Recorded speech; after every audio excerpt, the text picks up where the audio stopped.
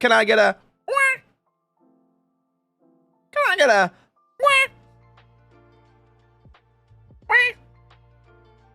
Wah? Wah? Oh, wah, wah, wah. Hi everybody, welcome to the stream.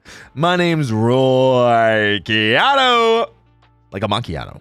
I'm your coffee fueled host of the most professional voice actor, and I love working out, in case you couldn't tell. Welcome in, guys. Hope you're all doing fantastic today. Hi guys.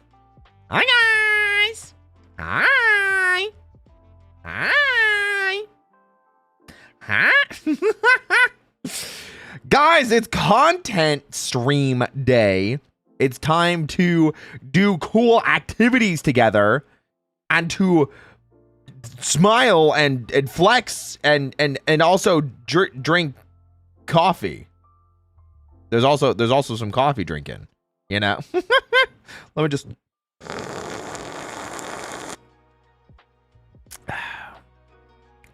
that's some coffee. That's definitely some coffee. Guys, welcome to the stream. I hope you're all doing fantastic today. Like I said, today is content stream day. We are going to be reacting to and judging everyone's video game hot takes, which I'm very excited to. Very excited to be talking about. Papa, give early sip. I'm dehydrated.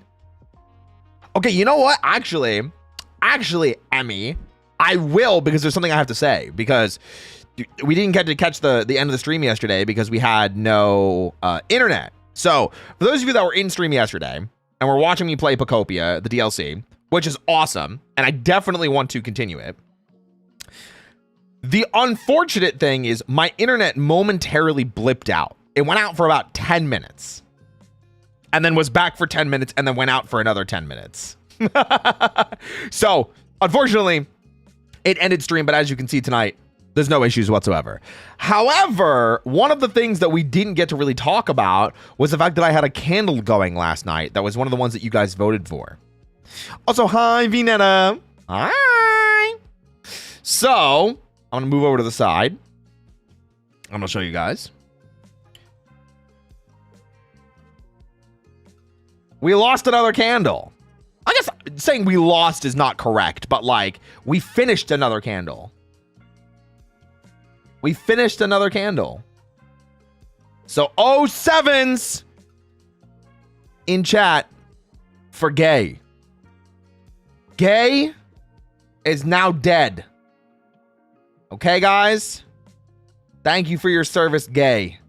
That means we have no cologne flavored candles left. Both of the cologne flavored candles are gone. Both of the cologne flavored candles. Can I eat the jar? Sure.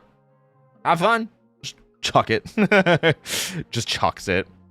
I guess Pride Month is over.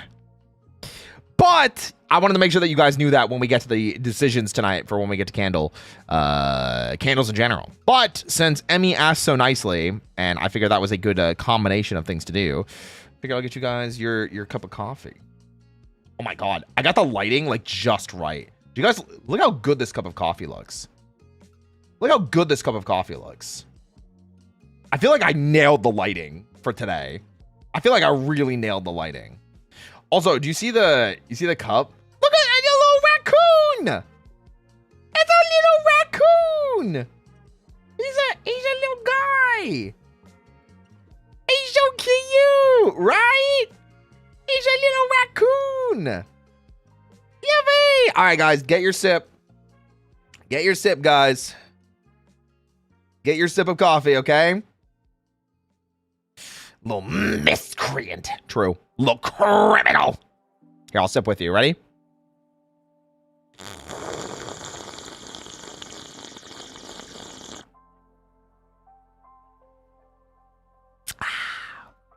Oishi.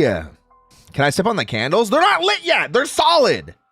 Okay, now, enough. We gotta go back to the cafe. Hold on. We gotta go back to the cafe. Yeah, you guys had your sip. You guys had your sip. Okay. I can't sip or I'm gonna get everyone else sick. You know what? Fair enough. Fair enough. What up, Yum? Hi.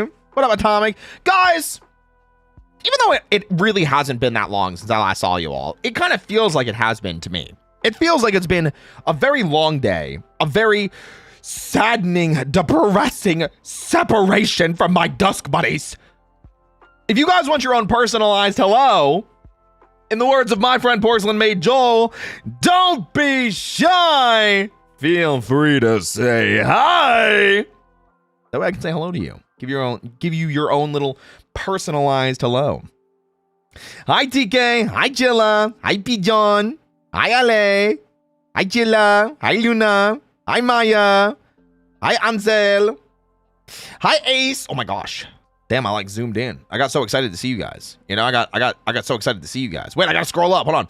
Hi Violet. Wait, I gotta scroll up. Hi Anza. Hi Fanny. Hi Cedars. Hi Taz. Hi Divvy. Hi Fox Girl. Hi Swirl. Oh yeah. Hi Rena. Hi Code. What up, Four Leave? Hi Chaos. Hi Jade. What up, I Love Skittles? What up, Samantha? Hi Mage. Hi Die. What up, TK? Ayo Mango. What up, Dusky? Hi Hon. Hi Emmy. What up, Crusader? Lego Sheer. Hi Sina. Hi Kiba. What up, Vinana? Hi Twilight. What up, Acro? What up, Blade? Hey, Ear Candy. Hey, how's it going? What up, Nope? Hi Charmo. Wait, is it Charmalapi? What up, Belmore? Hi, Leviathan. What up, Picoid? Deodorant lasts about 3 to 4 bites, by the way. What do you mean 3 to 4 bites? Huh? Hi, Cosmic. Hi, Ruby. Hi, Jade. Hi, Aniki. Adikiki. Hi, Clover. Hi, Alex. I feel like a PR Sentai game will be on this. What? Probably not. What up, Tree? What up, Samantha? Once again, what up, Sakura? What up, Candace? What up, Win? What up, Fairy? I said hi already. Well, there you go. What up, Akamai? What up, Timid? What up, Tree again? What up, Soul D? The actor of Kiba from Kamen Rider 5 unfortunately passed away. I'm not familiar with who they are, so I'll have to take your word for it, unfortunately. I'll have to look it up, because I don't remember. I'm really bad with character names. Also, what up, prettiest princess? Hi, Ear Candy. Hi, Fairy. Guys, thank you for saying hello. I hope you're all having a fantastic day with these amazing, wonderful group of Dusk Bunnies. Guys, what do you say we have an apple? Any apple enjoyers in chat? Where are my apple enjoyers in chat at? Where is everyone at? Huh? Yes, me. Yes, I'm hungry. I like apples. Okay. All right, guys, we've got an apple. This one's a little bit smaller, but it's got that like dark red to it. So I think it's going to be very flavorful. I'm very excited. You guys ready? You guys ready for this? What up, Verse? What up, Cozy Human? All right, here we go. Ready? Here's our bite. Here's our bite. We're going for the dark red. Here we go. Apple. Apple. Mmm.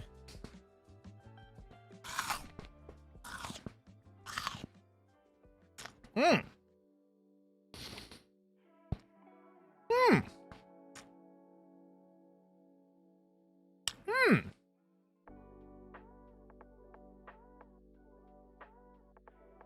It's not bad. It could be better. I'm gonna give it like a solid 7. I'm gonna give it like a solid 7. Is it sweet tart? So I always eat Cosmic Crisp. Those are my favorite kind of apples. Guys, what are your favorite kind of apples? I'm a Cosmic Crisp kind of guy. Those are like, it's like a fusion apple. It's like a man-made apple, you know? Yay, apple. I like Pink Lady, Granny Smith, Pink Lady. Heard you eat room temp apple, shake my head. I had this one in the fridge. I don't know who told you that. I pulled this one right out of the fridge. What do you mean, Senna? They're lying to you. Why you always lying? I like yellow ones. Ooh, Golden Delicious. I don't think I've had a Golden Delicious since I was like a kid. Goldens, wow. Fuji, Golden Empire, Pink Lady, green apples. What the basic bitch red called? Red Delicious, that one. Honeycrisp, Fuji, Pink Lady, Granny Smith, I Never Lie. Pigeon, was it you? Was it you, Pigeon? Microwaved apples? Whoa, crazy. I've got dino nuggets and fries, so I'll pass on the apple. What the heck? Red apple? Yippee! No, never, you sure? I like taking a bite out of your apple. Yeah, but then I'm just gonna bite you. Bite Grebbles aggressively, cover them in bite marks. Apples are gross. Mods! Mods! Shoot that guy! Listen, you can have whatever opinion you want on fruits. Don't ever shit on apples, okay? Apples are super satiating. They've got a lot of fiber. They're great. I'm a girl. Okay? Shoot that guy. I say shoot that guy to everybody. Shoot that guy is gender neutral. Around here it is, at least. I haven't eaten apples for a while. You should try one. Apples are pretty good. Also, good boost to your energy, to your satiety, you know? I'm so sorry, my king, I swear. It's too late for that. Mods, and destructionificate them. Take them out back. Oh, the Yeller style. Ooh, not too late. Hot take. I don't like apples. CJ, it's about video games. Love that this is the stream I managed to catch. Yippee! What, we're just talking about apples? You got something against apples? Hold on. I got something against apples. Huh? Apples. Huh? Huh?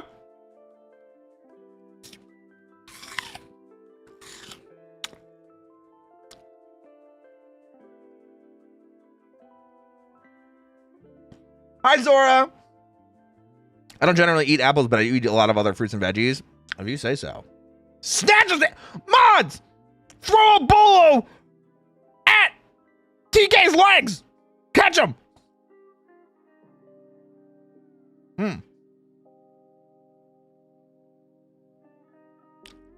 Macintosh fan. Ooh, okay. Pocket 10. Are we supposed to like a certain type of apple, or can we like all apples? You can like any apple. That was a genuine question. Sometimes I just like knowing what kind of apples that my dusk bunnies are eating. You know? It's very important to me that I know what you guys enjoy. Also, sometimes I like trying new ones, because like my grocery store unfortunately doesn't have a wide variety of apples. It has like 4 or 5 kinds of apples. It's like generic Granny Smith, which I use for baking. I like those for baking specifically. Cosmic Crisp, Honey Crisp, Fuji, and I think Red Delicious. And of those 5, Cosmic Crisp are my favorite. It could be a regional thing, you know? I'm a classic apple guy, red apple guy. I mean, I like red apples too. They're my go-to. I'm a big fan. Big fan. Red Delicious always gives me dry mouth. Yeah, I don't really like Red Delicious. I think they're not delicious. I'm about to head to bed. Can I email you something that I want you to join? I mean, it depends on what it is. If it's a business opportunity and you have like a business proposition for me, yeah, feel free to use my email. I can't promise that I'll be able to commit to it, but that is a way to contact me if we're not already friends or mutuals. You know? They're certainly red, but they're not delicious. I agree. Do you ever eat your fruit cup with or without the peel? Right, bro, I'm gonna eat you. I'm just gonna come here. Just gnaw on you. Take you out. Suplex City. Red Delicious are very bland and with how good they are. Yeah, it's like all flash, no substance. Oh, peaches. That makes sense. Peaches, peaches, peaches, peaches, peaches, peaches, peaches, peaches, peaches, peaches. Ah, love you. Ah. We moved on as a society too fast from that. We moved too fast away from Jack Black's amazing singing capabilities. You know what I mean? You know what I mean? Sounds like Aldi or something. What, the apples? Oh, where I get my apples from? Nah, it's not Aldi. Yeah. I'm okay with us moving on from Mario movies. Well, from that specific scene. Tenacious D was very good. Tenacious D and the Pick of Destiny. I like that movie. That's a fun one. Hot take, Roy, just Roy. That's not a hot take. That's a sexy take. Because I'm, you know. Anyway, okay, fair. Listen, that's all I'm saying.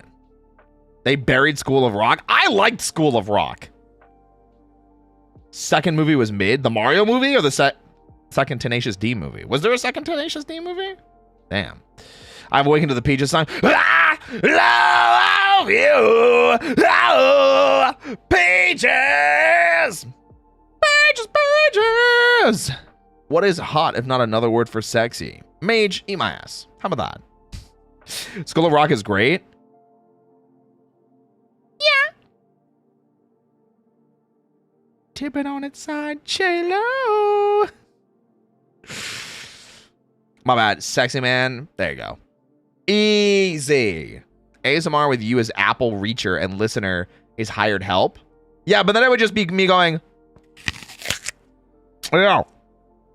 Yeah, what's up, guys? Wow, your ass is really fat. You want to work out? Yeah? Yeah, okay, all right, come on. Look like that.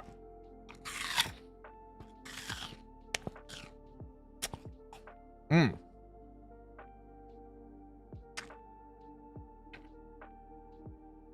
Mm.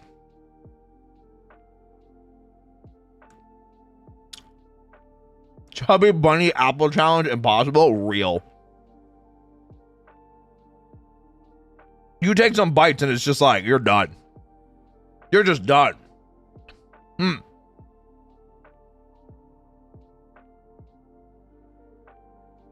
Hey, Tagara, come on. I prefer peaches, grapes, mangoes, cantaloupes to apples. Can't eat them because of the texture. Of apples? Hmm. I think apples have a pretty nice texture. I like the crunch though. I'm definitely a fan of the crunch. You know? Nothing beats a cold apple fresh from the fridge. Isn't that right, Pigeon? Isn't that right, Pigeon? Is it okay if I ask a question about the watch party? Yeah, sure, hit me. I don't know, I believe in you. Hell yeah. That's because I'm a gamer. That's because I game. Right off the tree is the best. I don't know if I've ever picked an apple like fresh from the tree and eaten it immediately. What are you watching now? So currently we are watching Kamen Rider Zets and Omega Horn every Sunday. We're in between shows though. We just finished Kamen Rider Den-O. I was trying to take like a couple weeks. Maybe it's probably going to be like another 2 to 3 weeks before we start up our next thing, which will probably be Maji Ranger. But starting this coming Sunday, after we watch Zets and Omega Horn, I will start working on scripting for the next video, which will be Kamen Rider Zets.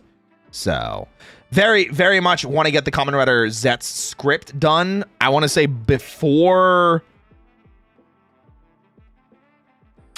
I want to get the script done before, like, the end of September. I would love to have it done leading into the finale, which will be the end of this month. But I'm trying to have realistic expectations because there's obviously other projects that we're working on, like Omega Horn is airing, so we're watching that and taking notes on that. I still have the Kabuto video I have to do, but I'm trying to prioritize modern stuff, like stuff that has just come out, so we can have it part of the conversation of stuff that is currently airing, you know? Yeah. And then on some Kamen Rider Double, haven't seen it yet. The furthest I've seen is Den-O, but we will get to Double eventually. I do have half a mind to update what we're doing video-wise and make Tokusatsu Sundays about we just watch the series and I'll worry about the video making like later.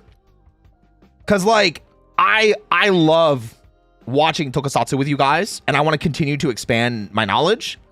I want to continue to expand my understanding of Tokusatsu. There is definitely just a it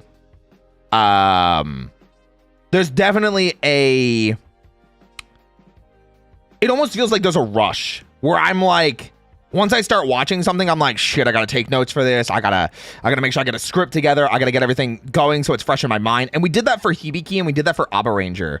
And after we did that for both of them, I kind of like look back at those series and I'm like, man, I feel like we poured so much. Everybody involved poured so much of themselves into it. And then just we kind of moved on immediately to the next things. We didn't have time to kind of like savor them. I typed so fast. Yeah, absolutely.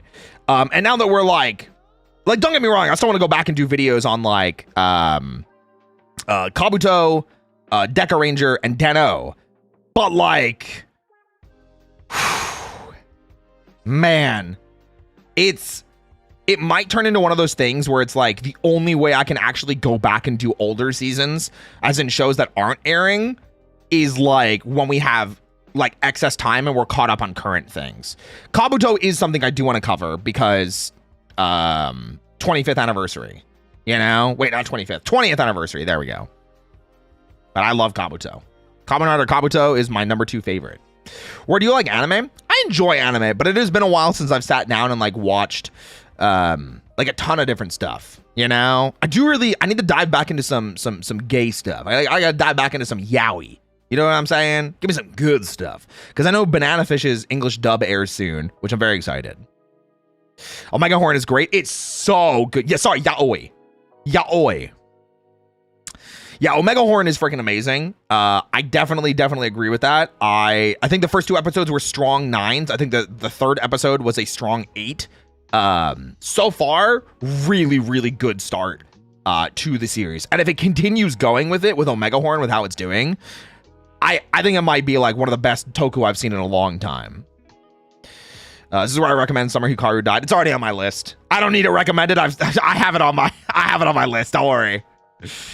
Banana Fish, yeah, it's a 2016 or 2017 anime based on a manga from the 80s that is, oh my god, I'm trying to think of a way to describe it that's not just spoilers, but there's a lot of gay stuff in it. / positive. Yeah, oi. So we were waiting. Can I share a Power Rangers hot take? It's a juicy one. Yeah, hit me. Yeah. Hell yeah. Sadness. I mean, that's true. There's a lot of sadness in Banana Fish. My first Super Sentai was Q Ranger, chat, and God, I love Naga. I'm not familiar with who they are, but I do know Q Ranger. That's Stachinji, right? Shishi Q Tama. One of those, right? What up, kitty? Hi. Operation Overdrive opening isn't that bad. Okay, you're just wrong. Banana Fish is 2018. Oh damn, my bad. Stay the change. Star changey. Yeah. Star change. Could you imagine they brought that into America with like a Power Ranger season and they kept it exactly the same and it's say the change. Star change. Like it doesn't, man, it don't hit. It don't hit the same. You gotta say it. Star changey. You gotta emphasize it, you know? What up, VTuber lover? Hi. What up, Aaron? Hi. What up, Billy? Hi. I should watch Given. I've heard good things about Given. Yeah. Hell yeah. What up, Adriel? Hi. 1, 2, 3, 4. Declare Wizard War. I cast instant Brazilian wax. Whoa, you saved me some time. Thank you for that. I appreciate it. Hey, thanks. Welcome in. Hi, how are you? We're vibing. We're thriving. We might even just be surviving. I'm drinking some coffee, you know? They do need that. They need to translate the belt into Japanese. That'd be so funny. That won't ever, but yeah. What up, Merlin? Hi. That's why you have it as Seiza, which does mean constellation. Say the change. Yeah, instead of say the change. Yeah, that's always the funny part because that's always what it's been instead of say the change. But it sounds like it's saying say the change. It's always really funny. I really like it. I love it when you say hi. Reminds me of Kirby. Hi. Hi. I kind of stole that from Basil. And now it's just an audio tick. You know? No, Banana Fish was not that long ago. That was a decade ago? Yeah, it's 8 years ago now. And we're only just getting an English dub for it. Oh.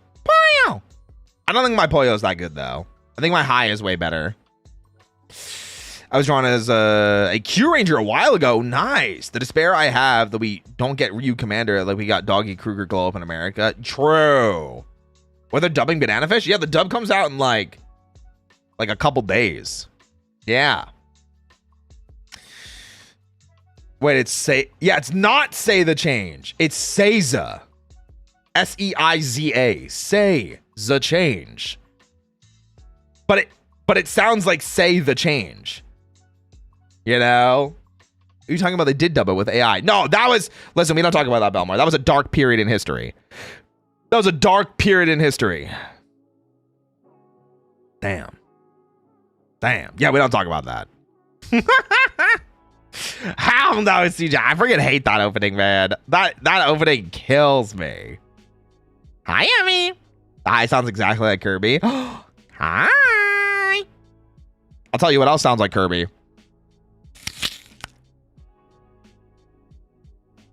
Hi.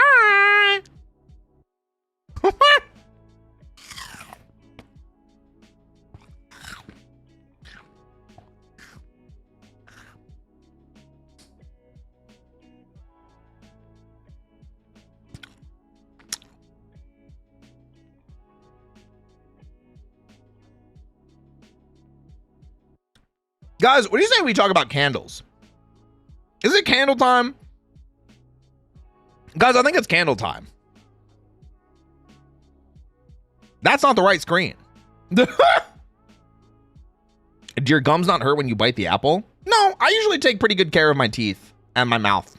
You know, brush my teeth, use mouthwash, floss, stuff like that, you know. Candle time, true. It do be like that. How did it take this to get the dub? I swear there are way more obscure anime that have gotten dubs years ago. It's licensing. It always comes down to licensing. 100%. As someone that works in the industry now, I can tell you literally it's just licensing. Is who owns the rights to it, who has the ability to make a dub, how they want to make it, when they want to make it, who they want to involve. Sometimes there's people that they like can think of right away. Sometimes there aren't people. Sometimes the rights change. It gets muddy and it gets messy. It's a lot of bureaucracy, a lot of red tape. So, boss, can I get a bonus vote because it's my birthday? I don't think so. Only if you let me sing happy birthday to you. Then we'll see. I will.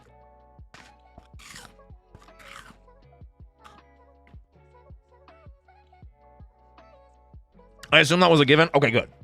Then yes, you can have 2 votes. What up, Burger Kind? Finally coming on another stream. Hope your day is going well. It's going better now that you're here.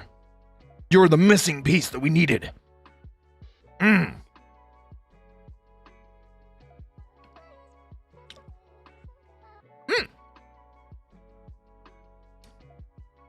you sing happy birthday anyway? He said yes. I'm gonna sing it for him anyway. Happy birthday to you.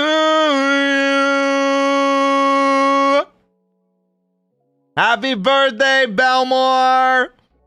If you guys don't know Belmore, they've been a mod with the channel for several years now. They have been helping a ton with various projects with the channel, with the Tokusatsu Sundays, with taking notes and scripts and notes for those videos. They also have helped a ton with various slideshows for the stream, for content streams like we're doing tonight, and for the new channel that is up right now that I still keep forgetting to make a command for in chat. You can check it out on YouTube. It's Roy Chiato Plus. They are going to be the primary editor for that channel. That's right. We kidnapped Belmore, put him in a basement, strapped him to a chain in the wall, and we're forcing him to learn how to be an editor. Yeah. Yeah. Yippee! Thank you, Belmore. Yeah, guys, check it out. There's no videos on it yet, But Belmore is working on the first video. We have been going back and forth. Thank God I don't need to eat. Grabs you. Belmore and I have been going back and forth a lot. Belmore has been educating himself. I've been educating myself. We've been educating each other on the editing process to try and get it started. The new channel is specifically going to be for stream highlights. So if there are streams that you're like, man, I missed this, but I don't feel like going back and watching a 4, 5, 6 hour stream. Well, there you go. And that's also kind of the point of doing streams like this, like the one we're doing today, where we're going to be yapping about video game hot takes, your guys' hot takes. So yeah. Mutual education. Yeah, listen, Belmore and I educate hard. You know? We educate hard. Is that right, Belmore? Yeah. Every day, all day, ayo. That's what I'm saying! That's why he's the GOAT. The GOAT!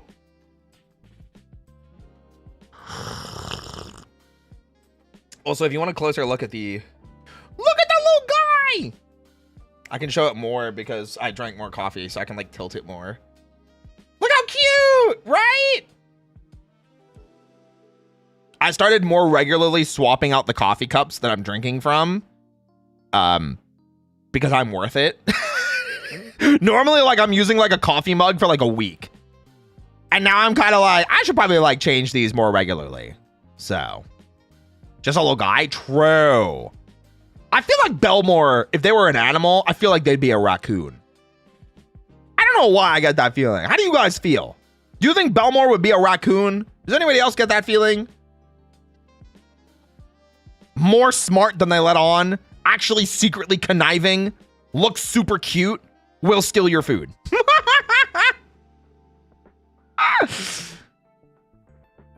Time for me to get a coffee too. True.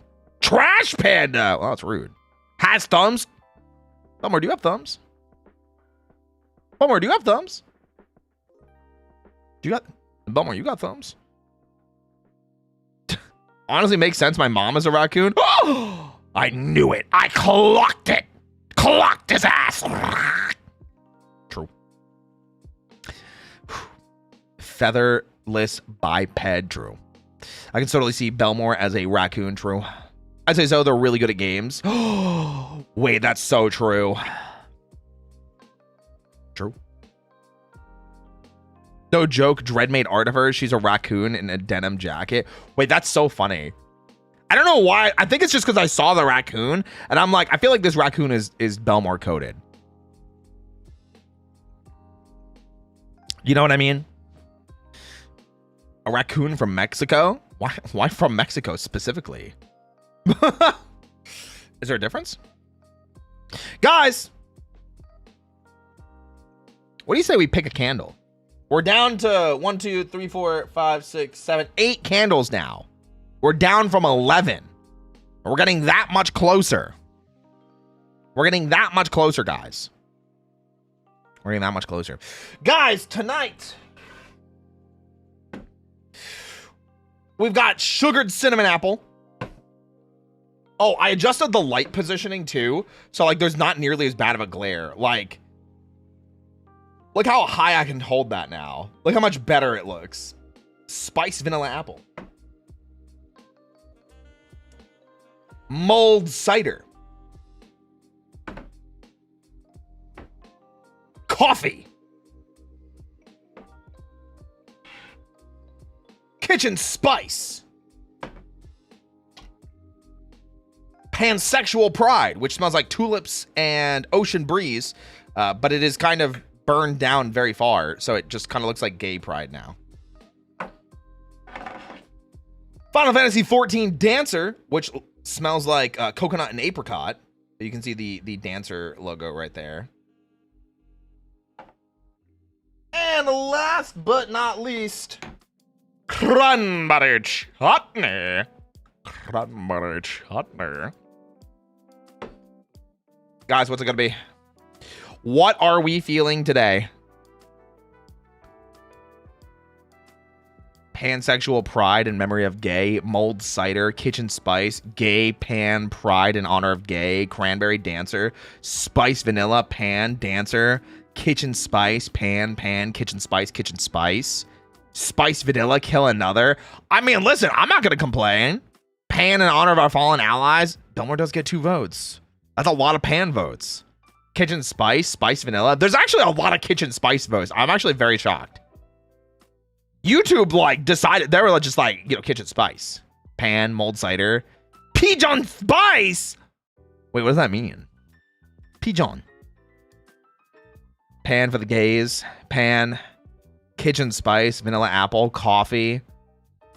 Pigeon spice, spice vanilla. Guys, I think it's gonna be pan. Unironically, I think pan only has like a couple burns left. So even though all of blue is still there, this took like 2 streams. This shit burns fast, and that's a wood wick. People are feeling spicy tonight. Guys, I think it's going to be pansexual pride. It sounds like it's going to be pansexual pride. Man, I love being pansexual. Shoutouts to men. Shoutouts to women. Shoutouts to non-binary funnies.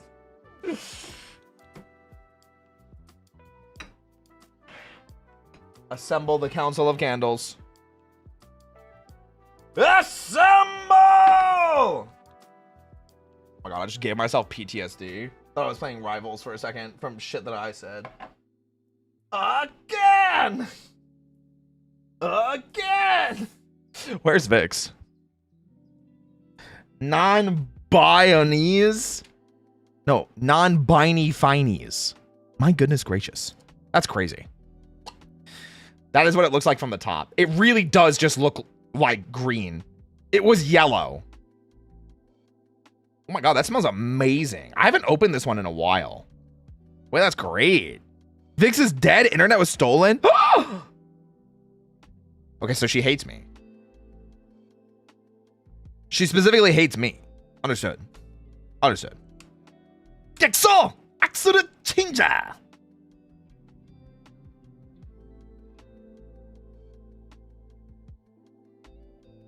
Anyway.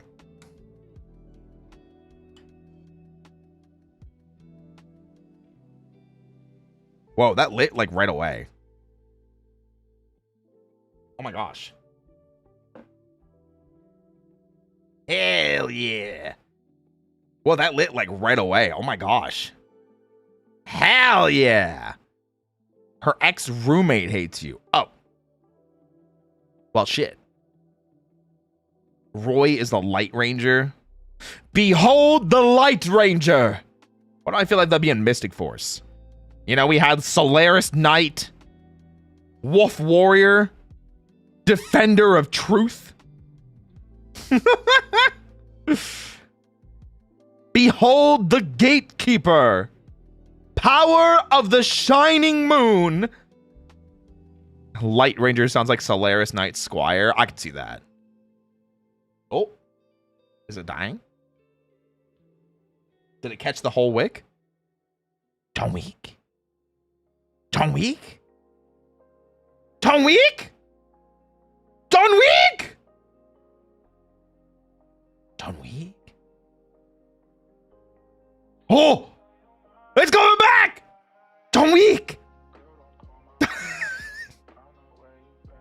I think we're good.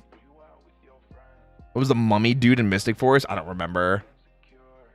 Look what you did, John Wick. John Wick.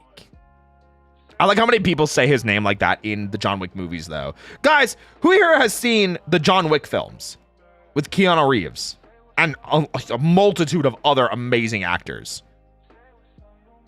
Roy, I bet your lightsaber color would be blue or white.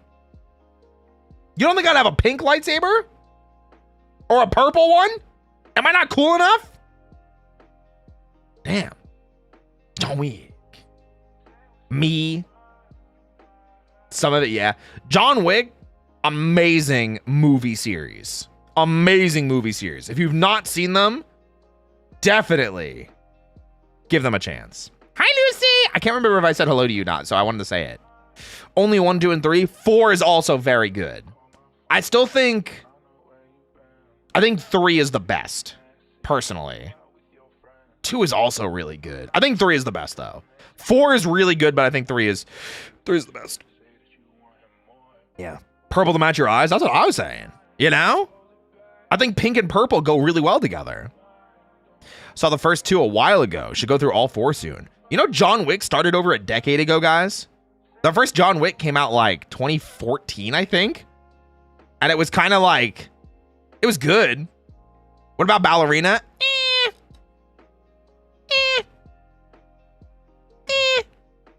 Not my cup of tea. Ballerina kind of struggled because like they had to make it fit into the rest of the John Wick story. Honestly, if it was just like in John Wick universe and not actually tying into like John Wick himself, it probably would have been better. You know? Damn. I haven't seen Ballerina though. Is it bad? It's not bad. But they have some really stupid moments where like I feel like they forget that the main character is like a trained assassin and knows how to fight and knows how to like handle weaponry. And there's like a lot of moments where I'm like, this is stupid. Huh? I would say the 2010s went by too fast and the 2020s aren't any different. I mean, yeah, we're 6 years into the 2020s. We're already more than halfway over this year too. But that is still a good reminder, guys. Don't forget, Roy 5.0 is happening this year. Can we get some hype for 5.0? Who's excited for 5.0?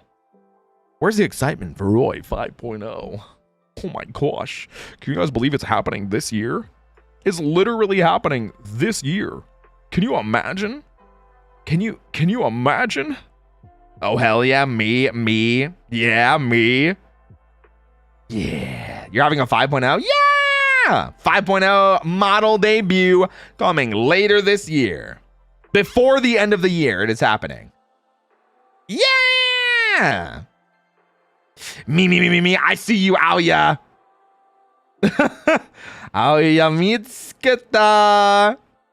What up? Love I am. Let's go for 5.0. What up, Benjamin? Hi. December 31st confirmed. It is not December 31st. I would not do that. Why would I debut on New Year's Eve? That's crazy. Huh?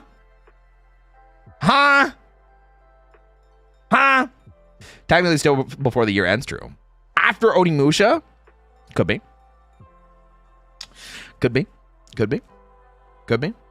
I'm more excited for the 5.0 model. I mean, that's what I was asking. I was asking you if people were excited for that. So yeah, you are excited. I'm so excited for you. Nice. Thank you. Hi, Michaela. Rolls cart in, passes out water and snacks. It is time for hydrating, satiating, and medicating. Oh, guys, take your meds. Guys, take your vitamins and your zinc and your supplements. Take your shit.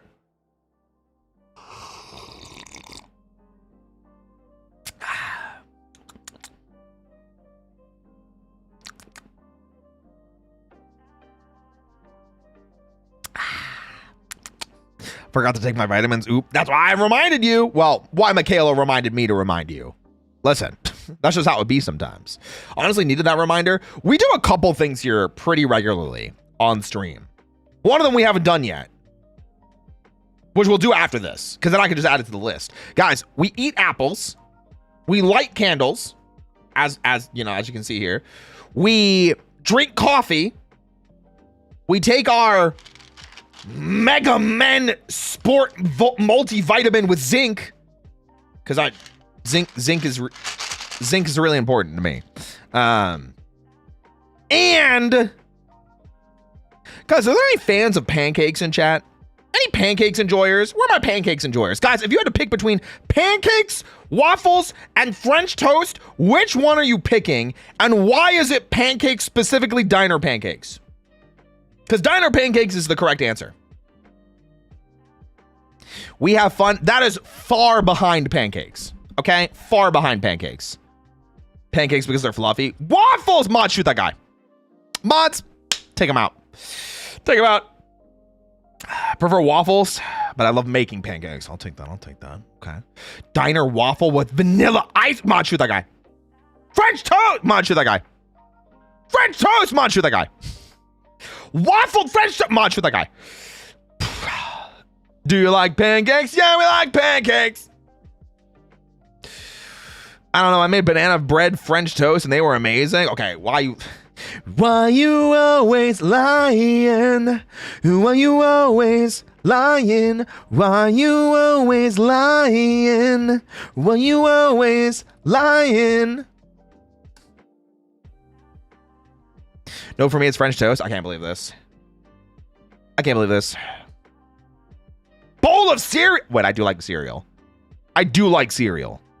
I do like cereal. I feel like we always talk about food. I like asking questions that gets chat going. You know, that gets chat pumped up. That gets people excited. Like, guys, also, what's your favorite bowl of cereal? What kind of cereal are we talking about here? Stuffed French toast? Listen, stuffed French toast is pretty good. I'm just saying, though, diner pancakes. Diner pancakes slap. Burger? Okay, burger is cheating. Burger is cheating. Okay? My favorite cereal is Cookie Crisp. Listen, I like me some Cookie Crisp too. We are food and fire motivated. I like this fire. This one's like pretty like settled. It's not like raging out of control. It's not dying. It's like a pretty consistent burn. Whoa. That's kind of crazy. Cinnamon Toast Crunch or Captain Crunch Berries. Do you mean oops all berries? Oh my gosh. Sadly, I've never had diner pancakes. We got to fix that. Guys, build a diner near Atomic Nuka. Name it Nuka Pancakes. Get them some pancakes. And then Belmore and I are going to go get some pancakes too. And probably drag Mage. Probably drag Mage with us. And then peek outside and realize there's like 14 trees. And then have to guess between which of the trees we have to grab. And then Repro suddenly visibly just apparates into the diner. It's gonna be crazy. Only 14? 14 is just the number I picked. You know? I like honey bunches of oats with almonds. Damn. God dang. God dang. IHOP, Denny's, Waffle House, or Eggs and Things. Never been to an Eggs and Things, so I don't know about that one. I do actually. So here's the thing. I've only been to a Waffle House once. I enjoyed it. It was okay. You know, I enjoyed it. However, that's tough.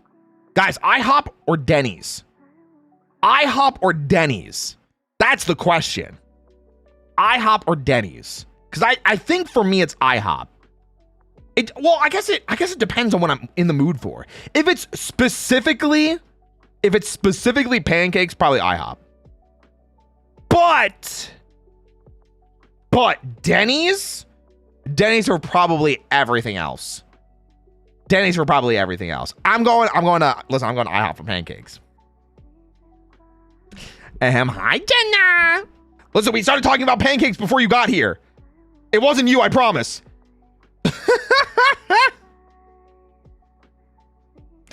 I do not know these locations. They're American chain restaurants that usually specialize in breakfast/lunch food and are usually open very late or very early into the morning.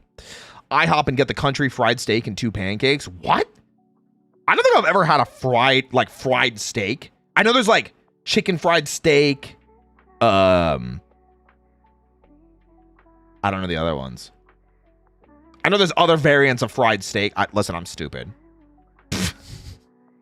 I never went to a Denny's. You're safe. You're safe. All the Denny's in my areas are closed. You're telling me a country fried this steak? I sure hope it did. Nothing hits better than a diner coffee and waffle at 3 a.m. when you can't sleep. Not gonna lie. I do agree with that. I think that's the benefit. And it's part of the reason why I miss Jersey. Because one of the best things about New Jersey, it's like the diner capital of the US. There are so many diners in New Jersey. So many diners. And I always just really like the diner aesthetic. You know? It's like the 50s without the racism or the sexism. or the drugs. Just really nice, fluffy diner pancakes.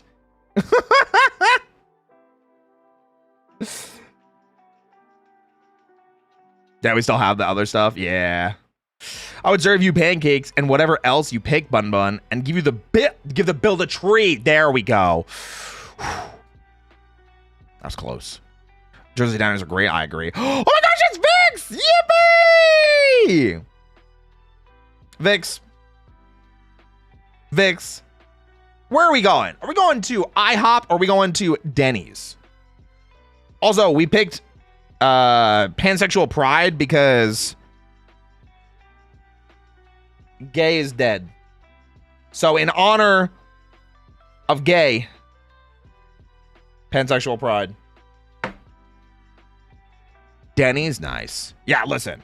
Hitting at Denny's at 3 a.m. in Vegas after drinking and gambling the night away is always a hit. Also, to be fair, the last time I went to a Denny's, they were hella disrespectful. Oh, that sucks. I'm sure other countries have this thing too, where it's like you stay out all night and then like you get to like a really early morning diner or restaurant, you know?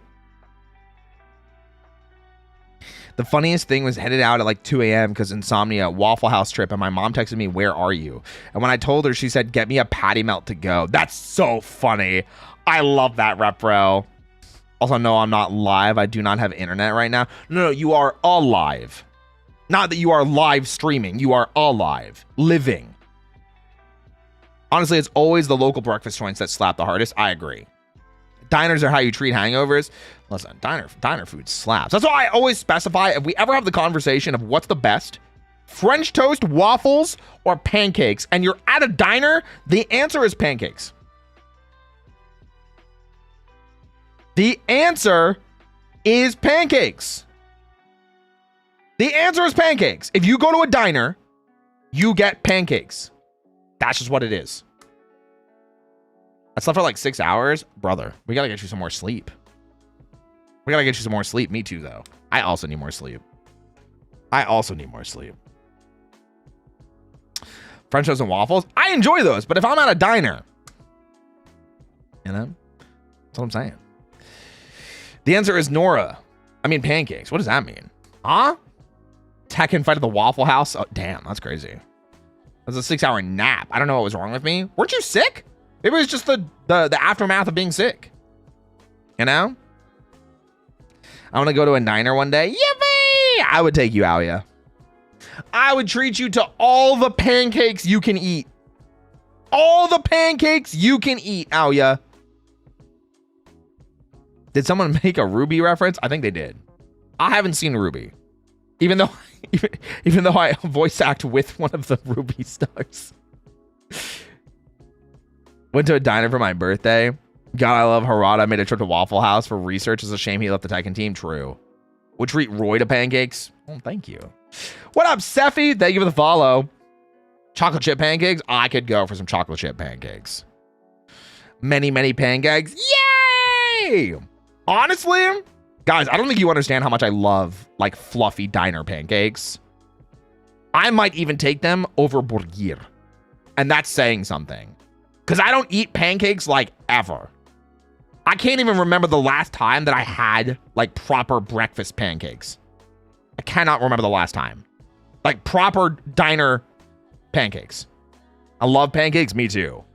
But that's why I'm kind of like, yeah, even burger. That's why I'm saying, because I don't have pancakes as often.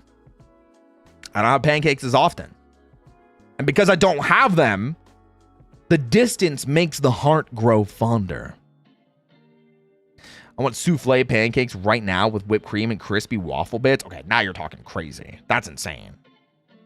Poor Bumba need to make you some. Why do I have to go to a diner first? So unless we go to a diner, it's not the same thing. A box of pancakes mix is less than $5. Are you not listening? It has to be a diner. When it's diner pancakes, they're S tier. When it's the pancakes that I make at home, they're shit tier. Got it memorized? It's the diner experience. That's part of it. That's part of it. God, it's like no one listens to me. I feel like I'm making perfect sense here. Got it mentioned? Listen, I'll mention you. Get better at cooking then. Repro, I'm going to grab you and I'm going to cook you. Get over here. Pull a scorpion. Get over here. Pancakes at home are easy. Okay. Yes. However, if I'm going to make things at home and I'm making breakfast foods, I'm usually not making pancakes at home. Because just the same, I can make waffles at home. Or I can make French toast at home. And I think at home, those two are better. But at a diner, pancakes are number one. And if you disagree, you're incorrect, because fluffy, jiggly, wobbly, perfectly steaming pancakes coated in butter and syrup.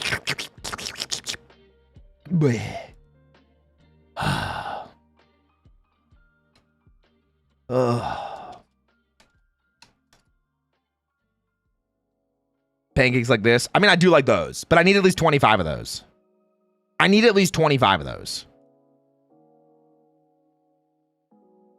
The grill work. Ooh.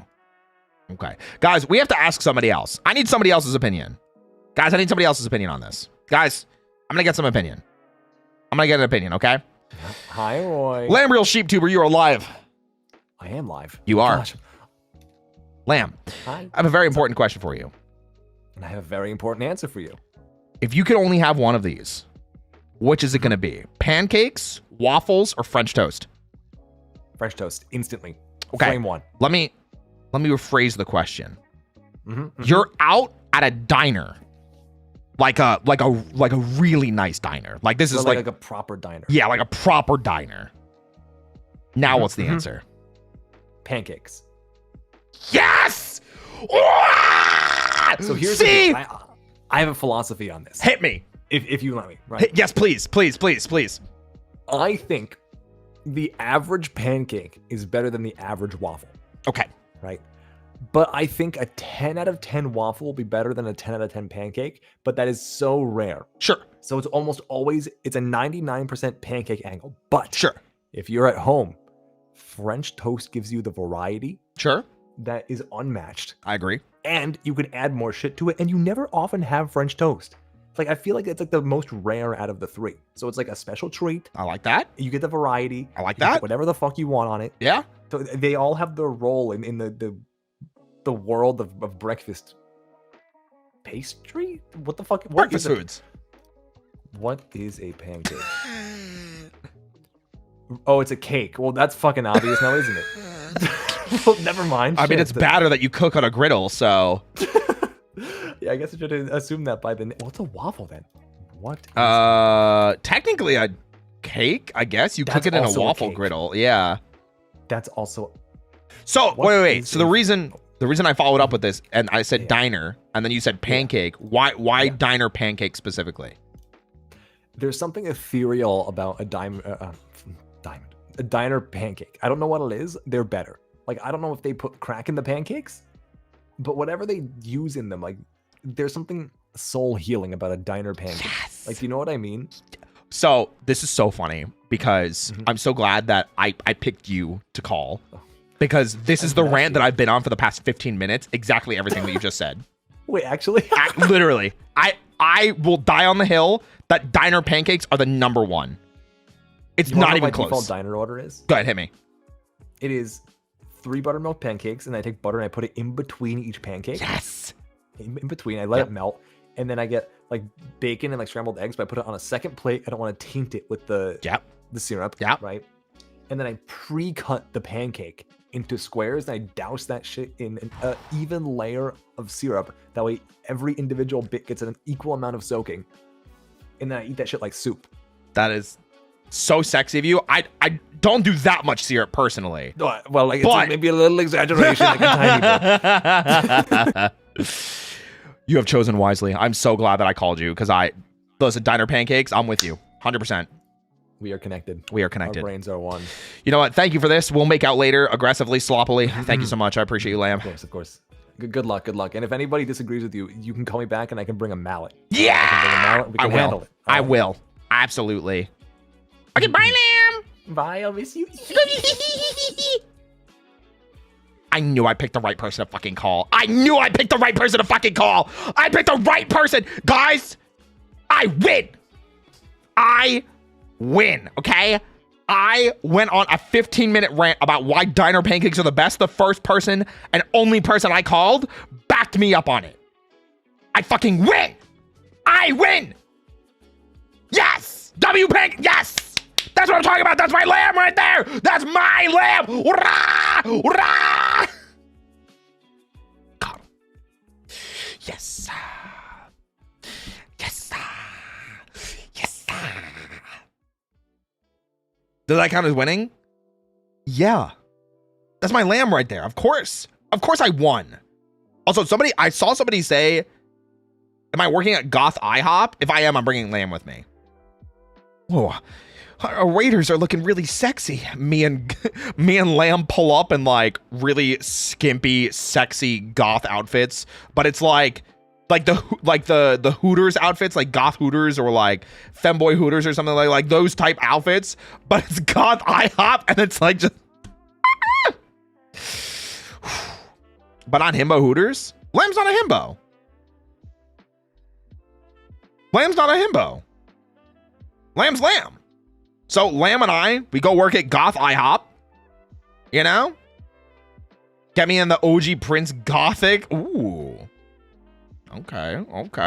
Artist! Get on that. Lamb and I, ultra super sexy, working at Goth IHOP. Are you goth though? No, but we work at Goth IHOP, so we have to dress the part.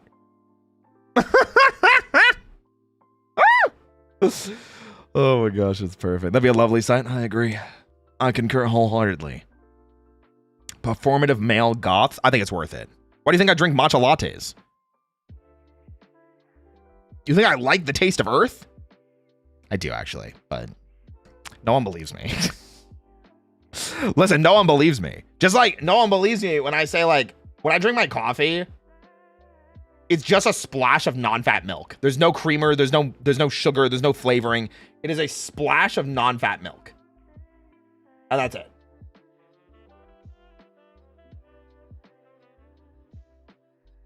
Anyway, do you like tea? And if so, what's your favorite? I like tea. I think I would say chai is probably my favorite. I have this really nice ginger, peach, and turmeric tea that I really enjoy. It's got a really nice earthy flavor to it. I don't get them enough. I like a berry tea. Like a blueberry or a blackberry or a raspberry tea. That sounds nice. Pastel Goth Roy. I feel like I'd want to just commit to the goth. Though Pastel Goth also sounds fun. You know? Goth IHOP is also Femboy IHOP. How do you square this circle? Just put me in like the Femboy Hooters outfit, but then gothify it. And then do the same to Lamb and gothify that. And then put us both at an IHOP and we're serving people pancakes. Chai is so good. I knew Alia would have my back. Chai is so good. I love me some chai. I need to order some more. I keep forgetting to. I've been like addicted to this ginger, peach, and turmeric tea because it feels like you guys ever feel like you drink something or eat something and it like grounds you? Like you're kind of like overwhelmed for some reason, or you feel like there's something going on that's just like really upsetting you. And then all of a sudden, like you drink this and you just go, and you can kind of just like, it's like a reset. You know what I mean? That's what that tea does to me sometimes. I just get to have a sip and I'm like, thank goodness. It's a comfort drink food. I don't even know if it's comfort. It's just enjoyable. It's got like a nice combination of flavors.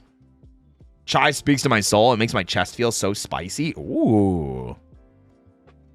I also like chai. Chai's pretty good. Have you had dirty chai tea? Yeah, of course. Dirty chai tea latte. I like those. Yeah, I can see that. Ginger and peach. Yeah, ginger, peach, and turmeric. Really nice combo. Tomorrow is Throat Goat Wednesday. What the hell is that?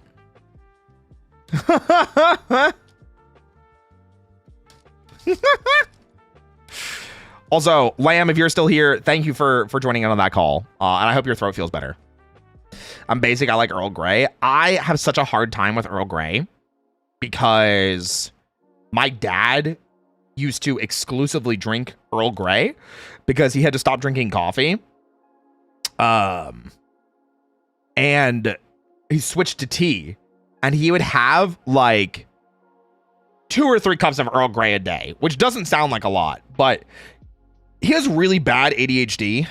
So he would make the Earl Grey, so the kitchen smells like Earl Grey. Not that big of a deal. Take a sip out of it, forget about it. So it's on the counter for like 2 or 3 hours. He comes back, microwaves it. So now the kitchen smells like Earl Grey again, and the microwave smells like Earl Grey too. Drinks that, repeats the process for the entire day. So growing up and living with my father, constantly surrounded by Earl Grey smell. And it like ruined me. It ruined me. Bro, it's just me. My dad? That's insane. Crazy. Crazy. Anything can be a circle if you use a hammer. Huh? What? Me with hot chocolate? Hot chocolate's pretty good. Pretty good. I reheat coffee like 5 times because I forget about it.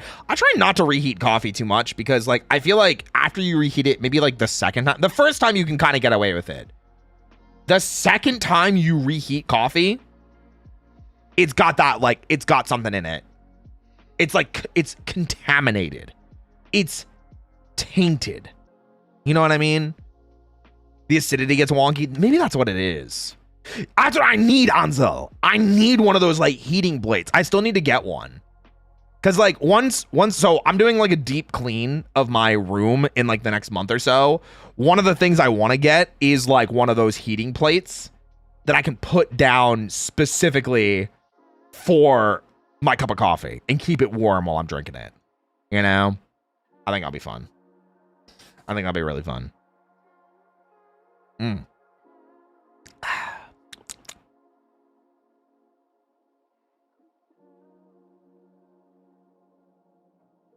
to finish this coffee. I feel like I should probably finish my apple too.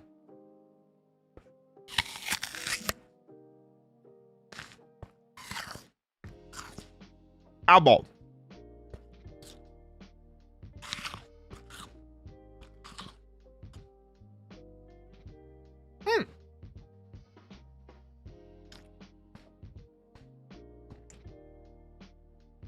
How far are you into the apple? It's like maybe 3 bites. It's a little bit on the smaller side. I got a new batch and they're all kind of small. Cause like you can tell cause it like fits in my hand, but like it looks small in my hand, you know? Gotta be fed and watered before the hot takes. Let's go for another one.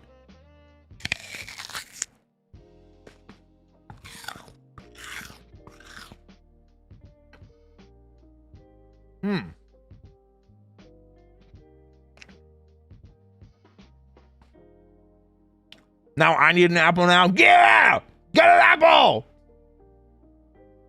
And you have to use Roichi Apple, the emote. It's a requirement. You have to. My pet crow likes grapes. Ooh. I had apple pie earlier. I'll let that pass. That's fine. All right, 2 more bites. 2 more bites. That was a juicy one.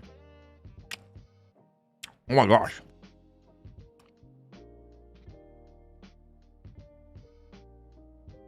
Wow. That was a juicy bite. Is the apple scrumptious? It's pretty good. I'd say it's a strong 7. It definitely could be more flavorful, but it's got a good bite to it.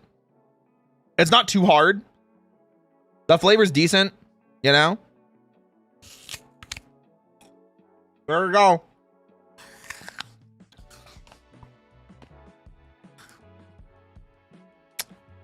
Perfect.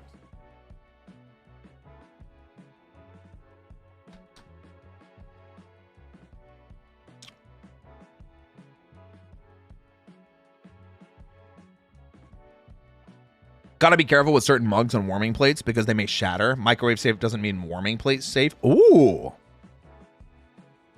You ate that so quickly? I started eating it like an hour ago. What do you mean?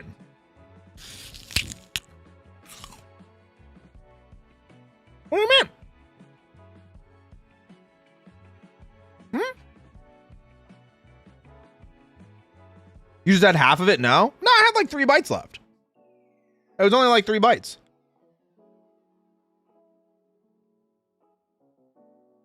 Yeah. Dude, what? I have a big mouth. Listen, I can partially dislocate my jaw, okay? Which are you choosing? Cherry pie, pumpkin pie, apple pie, or pecan pie? When you say pie, does it have to be pie? Or can I say crumble? Can I have like a crumble instead? Hey, yo, what up, Yachty? Fish lady here to say, hello. Hi. Like a snake, something like that. I would give an example, but like I think people would get grossed out if they heard me dislocating my jaw on stream. So. Yeah. Guys, what do you say we start this? I finished my coffee. You guys ready to get started? You unhinging your jaw for a reason? No, it's just something I can do. Yeah. Cake flavored pie, that's crazy. Does it hurt to dislocate your jaw? No, but if I do it too many times, yes. There have been situations where I've accidentally done it too many times, not realizing it. Like if I yawn, I have to be careful to not yawn too wide, because if I go too far, I can pull muscles in my jaw. I've done that before, where like, not lockjaw, which is kind of funny, but I've given myself like pulled muscles in my jaw by yawning too wide.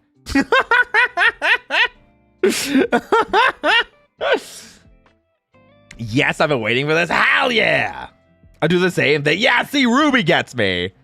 Oh, I'm fine. That like I say like I used to like that used to happen. It doesn't really happen anymore because obviously I'm an older man now. Anyway, guys. Just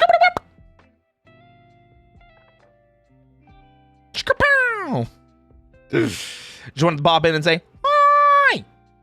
Well, thank you. I appreciate it. OG Blue Skidooed. Well, hold on a second. Before we do any skidooing, I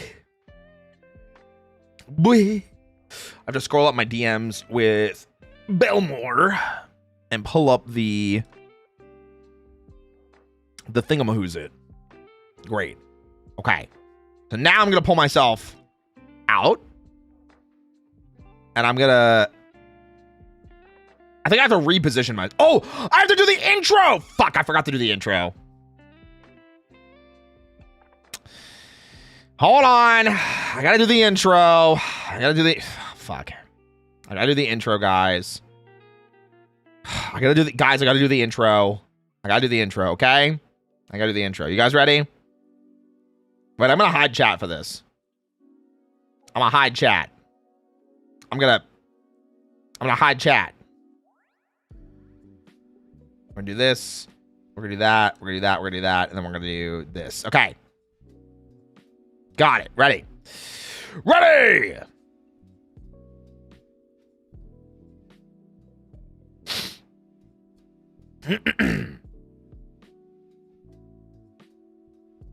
Recording has started.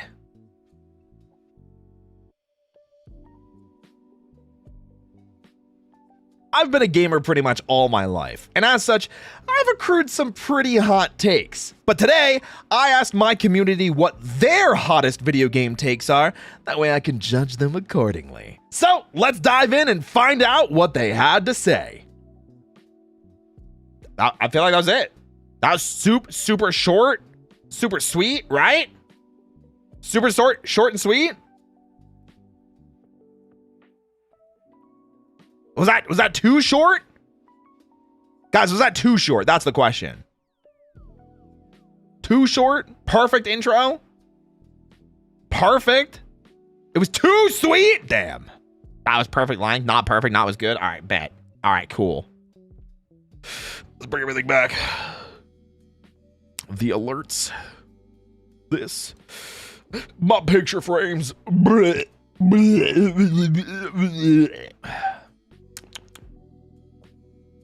Thanks, guys.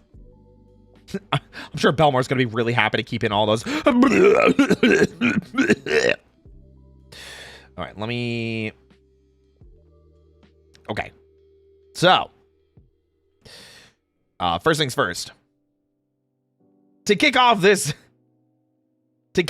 hot take stream, I had my mods put together a little bit of a slideshow. That way it's a little bit easier for us to see everything. So let's see what they had to make now. And what better way to see what those hot takes are than with a slideshow? Yippee! All right, and then I see FF15 is here, so this is gonna be a fun topic to talk about. But I need to get myself into position. I gotta get myself into position. I gotta get myself into position, guys. I'm gonna make myself a little bit bigger here in the corner, and then how's that look? I'm not blocking everything, am I? I'm not blocking everything, am I? Higher? Higher than this? I'll let you pick, Belmore. I think this is pretty good. Right?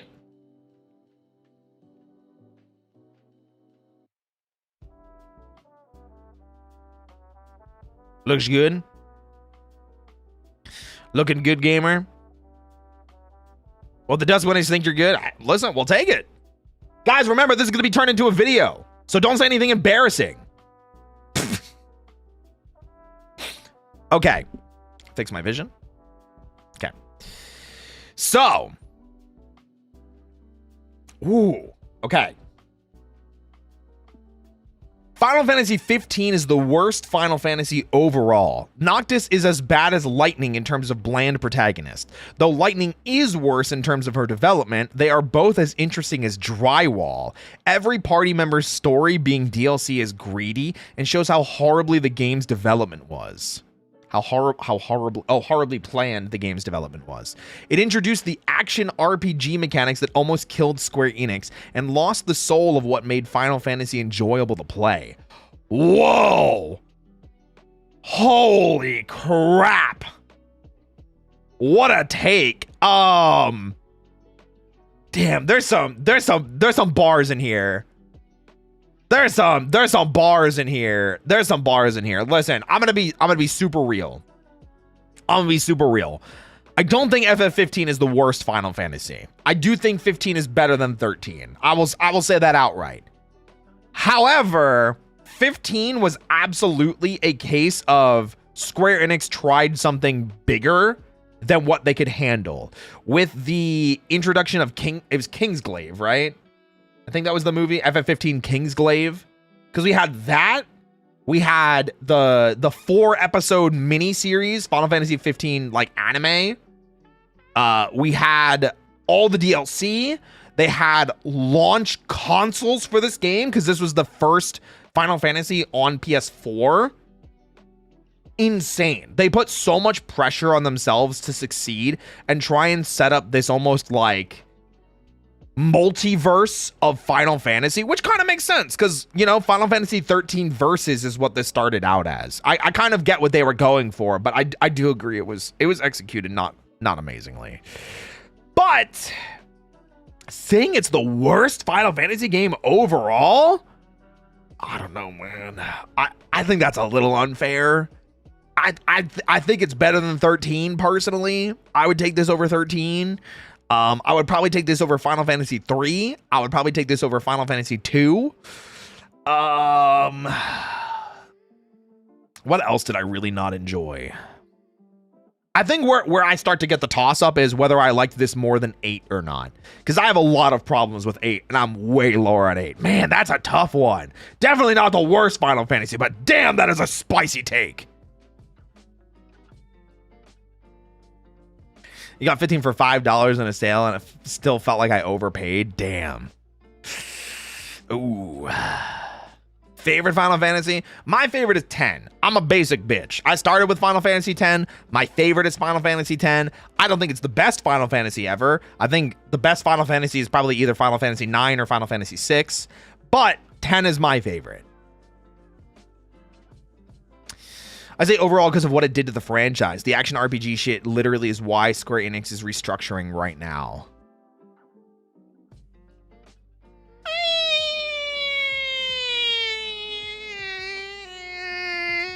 Square Enix has a lot of other problems besides just Final Fantasy. And I liked 16's combat, but I never finished 16. So, yeah. 9 better than 7? That's a hot take? I think it's a pretty lukewarm take. Wait, what?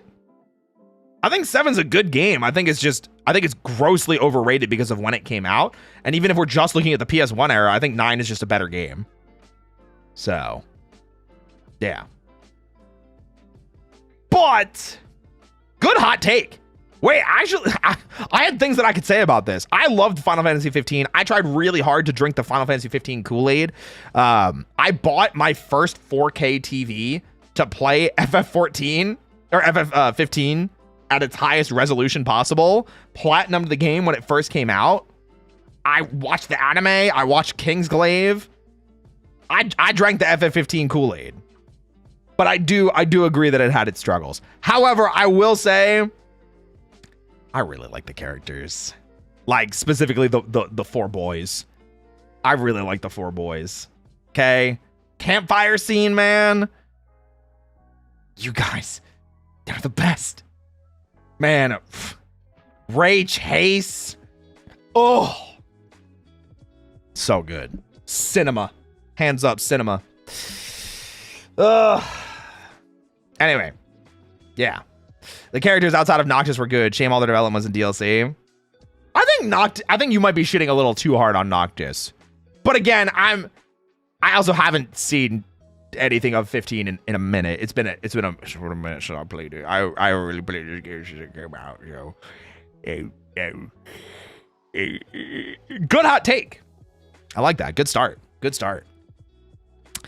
From Nova, gacha / microtransaction can be just fine as long as the game is still primarily playable without it, especially if it's mostly cosmetic, completely optional, and not too grindy for in-game currency. Some people just hear gacha and immediately boycott.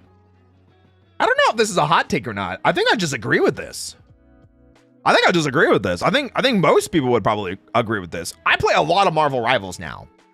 I'm back in the Marvel Rivals, obsession. I love playing Marvel Rivals with Belmore and with Vix and with Tay. I love my homies in Marvel Rivals. I really don't feel compelled to buy things unless it's like a skin. And because there's no, pay to win things in the game itself, I'm pretty content with being a free-to-play player. And there's some times where I've spent money on Rivals, just like Genshin. And we're talking about like specifically a gacha game like that. I think I agree with this. I think it's just a good take. I don't think it's a hot take. I think it's just a good take. It's a correct take. Yeah, I don't know why people just hear gacha and they just immediately turn their brains off and go, ew, bad. There's some great gacha games out there. Like, I had a ton of fun with Honkai Star Rail. I had a ton of fun with ZZZ when I was playing them. I had fun with Genshin. I just didn't like Chasm, and I got really burned out because I tried to 100% it, and it didn't go well. So, yeah, I mean, I agree with this. It's a good... I don't really have much else to say. I think most people probably agree with this in chat, too. Yeah.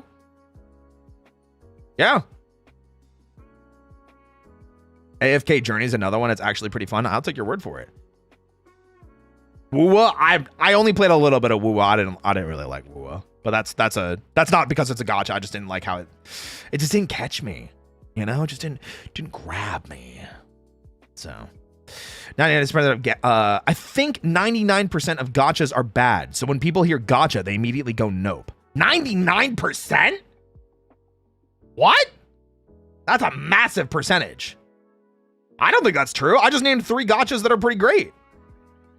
Kenshin, ZZZ, Honkai Star Rail. Hell, throw Nikkei in there. Hell, throw New Carnival in there. You know, slight exaggeration. Listen, don't talk shit on New Carnival, okay? Don't talk shit on New Carnival.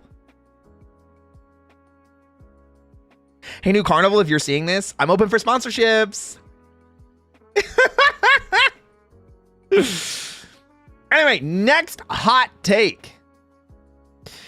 This is from Hataling. It's about Fortnite. Okay. Fortnite is a well-made game. Fortnite's monetization strategy bastardizes the lore and story it's setting. Could have glorified. Wait. Redo. Start from the beginning on this one. This is from Hatling.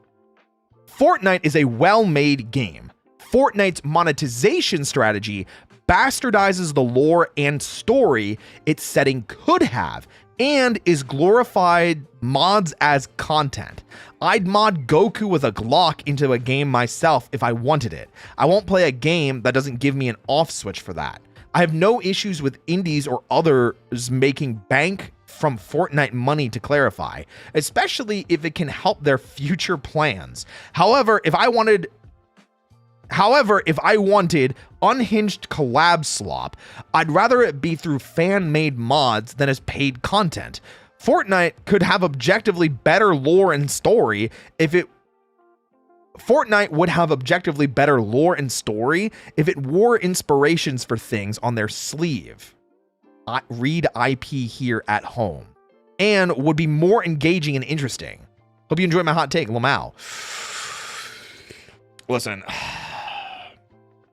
I'm still happy that most people are excited that I mentioned New Carnival. Guys, I love New Carnival. I wish I could play it more. I just don't have the time. You know? I love wearing the I love the outfits. I'd get more art of me in those outfits if I could. Anyway, back to Fortnite. I just don't agree with this take. I think this is actually a bad take. I think the big thing to remember when it comes to games, you don't have to play the game. You don't have to play the game. Was it cool that Fortnite was originally introduced with a story and concept as a zombie zombie survival crafting base building game? Yeah, I kind of missed that. I remember playing Fortnite like beta when it was still that base crafter fighting against zombies. I remember it. It seemed cool. However, to say that it's, I don't know, bastardizing things and things like that, I feel like that's unfair. Fortnite is one of the biggest games ever. And to say I don't want to play a game because I see Goku with a Glock, okay, then just don't play the game. You know what I mean? Just don't play the game. Just don't play the game. Just get up and walk away. It's kind of that simple. And I do understand that people can be like, well, this should have been different. This should have not been like this. I enjoyed it when there was this. That's totally fine. And I think that's totally fair. I think it's okay to walk away from games. There have been plenty of games that I've walked away from, especially when they get patched into things that I don't enjoy. Street Fighter V is a perfect example that I really disliked the direction that it went. And I just abandoned Street Fighter V about 3 years into it. But that's okay. It is okay to not enjoy a game. It is okay to kind of be like, that's not for me, and walk away to something else. But I think this is kind of the part that goes too far. If I wanted it, well, you don't want it. So you don't want Fortnite, because that is what Fortnite is. You know what I mean?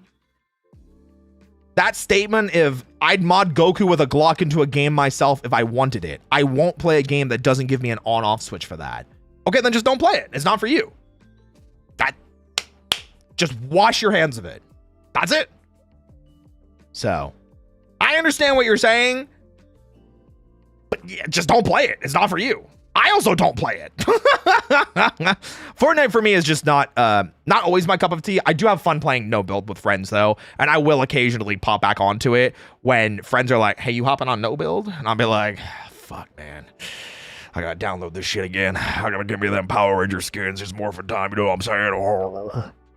So, I like being silly. I like turning my brain off, and I think Fortnite does that well. I think it offers something that a lot of other games don't. So, yeah.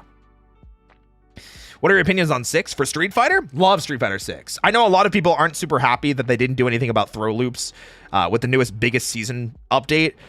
I play Jamie. Jamie got a bunch of cool updates. Bunch of cool changes. Literally, my biggest complaint about Street Fighter is not enough balance changes, which I think is fair. I think most people say that. And I wish there were more costumes. And I wish there were ways to get costumes for free. Because I play that shit a lot, and I don't have a single costume for Jamie. I've played Jamie since beta. I want a free costume, please. Capcom, please hook me up with some costumes. I'll play your game on stream, please. I love Street Fighter 6. I'm High Master ranked. Anyway, I do enjoy watching random characters hit my K-pop dances. Yeah, I think it's silly, like Vic said. I think it's fun and silly to enjoy and turn your brain off. And if that's not for you, that's just not for you. So, yeah. Thank you for the hot take. Next is from Alejandro RE99. Zelda Skyward Sword motion controls are overhated, and Spirit Tracks is hated more than it should be due to Phantom Hourglass.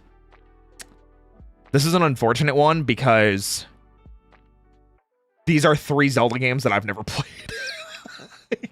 So,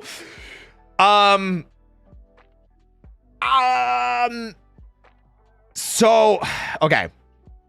I will do my best to at least talk about it. And, you know, it doesn't have to always be the best case of it. But I will say, when you say controls are overhated, even if they're motion controls, because, you know, Skyward Sword was on the Wii, and Spirit Tracks was on DS, as was Phantom Hourglass, controls are part of the game.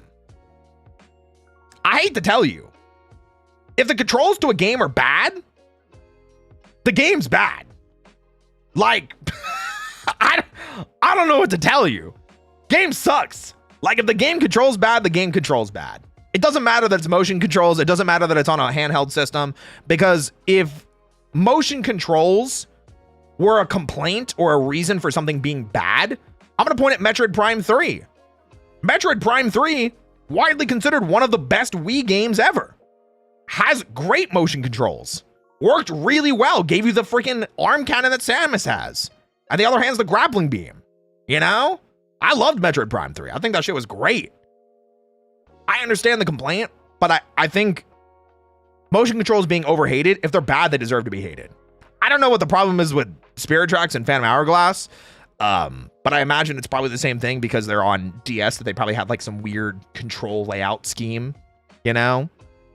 That's what my assumption is. But I don't know. Listen, Nintendo showed that they can do controls properly with the Wii. They did it with Metroid Prime 3. And when they ported Metroid Prime 1 and 2 to the Wii as well. So, unfortunately, I have not played any of these Zelda games, so I can't speak too more directly into them, but I do appreciate this one. I think talking about controls is an interesting point. So, yeah. Also did wonderfully with Metroid Prime Collection on the Wii. That's what I'm saying. Curious. Can anyone name a game with a good game with bad controls? I would say like older Resident Evil is like the argument you could make. I like tank controls, but I know a lot of people don't like tank controls. So like RE1 Remake on GameCube is amazing. It is what I consider to be one of the greatest horror games ever made, and people will not play it because of tank controls. It got amazing reviews, amazing critic scores, everything. But because tank controls, I think it's a fair argument. And it's why if people tell me I can't play RE1 because of tank controls, I put my hands up and I go, hey, I get it. That's why, even though it does make me sad, I usually recommend people to play the remakes. Because if they've never gotten into Resident Evil before and they're trying to find something to get into, I want them to enjoy their experience. I don't want them to fight against it. So usually I'm telling people to start with RE2 Remake. So that's kind of what it is. Just kind of what it is. RE, my beloved, listen. I'm a big Resident Evil fan, as Capcom does know, because they did hook me up with RE9. Shout out to Capcom. Thank you so much for that. Speaking of shout-outs, Sad Bun! Thank you so much for the raid. Welcome in, everybody. My name's Roy Chiato. Like a macchiato, I'm your coffee-fueled host with the most professional voice actor. Love working out, in case you could tell. Welcome in, guys. We are reacting to video game hot takes. Hopefully, I can respond to the majority of these. So, welcome in, guys. Come judge these hot takes with me. This is going to be turned into a YouTube video. So you might see your comment in chat show up in a video for later. All right, let's get back to the goodness, shall we? I think we answered this and responded to this pretty nicely, though. Yeah. Oh, I'm going to be famous. I don't know about that one. Hey, take care, Lunastra. Come on. I'm going to let it go to my head. Damn, can blow up, act like you don't know nobody. Let's see what else we can blow up and act like we don't know nobody about. This one's from Sinner Man Spice. Mass Effect Andromeda was not as bad as everyone says it was. I didn't play Mass Effect Andromeda. However, at launch, yes, it fucking was. Yes, it was. The level of not polish this game had at launch, I remember seeing gameplay for it. I remember seeing animations for it. Maybe it wasn't a 0 out of 10 game, but it definitely needed to be cooked for at least another couple months. It needed to be cooked for another couple months. There's like this whole game is a meme online, or at least it was when it first came out. Now it's so not relevant that no one even talks about it. So yeah, the game basically was unplayable for a year. So it absolutely was as bad as people made it out to be. I'm sorry to say. I'm sorry to say, yes, it was. But if you enjoyed the game after it came out with updates, I think that's totally fine. But when there's such a massive shock agreement of, wow, this game sucks for this, and this reason, and they're all things that can be fixed and eventually do get fixed, that's a reason to dislike it. At least until it gets fixed. So. But again, I've never played it, so my opinions are based solely on what I saw when the game came out, which was, man, when I saw this game come out, I didn't even want it. I loved the original Mass Effect trilogy. I played a ton of Mass Effect 3 multiplayer.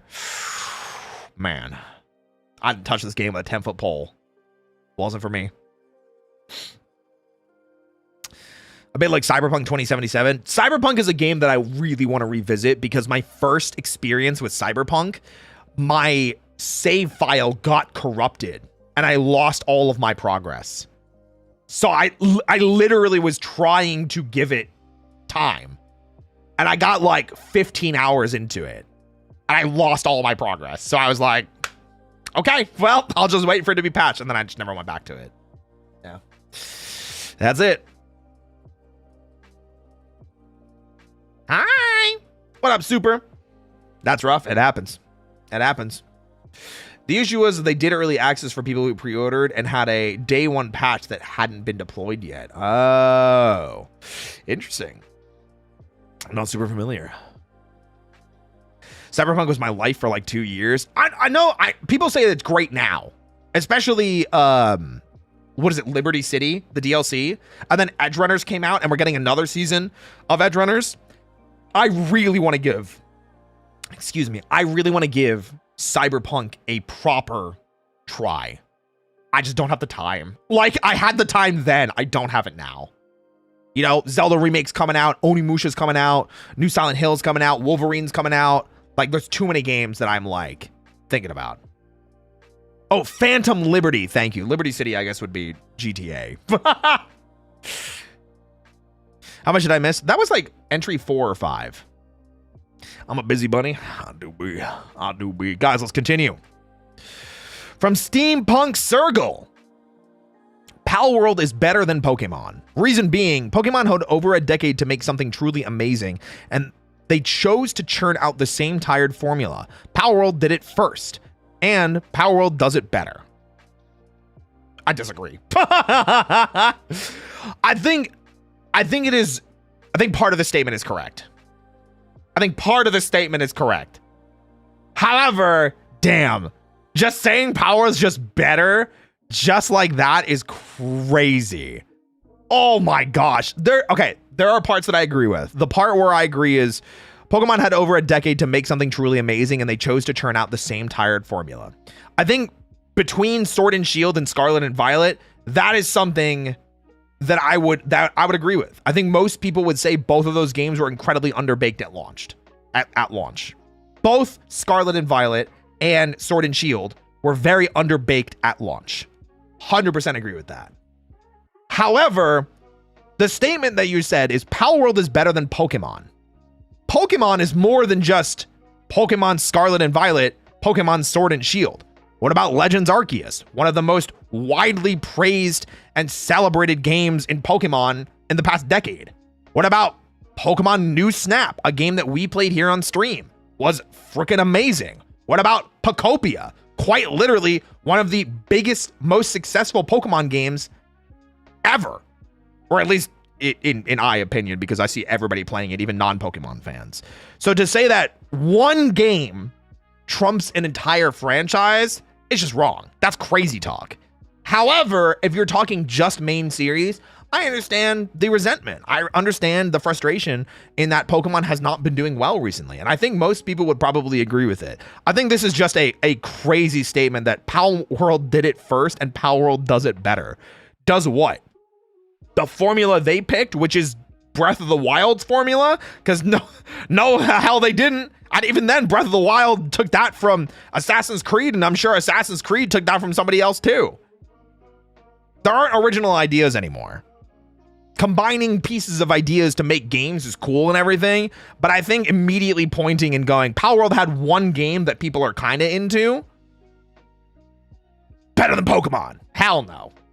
Hell no. However, I will join arms with you in saying Sword and Shield and Scarlet and Violet should have been better. I will absolutely say that. 100% I will say that. I'm with you. Pokemon hasn't done anything like Palworld. Yeah, like they're two different genres at that point, basically. That's why it's like everyone looks at the, oh, cute creatures that you can capture. That's the thing. And I'm like, they're like not even the same games. So it's hard to compare them. You can compare them. It's just harder to. And I think a blanket statement is just not fair. Yeah. Sword and Shield was the first Pokemon game I played and got into Pokemon. I am more high on Sword and Shield than other people are. I actually really like both the rivals that you get in it. I really like Leon. I really like Raihan. I think there's a lot of very memorable characters. I think the starters are great. Cinderace is my favorite Pokemon. I think Dynamax was a very interesting mechanic that added some really cool layers, especially with Dynamax forms being super cool. They brought back Fat Pikachu. They brought back like a crazy Meowth. That shit was dope. You know what I mean?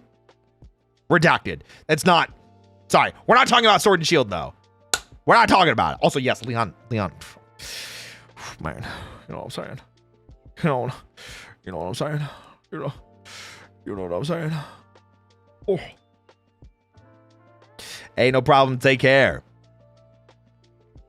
All right. Let's continue on. From Belmore, Microsoft as an entire company within the gaming space has been nothing but overall negatives. Introduced the monthly subscription model to play online games, bought 1/3 of the industry just to burn it down. Game Pass, the mid-generation upgrade.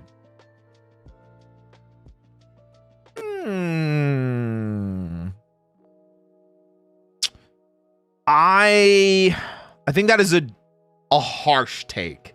I think some of this is true.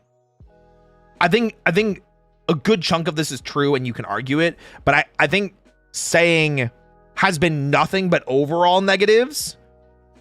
The immediate one that I can think of is helped modernize online gaming for consoles. Did they do it first? No. But let's be real. Xbox Live is what modernized online gaming on consoles. Without Xbox Live, I don't think we would have had good online gaming until like late Xbox 360, PS3 era, if even into the PS4, Xbox One era. I think you can agree with a lot of the other things that you're saying. I can. But I think to say overall negatives, that's crazy. Xbox Live literally revolutionized online multiplayer for consoles. And helped bring FPS a lot more into consoles, especially in a competitive sense, where it was kind of stuck before on PC. At least most people would say that. And helped bring some PC games to Xbox. Half-Life found crazy love and appreciation on console because of Xbox. You know? The other one that I'm a little unsure about is Game Pass. I don't think Game Pass is inherently a bad thing. I think it's actually a good thing. I would say inherently a good idea. Game Pass kills the sales of every game that comes to it, but they have to pay them a licensing fee. That's the thing. You know? Like when they go on Game Pass, Microsoft is giving them a lump sum to allow it to be on Game Pass.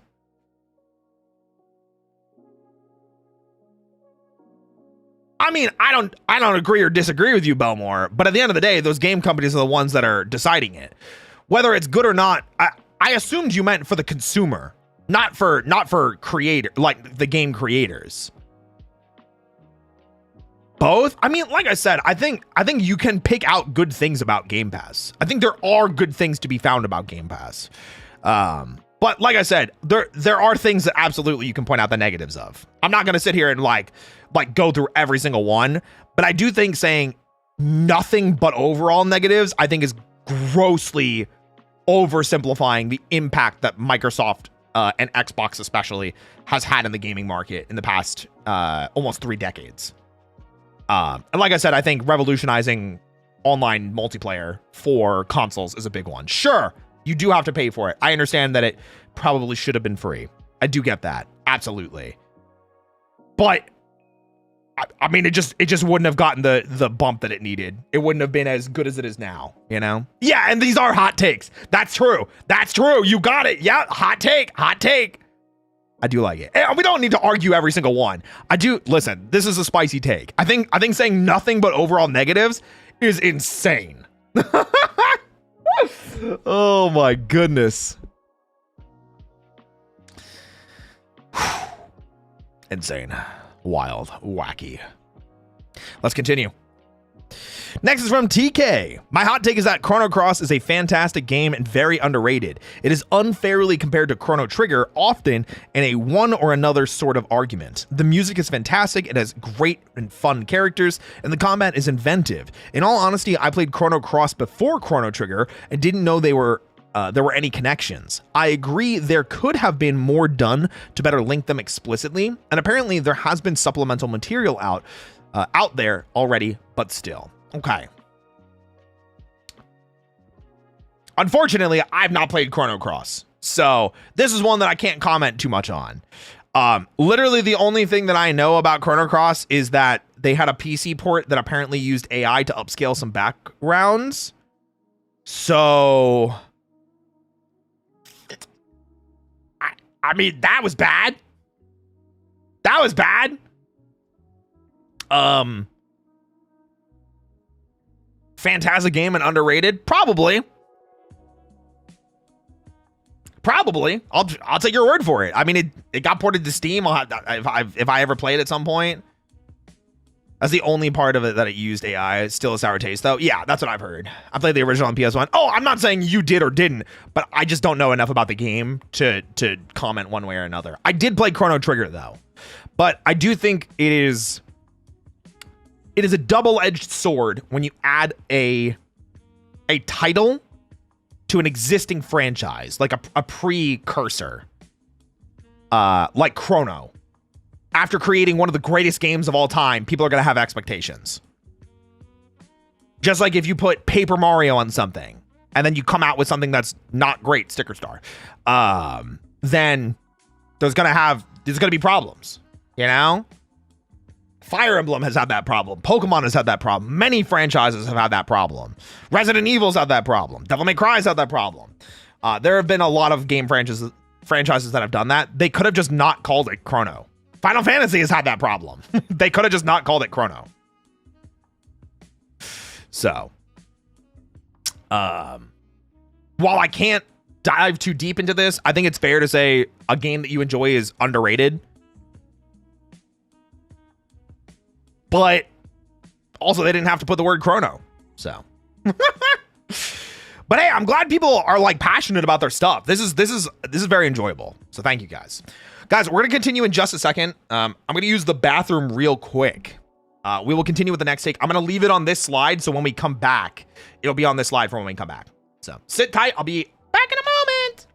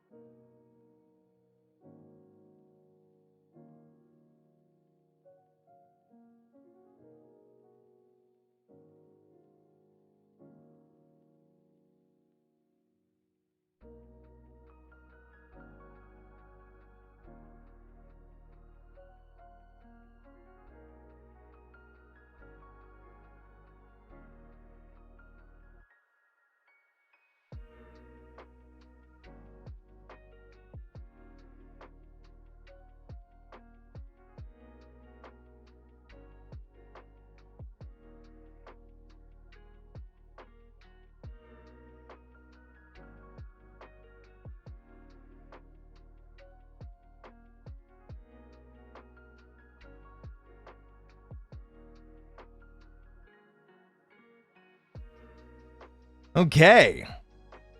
You guys ready to continue? You guys ready to continue? Yippee! Let's keep it going. Let's keep it going. All right. So we last left off with this Chrono Cross take that I couldn't really comment too much on, but I will always say that when game franchises use a game franchise's name as part of it, there is a certain pedigree that they are expected to live up to. And if they don't, they shouldn't have used the name.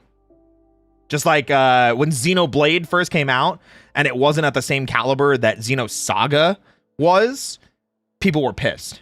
I remember. And even then, when Xenosaga came out and it wasn't at the same caliber that Xenogears was, people were pissed. So, yeah. Anyone else getting an echo? I don't think so. Echo! Yes, hi, yeah. Can I get 2 more minutes? Ooh. Echo, echo, echo, echo. No echoes. Okay, cool. All right, well, let's continue. Next from Repro. In almost every series that is a trilogy, the second game is frequently the best one. I don't know what sorcery goes on behind the scenes, but it's happened to so many franchises to count. Short list: Spyro, Crash, Sly Cooper, Resident Evil, so many series where the second game in a set of 3 is better experience, adding a lot of features while honing in on what made the game good. I would probably add Jak to that list too. Jak 2 is crazy good. I feel like you're not wrong. I liked God of War Ragnarok better than God of War 1. I think God of War 2 is better than God of War 1. There's a lot of truth behind this. I don't think this is a hot take though. I think this is a pretty this is just like a pointing it out take. You know? I think most people would probably agree with it. And yeah, as Belmore's saying, first game establishes the formula, second game refines it. And then yeah, usually the third game tries something new and screws it up. Or tries it too far and it's, you know, maybe they shouldn't have gone that far. But yeah, I mean, I agree. Soul Calibur 2. Look at that. But sometimes it's not the case. You know, Street Fighter 2. Perfect. Another case.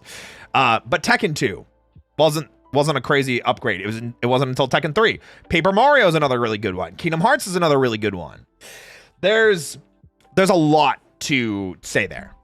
There's a lot to say, but I agree. I think most of the time this is a pretty fun thing to notice. It's not always the case. It's not always true. But there are a lot of really, really funny instances where it is true.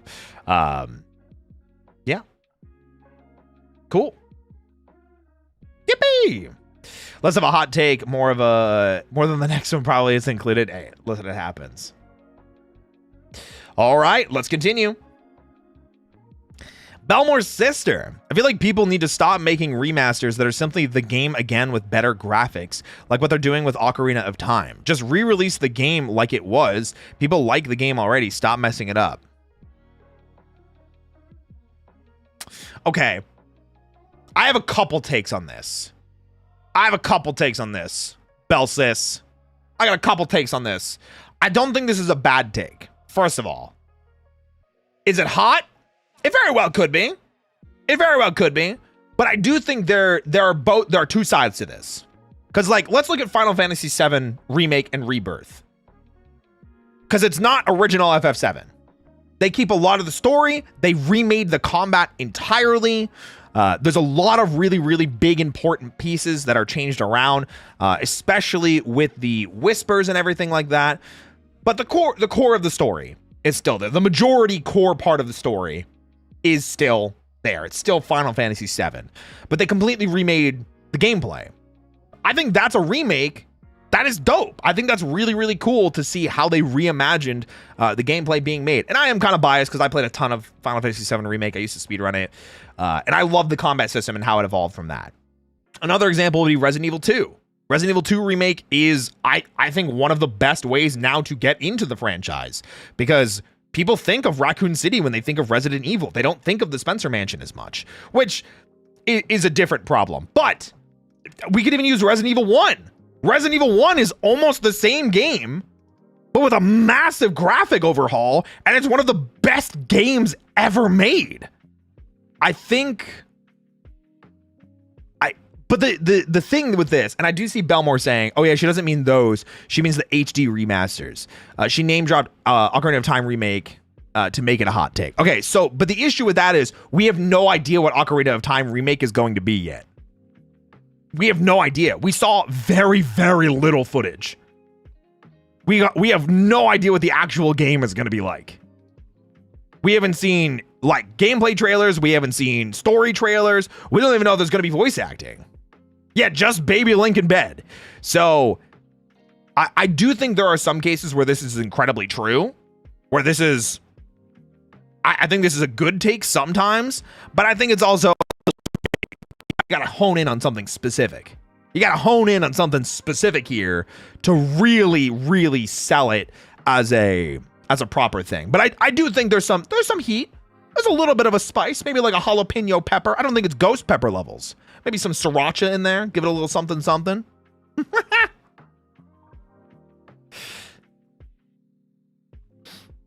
They better not mess it up again. I'm gonna be so upset. What, Ocarina of Time remake?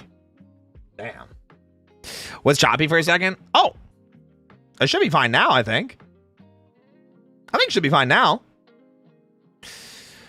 Xenoblade Chronicles 1 was re-released twice. Yeah, that was to put it on a different console. So I think I'm okay with those two for accessibility reasons, you know? But I don't know. I kind of like remakes, remasters when they're porting it to a system that is more easily accessible. So especially when things get ported to Steam, that's where I'm like, oh, thank God, finally it's on Steam. Oh my gosh. Yeah, I'll give it a jalapeno take. Jalapeno take. Yeah. Jalapeno take. This is from Repro about Final Fantasy IV. Okay. Final Fantasy IV is just okay. It's not mind-blowing. It's not pathetically bad. Music carries it quite a lot further than it would otherwise go on a ranking for Final Fantasy games, given that it's the origin for a lot of the more recognizable themes. I think I agree with this. I really like FF4, but not like that much. It's definitely got some cool stuff to it. We definitely see origin of a lot of classes in it, and it's like what I would consider the first time that like characters actually have character to them. Like with Cecil and Kain and Rosa and Rydia, you know. Edge joins really, really late. But anyway, there's a lot of good stuff you can take from FF4, but I think the big thing is like, it's like I have a hot take with Final Fantasy, and that Final Fantasy 3 sucks. But people praise it because it's where we first got the job system. And without Final Fantasy 3, we wouldn't have Final Fantasy 5, and then we wouldn't have a lot of other job systems that continue on in other Final Fantasies. But yeah, I think it's just because it's a product of its time, you know, that people praise it a lot. Final Fantasy IV is definitely one of those games you have to like look at it in a vacuum. And until it gets like a proper remake, I don't think it's fair to say more than that. I think saying it's just okay is fine though. I think because you're not saying that it's bad. That's it. So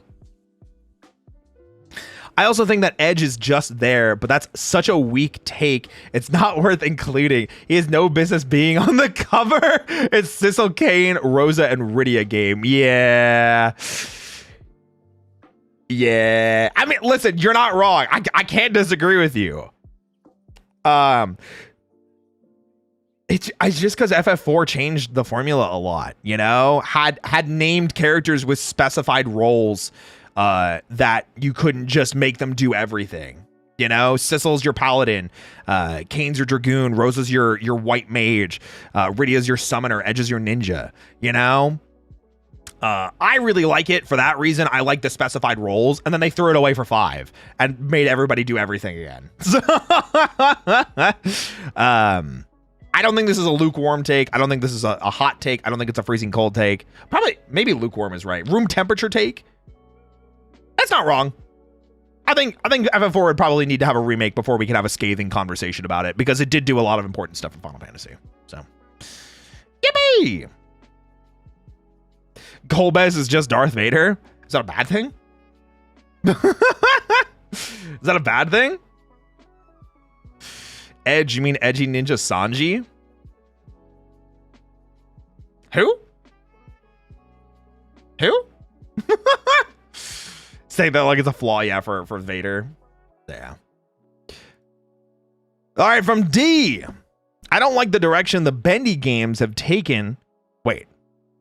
I don't think the direction the... Okay.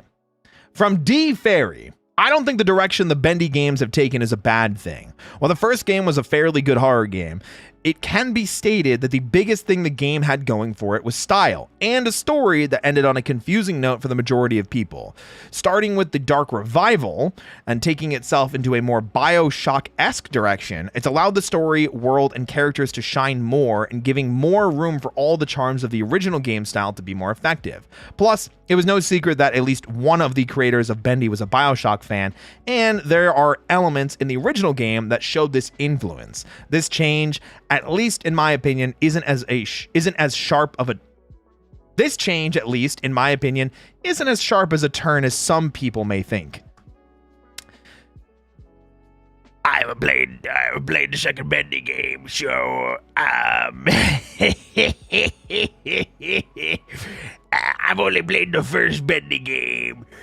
I like the first. All right, I like the first Bendy game. I thought it was cool, novel idea. I do agree that the ending was very confusing in terms of like story or lore purpose. Dark Revival is something that I have wanted to play.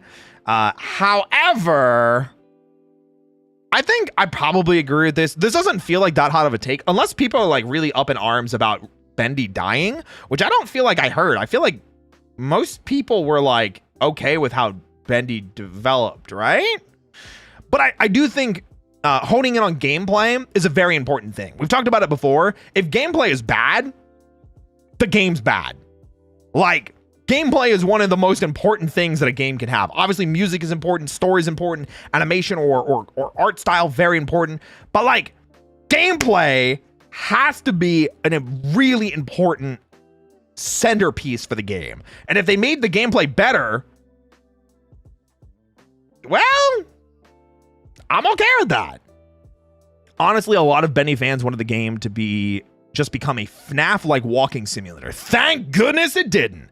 Because let me tell you, I've been screaming about FNAF recently and how I don't really like the Outlast genre of generation of horror games where you just walk through a corridor and you get scared and chased by something and you can't fight back. I much prefer the horror environments of Resident Evil, Silent Hill, BioShock. I really like those. System Shock too, if you want to throw that in there. So I'm with this. If this is how the direction it went, good take. Yeah. So in the Bendy community, D's take is spicy. I'll take it. I like that as a direction, personally. But I'd have to play the game to know for certain. I'd have to play the game. You know? I'd have to play the game to know for sure. I'd have to play the game. So I do apologize that I haven't played the game. Anyway, let's move on. From Ryuhi, Mass Effect 2 was a downgrade to Mass Effect 1. Holy crap. Visual fidelity and customization has come at the cost of visual acuity in many genres, namely fighting games. King of Fighters has been a better series than Street Fighter for a while now, though Street Fighter 6 is still excellent. Twilight Princess was kind of meh. Someone's first game in a major series is not automatically the best, though perfectly acceptable for it to be their favorite. Common examples, FF7, Fallout 3, etc. Okay. Holy crap, Ryuhi coming in with the guns blazing. Oh my goodness. Whoa. Huh. Okay, let's start with number one. Mass Effect 2 is a downgrade from Mass Effect 1. I think that's just wrong. I'm gonna be so real. Unless we're talking about Legendary Edition. I think that's just incorrect. If we're looking at base Mass Effect 1 to base Mass Effect 2, Mass Effect 2 is such a better game. It's better optimized, the gameplay is better, and we talked about this before. The gameplay matters. Gameplay does matter, and Mass Effect 2 is really what brought Mass Effect into mainstream and helped it sell more. However, at the cost for more RPG element stuff, which I do agree sucks, because I really do like the RPG element stuff, and it does definitely feel like there was a maybe not a downgrade, but that it was less of a focus, so gameplay and gunplay could be more prioritized. I guess it's just, if you wanted more roleplay, Mass Effect 1 was better. But man, if it's base Mass Effect 1 to base Mass Effect 2, even just for the quality of life changes, ooh. Quality of life, man. Quality of life. This one I do agree with. Visual fidelity and customization has come at the cost of visual acuity in many games, or many genres. I agree with this. This is just a correct take. This is genuinely a good, yeah. It's not even, that's not a hot take. That's a freezing cold take. And that's just a correct take. Belmore and I have complained about this recently playing in Marvel Rivals because the event that they have going on in the current season is every team up is available. So there's so many effects going on at the same time that sometimes you visually just don't see. You know? 100% agree with you. And fighting games, I don't know if it's the worst in fighting games, but it's more noticeable because it's more important is probably the way I would put it. So, who's my favorite Mass Effect character? Garrus. I like Garrus. I like Garrus. They need to turn that off like you can in Final Fantasy XIV. For the visual acuity, I agree. I think very important. Very important. That's why mods are there for visuals. A game shouldn't need mods to be playable, though. And no one was surprised. I'm trying to think if there's any other character that I was especially like, I really like this character. I think I liked Thane from Mass Effect 2 as well. I wish I got more time with Rex. I wish he was like a returning character in Mass Effect 2 and not Grunt. Although I don't hate Grunt by any means. So, yeah. KOF has been a better series than Street Fighter for a while now. I just don't agree with this. I'm sorry. I just don't. I just, for a while, King of Fighters has shot itself in the foot really hard. Listen, I'll be the first to admit, I talked about it before, Street Fighter V had some big problems. That it definitely did not sort out until like the last couple months of its life. But KOF 14's art style was not great. KOF 15 had a god-awful launch. KOF 15's launch basically made me drop the game. It was basically unplayable online for like the first month or two. And for a fighting game, that's embarrassingly bad. So I think that's just a wrong take. I think that's just wrong. But if we are comparing like KOF 15 to Street Fighter 5, I'll agree with that. But I'll tell you one thing. I'll tell you what. At least Street Fighter didn't use AI for trailers. I'll say that.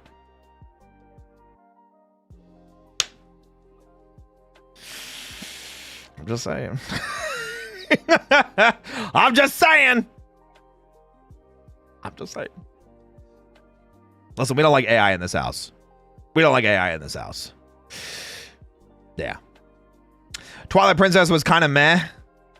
I played Twilight Princess. Listen, I take your word for it. But I feel like the majority of things that I ever hear from Twilight Princess are the aesthetic, Midna, Wolf Link, Zelda's look, and it's the aesthetics. It's the aesthetics and the characters. That's all I ever hear about Twilight Princess.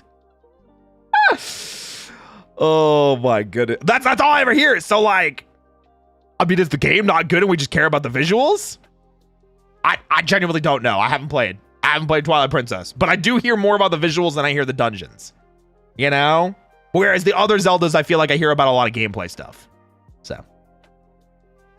What up, Donnie? Hi. I think the game was good personally. I never played it. So, honestly, agreed. The only time I go back to Twilight Princess is lore vids and reading the manga. I feel that. That's super cool. Thank you. Appreciate it. Didn't KOF get KSI and iShow Speed in one of their trailers? Mad Lads? Did they? I don't remember. Hey, thank you, Donnie. I appreciate it. Have a great rest of your day or work or whatever you're going to do. The gameplay is just Ocarina of Time with extra steps. I'll take your word for it. So I can't comment on the Twilight Princess one. I I feel like maybe not a crazy take, because like I said, I feel like the majority of time I hear about this game is the aesthetics. And then the last one is just, it's just a true statement. I don't even think it's a hot take. I think it's just a true statement. My first Final Fantasy game, we talked about it, Final Fantasy X, but I don't think Final Fantasy X is the best Final Fantasy. So my first fighting game that I learned how to play properly was Street Fighter 4.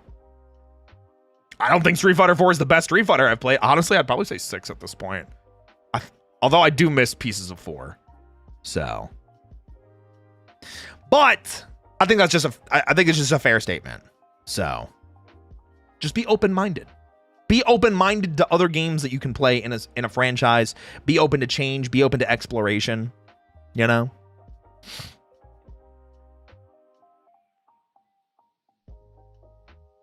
Anyway, let's continue. Final Fantasy. I love Final Fantasy. Big Final Fantasy fan. I played every main series except finishing FF16. So. Next from Belmore. A Resident Evil 5 remake needs to completely change the plot and turn Sheva into the main character and make Chris the supporting character. How RE9 treated Leon in the first half. It should keep the co-op play style, though. Anyone saying to do otherwise is just objectively wrong. Frick.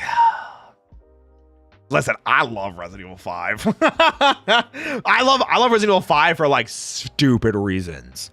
Like, I love the co-op memories that I have with it. So like every time that I would play Resident Evil 5 co-op, I can think of all these specific in-game memories of playing with these people. Like when I played with Shia several months ago when I was doing my Resident Evil main series playthrough, or my retrospective, whatever you want to call it.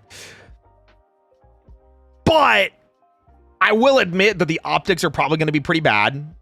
And I do think Sheva in general was just a wasted character. Even if you go back and play original RE5, Sheva has next to zero character development. She's a cool character. I wish we got to learn more about her. She's badass too. She's also very reasonable.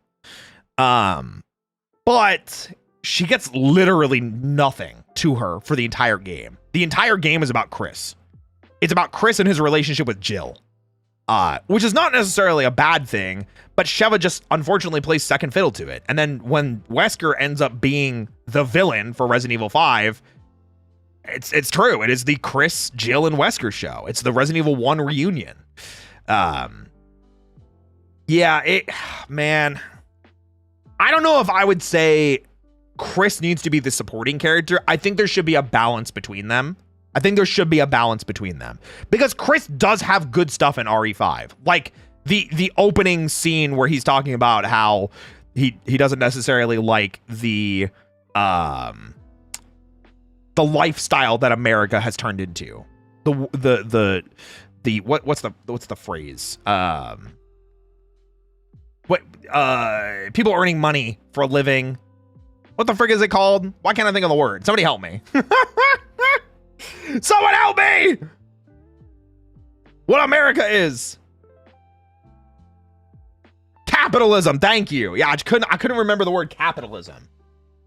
Chris comments about how America is a capitalist society and then really harshly criticizes it. And then Sheva's like, wow, you don't sound like any American that I know. And it might seem like a throwaway line, and it might just seem to glaze Chris. But I also think it's important for Chris as a character because as the franchise has gone on, he doesn't really go back to America a lot. I can't remember the last Resident Evil game that he was in America except for Resident Evil 1. Has it actually been since Resident Evil 1 that he's been in America? Because he's not there in Resident Evil Code Veronica. He's not there in Resident Evil 5. He's not there in Revelations. He's not there in 7. Oh, I guess he's there in 7 technically because it's Louisiana. But he's not there in 8. So, just saying. I think there's a balance to find between them. But I don't think this is necessarily a super hot take. I think most people are very worried about how Resident Evil 5 is going to be made in today's day and age. The hot take that I have to say, though, is we need a Resident Evil 5 remake to make sense in the current timeline that we're in of Resident Evil. Because let me tell you, and spoilers for RE9, guys, earmuffs,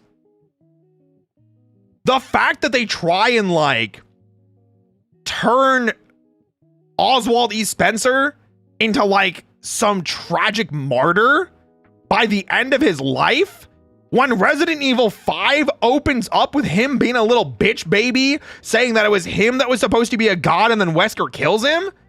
Nah! Hell no! Like, what? What are we talking about here? That is two different characters. That is not Spencer. That is not Spencer in RE9. I refuse to believe it. Yeah, RE9 completely retconned RE5. So, and unfortunately, that is a huge, huge, huge part of RE5. It's literally the opening to it. Why Chris and Jill are there. So, anyway, let's continue on. Belmore's mom. Hot take number 1. Princess Peach and Samus Aran are feminist icons. Is that a hot take? Is that a hot take? Is that... Aren't they, though? Samus, I can definitely see. Ice cold take?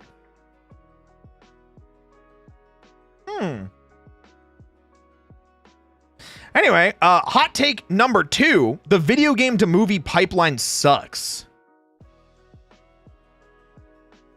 I mean, probably. Like, I think most video game movies are not great. However, recently, I do think we've been in a little bit of a boon of video game movies, which I think the reason that we're there is because of people complaining about them. So like Sonic has been on a franchise run with the live action movies. Mortal Kombat 2, I think, was significantly better than the first one and incredibly entertaining and actually felt like Mortal Kombat. I didn't really like the Super Mario Galaxy movie, but the first Super Mario Brothers movie was pretty fun. So I'd say yes and no, but for the most part, yeah. I think we've known that, but I do think we're kind of in a little bit of a boon right now. I think you know, we're getting away from the drought, and I'm hopeful that the Legend of Zelda movie is going to be good. I'm hopeful that the Legend of Zelda movie is going to kick some ass. Look at the live adaptation of DBZ. Yeah, but that's an anime. That's not a video game. Hot take, I actually really like the Ratchet and Clank movie. I feel like if someone says I like as the hot take, it's not really a hot take. It's just you like it, you know? But I do get you. I haven't seen it in so long, so I don't remember. I hope Mass Effect doesn't follow this pipeline. Mass Effect could, but the problem is that it should be a series instead of a movie. If they made a Mass Effect series, I think it would be way cooler, personally. There was a Ratchet and Clank movie. Yeah, with the 2016 remake of the game. Yeah.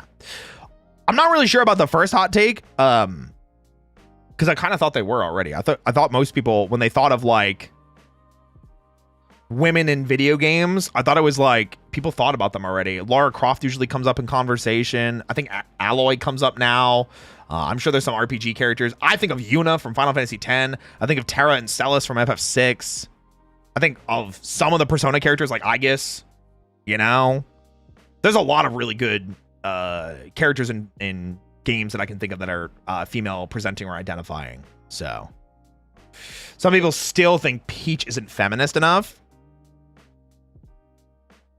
Well, I don't know what to say about that. I'm unfortunately not a woman, nor do I identify as one. So Mom has had a lot of people hate on them in circles she was in when she actively gamed. Ew. Well, your mother deserves better, Belmore. Your mother deserves better. Yeah.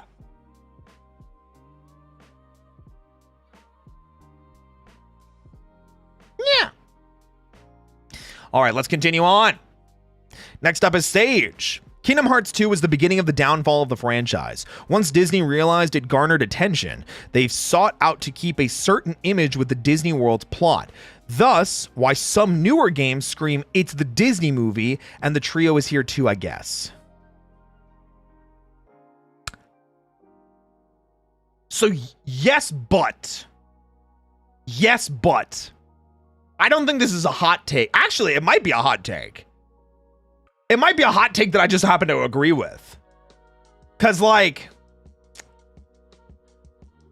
Okay. So...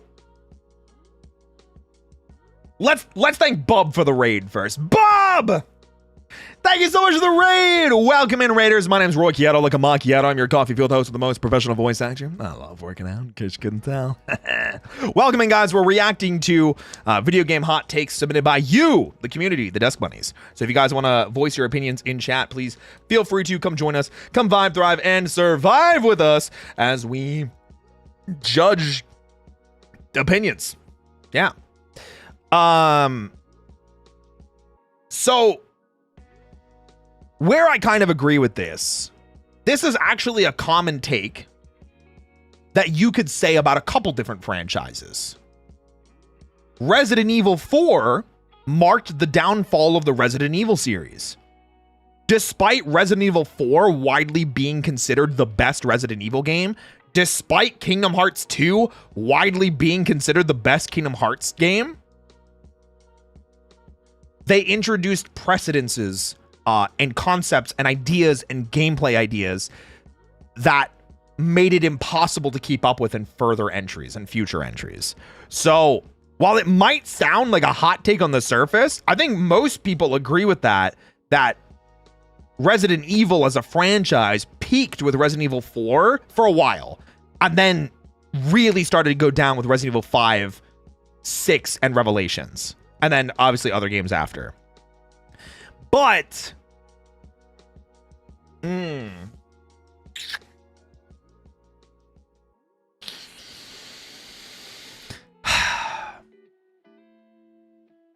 It's the Disney movie part is like the one that I'm like, there are definitely some worlds that I can remember. But I'm also just like, yeah, I mean, I think I just agree with this take.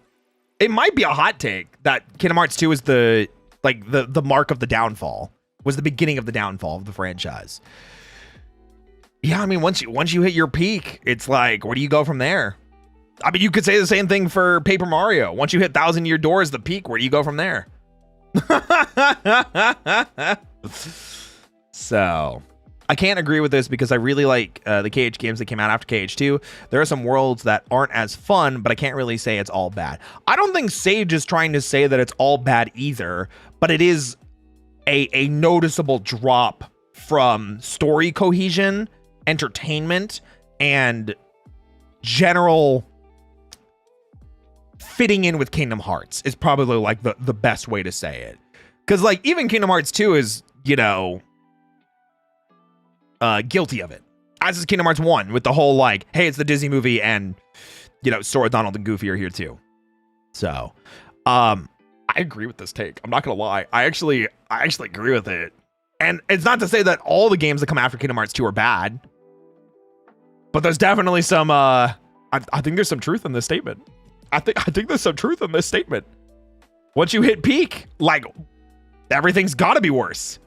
You know? Some of the worlds in 2 were questionable. Yeah, Pride Lands, I remember being kind of like, why are we here? But again, you can say that about everything. As a Kingdom Hearts fan, I agree. I'm glad I've got the Kingdom Hearts fans agree. Well, one of them at least. But no, I think I agree with this. So, I personally can't keep up with the story and the lore stuff for Kingdom Hearts. I personally love seeing the story for most games that have it, but it's just too much for me to take in and figure out, so I couldn't really get into it.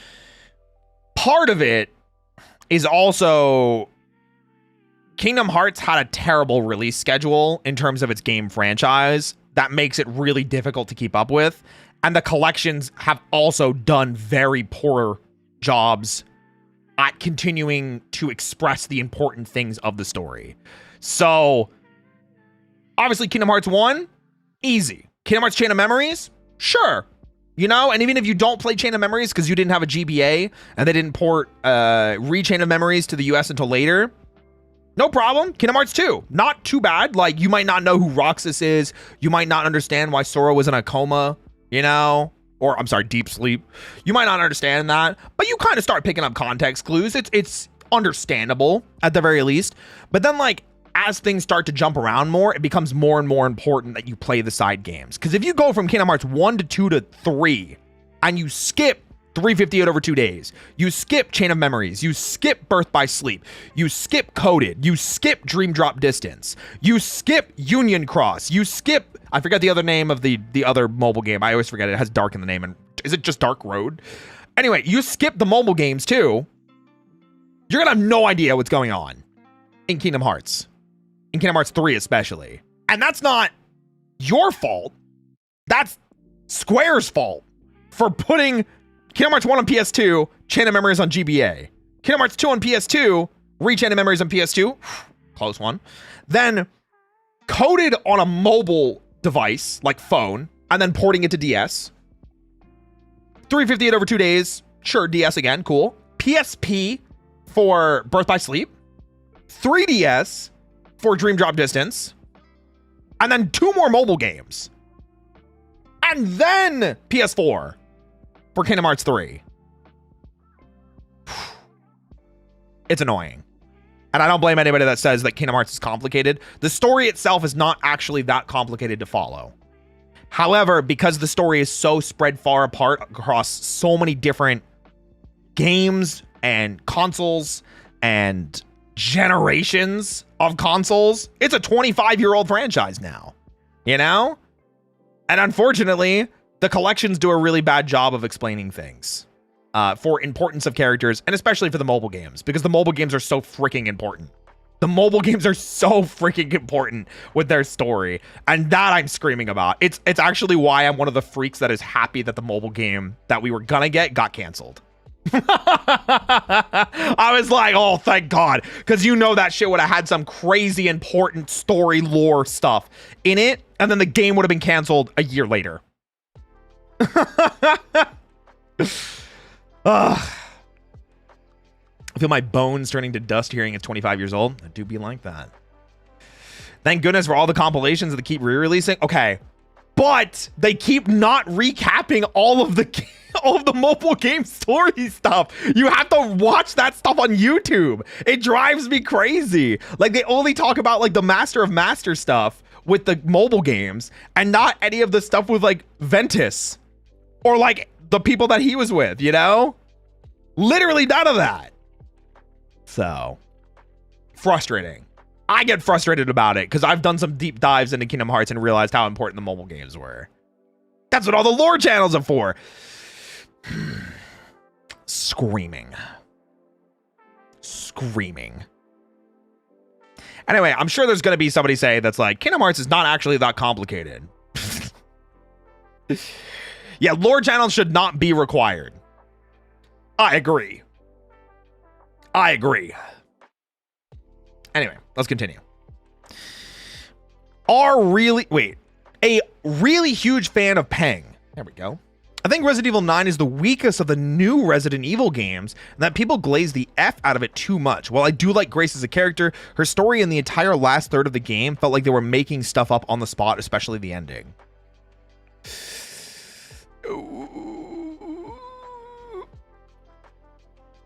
Bye, Fanny. Have a good night.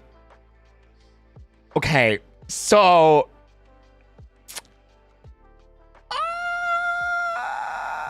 okay, I don't think it's the weakest of the recent released games. If we're talking 7, 8, and 9, or if we even want to include remakes in there, I still think 3 remake is the worst one we've gotten. However, I sort of agree with the making stuff up on the spot, especially the ending. Like I said, I was kind of pissed off about the whole like redemption arc for Spencer. That felt really out of nowhere, especially after the stuff that happened in Resident Evil 5. which is canon, and felt like it just decanonized RE5, made RE5 not part of the story anymore, which is crazy. Which means RE8, it means the RE5 remake has to have boulder punching in it, so that way the joke that Heisenberg makes in RE8 actually makes sense. But don't they now have to rewrite the stuff that was going to be in the canceled game? Yeah, they have to remake RE5 and change things. The other thing that I think is weird, and I hope gets kind of explained in DLC, and I'm gonna plainly talk about spoilers here. Xeno just didn't make sense. It felt unnecessary. He just felt like a big bioweapon. I feel like he probably could have just been a tyrant. You know? Like, obviously he was a Wesker clone, but like, why? And he had to have been in Raccoon City. Otherwise he wouldn't have had the T-virus thing. So like, we didn't learn anything about him. Feels like they kind of just made him up. You know what I mean? And then Gideon having the Nemesis virus, I liked it in the moment because I thought it was cool. And I was like, oh yeah, rule of cool, Nemesis again, let's go. Where the hell did Gideon get the Nemesis virus from? What? That shit was so difficult to make that it only existed in one thing, and that was Nemesis in RE3. So either Gideon had it in him the whole time or remade it, which is also insane. There's a lot of good things I like about Requiem, though. I do agree, though, that the last third is probably the weakest part of the game. The mental hospital is great. I think going through RPD as Leon is great. I didn't really like actually exploring Raccoon City. It felt really, really big, but I also just got frustrated with the difficulty spike that it felt like there was. No, I mean, if we're talking, is it the weakest? I don't think so. I think I disagree. I had a great time with Resident Evil 9. I think it's at least a solid 8 out of 10, like a strong 8. I really enjoyed it. I think it's strong. I think Grace is a fantastic new Resident Evil character. Very much felt for her. But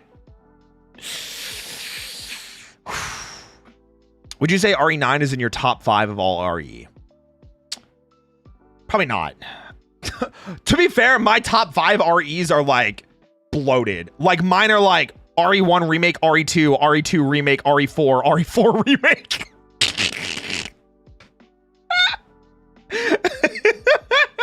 So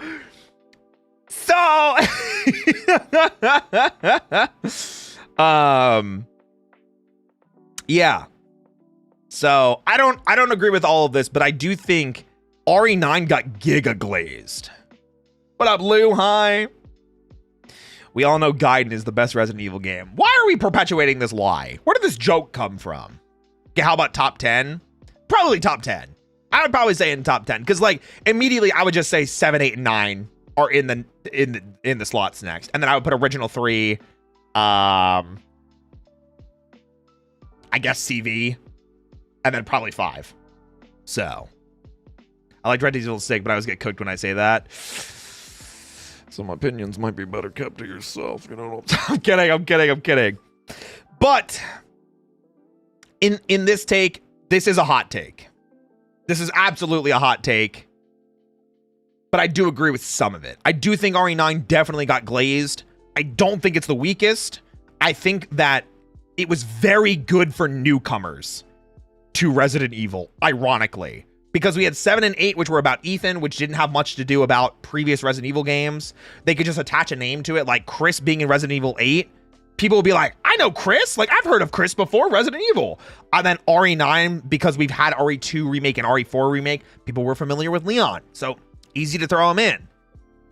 RE9 feels like they wanted to throw in stuff that people would easily recognize. And I think that's good. I enjoyed it. I think it's fun. I think it's good for what it is. There's definitely some complicated stuff. There's definitely some stuff that felt like it was made up in the last couple of minutes just to kind of tie stuff together. Like Elpis. You know? But, yeah. That's probably where I'll go with it. I agree with some of this, but I don't think it's the weakest Resident Evil game in the most recent Resident Evil games. So, Yeah. Wasn't Chris also in 7 as DLC? Yes, he was. Oh my goodness. What up, Simel? Spent $50 just to end up being disappointed. On what? Resident Evil 3? 5? 9? Anyway. Malin DeMelon. Oh my god, this is a paragraph. This is a multi-paragraph essay. While I'll always love Minecraft, grew up playing it, and it's a big part of my friendship with my BFF, all the updates over the years haven't been that important and take away the nostalgia and simplicity of what the game used to be. Obviously, the main parts are still there, of course. You mine and craft, mostly everything is blocks, and there are different modes you can play. However, with all the new updates, it almost feels like an entirely new game. For example, they changed the texture of everything. Anytime a new biome is added, it only features maybe one new mob, 2 if we're lucky, that are mostly just for show because they don't really add much to the gameplay. And they've removed multiple features from the original game that players wanted to keep. Fireflies, fast minecarts, void fog, blocking with swords, etc. Plus, it seems they don't actually listen to what their real community wants and only listen to the fan base that don't actually care about the game itself and just crave content 24/7. It feels like it's lost its indie game charm. Side hot take, the whole mob vote thing was inherently flawed and just made the Minecraft community members more toxic towards each other. I think their hot take is that old Minecraft is better than current Minecraft. Also, yes, side hot cake. Okay. What I am understanding from this hot take is that they're saying old original Minecraft was better than old original Minecraft is better than new Minecraft. And they're saying that they listened too much to the vocal minority rather than to the players that actively play the game and care about it. So I don't think I agree. But if only just because, like, there's a couple things to dissect here. The first thing is we're always going to have nostalgia for the first time we played a game. And I think that's fine. Everybody's going to have that moment of, man, I really, really liked it when I first got into this game. But for Minecraft especially, Minecraft came out in like 2009, right? 2010. Minecraft is a 15-year-old game, minimum. This shit has been around forever. So of course they need to keep updating it and changing it to change with the changing landscape of what people expect to be able to do. I think a big part of that too is also lockdown. When we had, the global pandemic, people's expectations of games changed because they needed new things to do for long periods of time. Minecraft is an unfortunate victim of that, where it may have started as this incredibly simplistic game.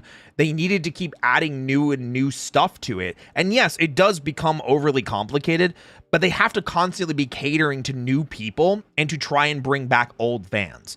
Yeah, you're going to alienate and piss off some of the original players, but it is an unfortunate evil that does exist in ongoing games. I can't think of many games outside of like WoW that have been actively going on since 2009. League, I guess, is another one. And League pisses people off all the time, as does WoW. Unfortunately, it's just the nature of the beast, and there's not really anything that you can do about it. Roblox, there you go. I don't know much about Roblox, though, unfortunately. So Terraria is better. Played 1,000 hours back in high school with the boys. Yeah, but is Terraria still being updated and still adding new content? Does it have the same level of mod support that Minecraft does? That's not what we're talking about, That's not what we're talking about. Also, you can play old school Minecraft if you wanted to. Is it just a mod version, or is there actually just old school Minecraft? The main problem here is that newcomers barely have the chance to play the game as it is, despite the new updates. What do you mean? You can choose which version you play? Yeah, so then what's the problem here? This also sounds like the issue of the one that we had earlier with Fortnite, where it just sounds like maybe it's just not their cup of tea, which I think is fine. You know, there's nothing wrong with that. But like, that's not a Minecraft problem. It just sounds like it doesn't fill the need that you have as a player. So just play the older version. That's what I'm understanding.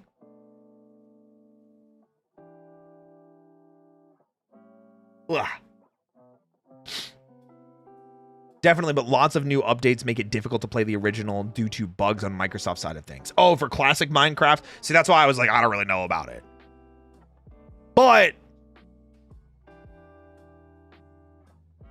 it is an unfortunate, necessary evil that they're going to keep adapting the game into the vision that they think will appeal to the most amount of players. And that's unfortunately just the nature of games.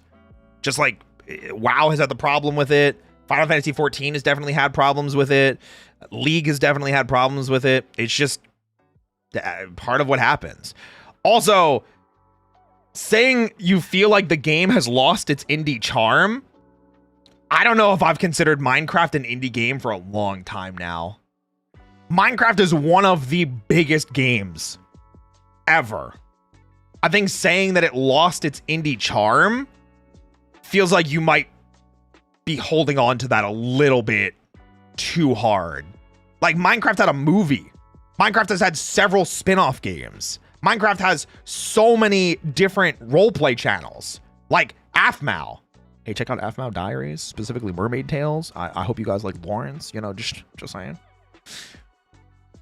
There's so many different things that I would say about this. Yes, this is a hot take, but it also feels like a weird one that I'm confused where the issue really lies. And I mean, my thing is like, just play the older version then, or get a mod that makes it classic.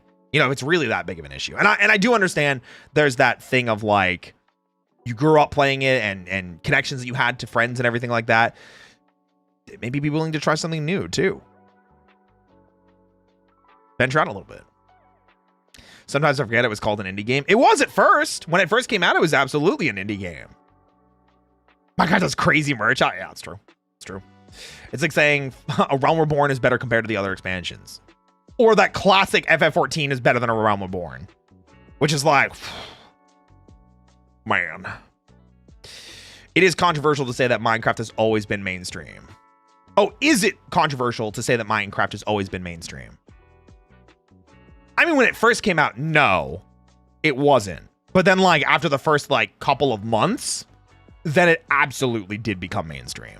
Which is not a bad thing, but yeah, that's why I'm like, it hasn't really been an indie game in a long time. So, yeah. I agree with that, Gumball. I like that statement. This probably will close the Minecraft conversation. Minecraft is about freedom and creativity. With all the mods and other creator channels, it's developing for all generations, not just the original players. Yeah, I added the not just original players part, but still. So, that's my take on it. Yippee! Also, I can't really comment too much about the Minecraft community members being more toxic to each other because, well, I just talked about League and WoW and FF14. There's toxicity in every community. Unfortunately, you're going to find it, especially when you make changes. The violent vocal minority will always talk up. Always. It happens everywhere. That is unfortunately not exclusive to Minecraft. I wish it was. Or I guess I wish it wasn't in Minecraft. All right. Crab! Ooh. I'm going to sip some water. Wait, let me sip some water on this one. Let me sip some water, guys. Let me sip some water. Let me just.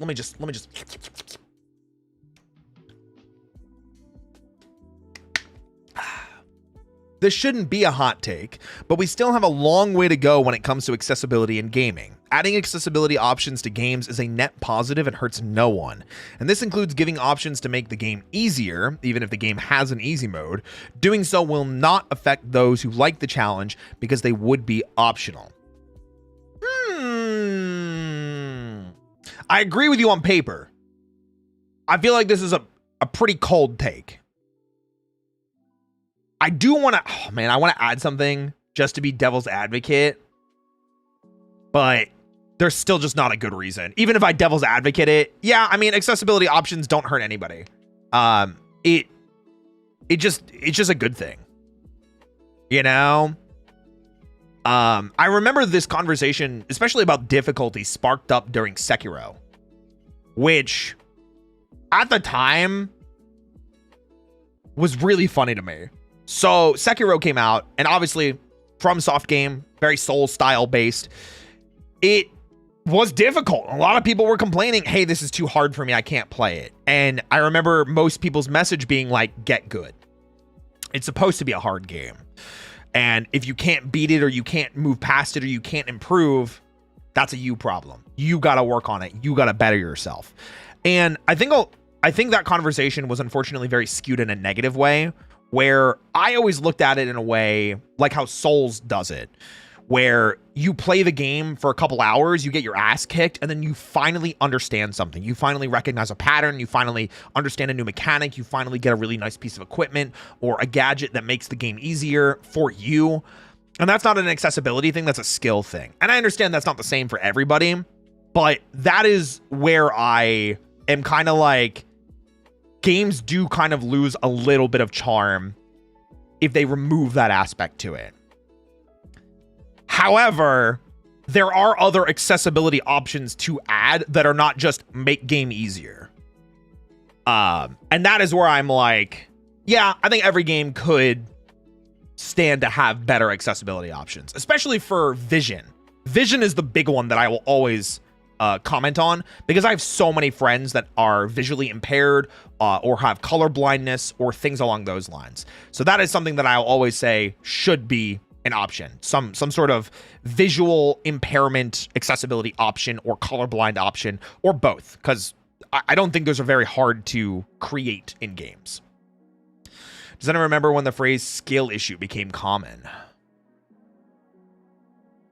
I feel like around Sekiro. That's kind of why I haven't tried out Souls games. I feel like the game is just rage baiting you. I play games to have fun and relax, not to get mad at. So the thing to remember, though, in response to that, Mage, is that the game isn't designed to rage bait you.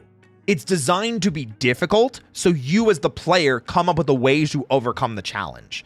I understand that that's not for everybody, and I understand that's not entirely fun for some people.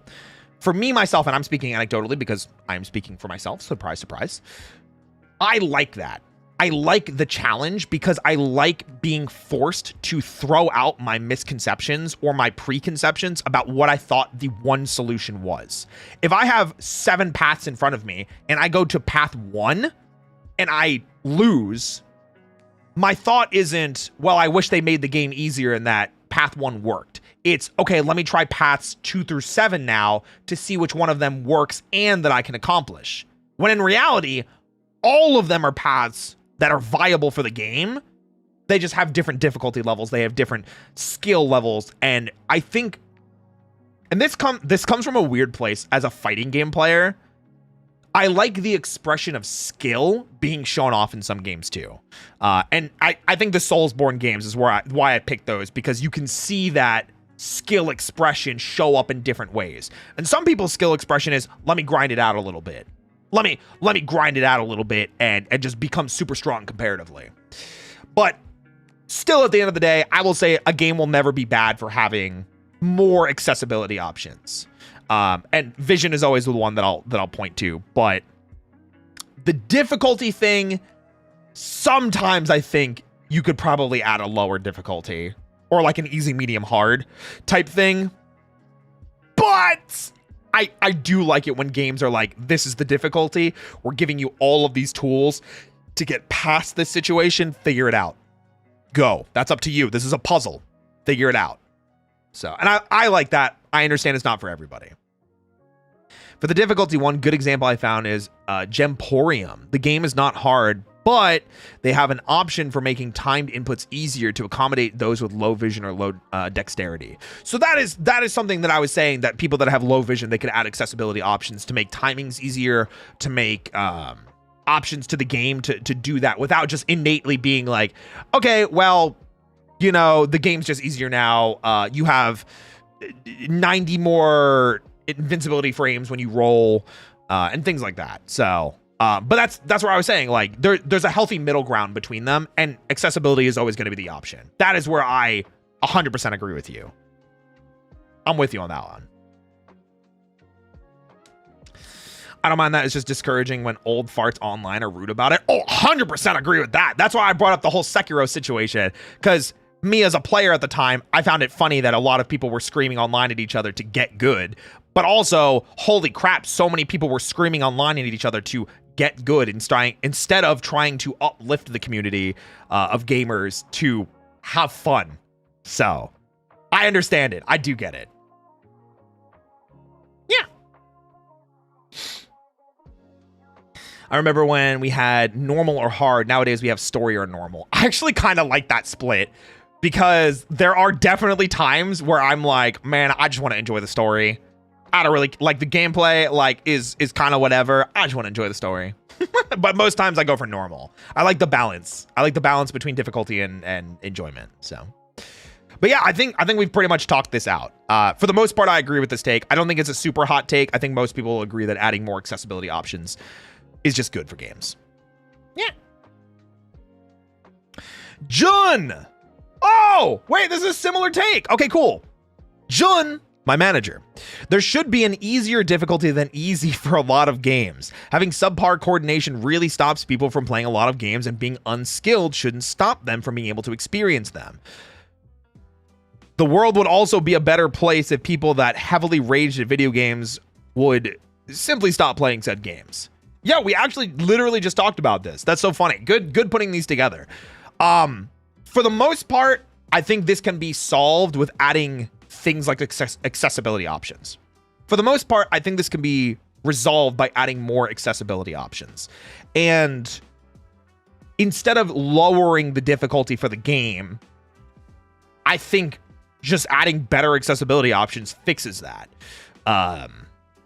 Because if there's one difficulty, if this is like the base difficulty, like looking at Sekiro, I think that's the perfect example.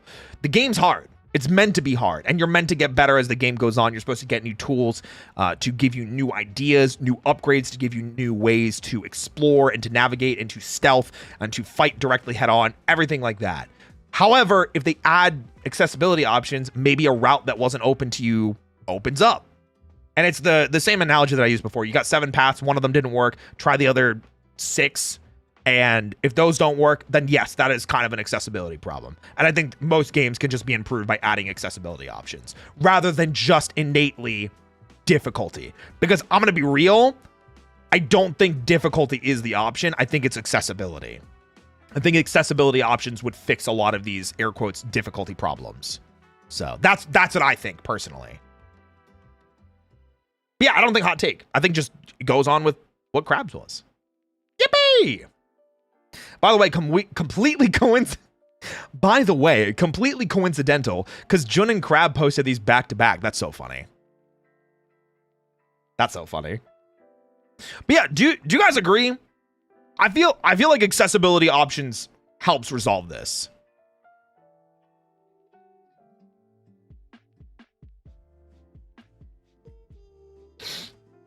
The issue with games like Sekiro is that you don't necessarily get better at the game. Sometimes you just suck at something in the game and you don't improve.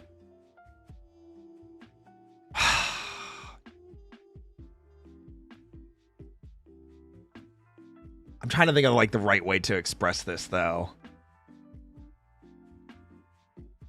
I mean, I think that's just where accessibility can help though. Because like if you suck at something, why do you suck at it? What's the root cause of you sucking at it? And it could be a number of reasons. And it's something, if it's something that's beyond your control, that's where accessibility can help.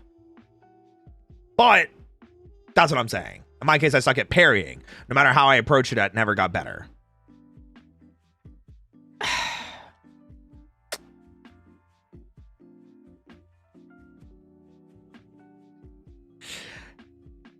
I don't think I can properly explain this without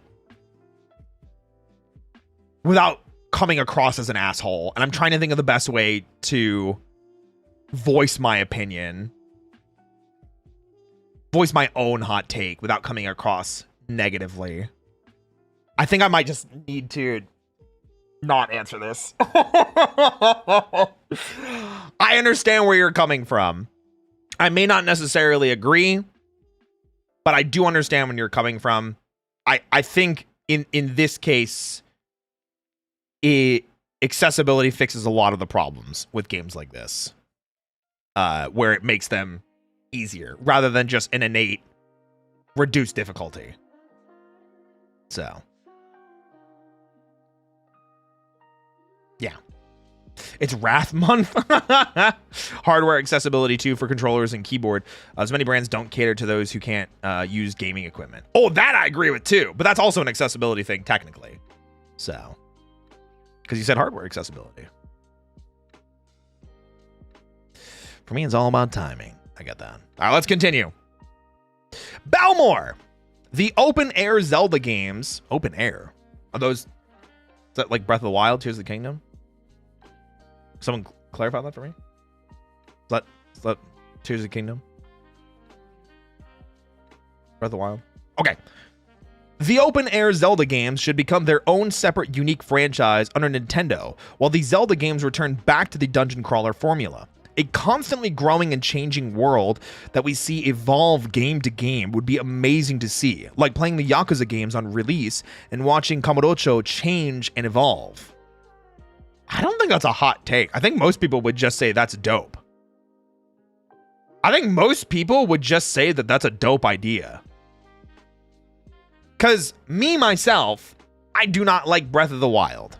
I thought the world was far too open with not enough to do in between. I thought the bosses and the divine beasts were not fun. The shrines got really boring after a while. I was really frustrated that the game basically opens with giving you every single tool and there didn't feel like a progression system. That as I continued the game, all I was getting was more hearts or more stamina. And I hated the durability system.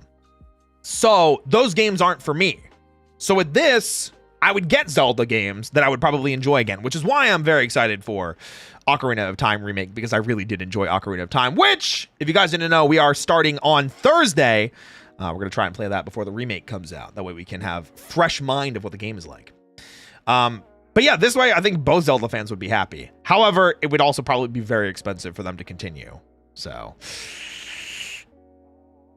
you know...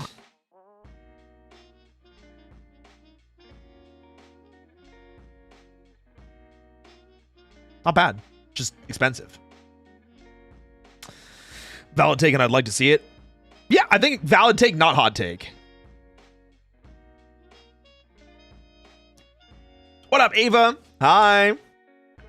To be honest, Zelda Breath of the Wild and Tears of the Kingdom were so confusing, and they burnt me out so bad. I prefer the book so much more.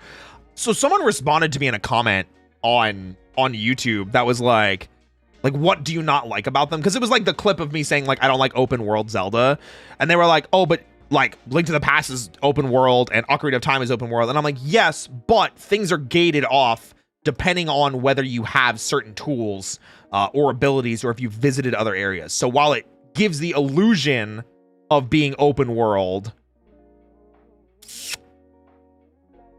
you really are kind of put into a path that gives you some branching options that they come back together. Like Resident Evil.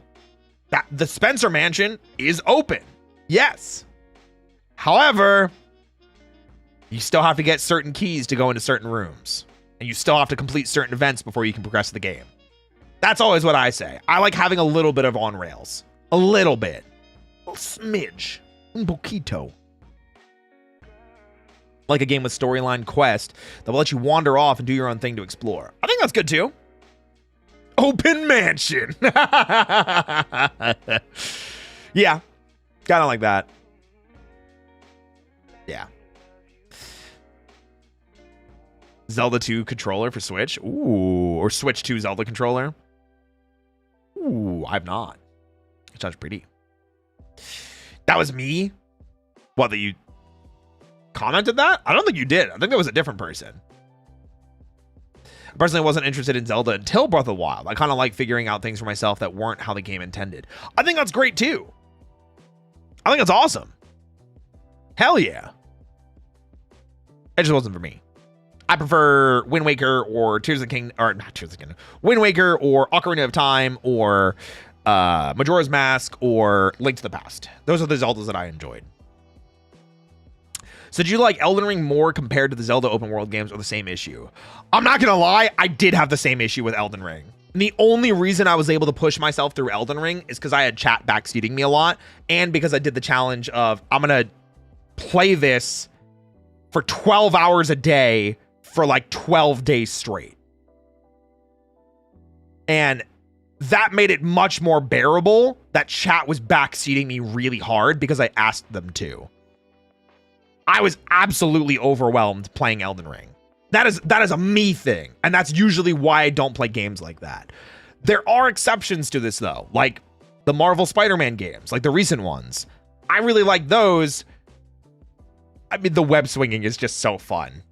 You know, the web swinging is just so fun. So I was able to kind of make an exception for those because the traversal is so easy. But also you beat something and then it's like, hey, the next story quest is over here. And just beeline it over there if I really want to, or I can go explore. So, which kind of what it boiled down to. All right, let's continue. Next is from Tavi B. Turnabout Big Top from Ace Attorney Justice for All, which is case 3 with the tiger. Is exactly where it needs to be and is very important in its own way. I like Turnabout Big Top because the whole case is a metaphor for how Francesca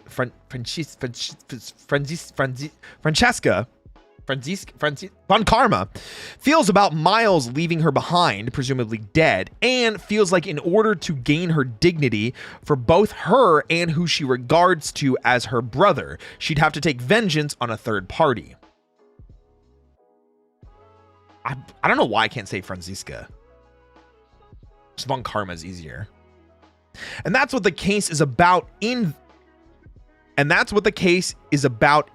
of the actual crime. It explains why Franziska is so angry when she loses the court case, and it justifies the reveal that her and Miles are technically siblings in this chapter. Finally, it even recontextualizes the second case, since that too is about siblings. Okay. The ironic thing, Tavi, the things about this that you're like, this is what it needs to do and does it. I agree with you.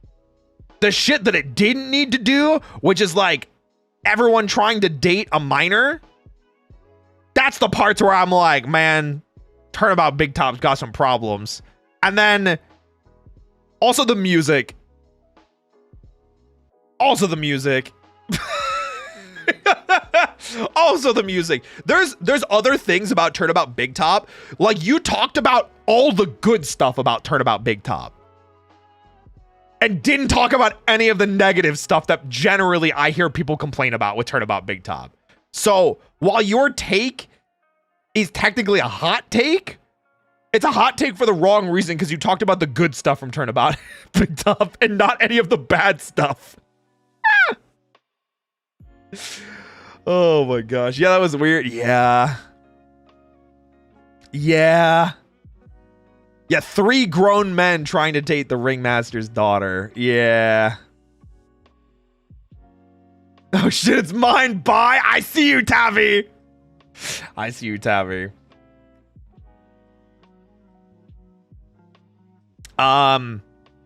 Yeah, I mean, like, I like all the good things that you said about Turnabout Big Top, but dislike all the other things. So, and the pacing for it's also kind of ass. Because I hate the whole, like, I know this answer, but I'm not going to tell you it until you do this for me. And then it felt like I had a lot of running around. It very much felt like an episode 3 for Ace Attorney. So. But yeah, it happens. Sage! Welcome back. I hated the puppet. Yeah, the puppet was also creepy.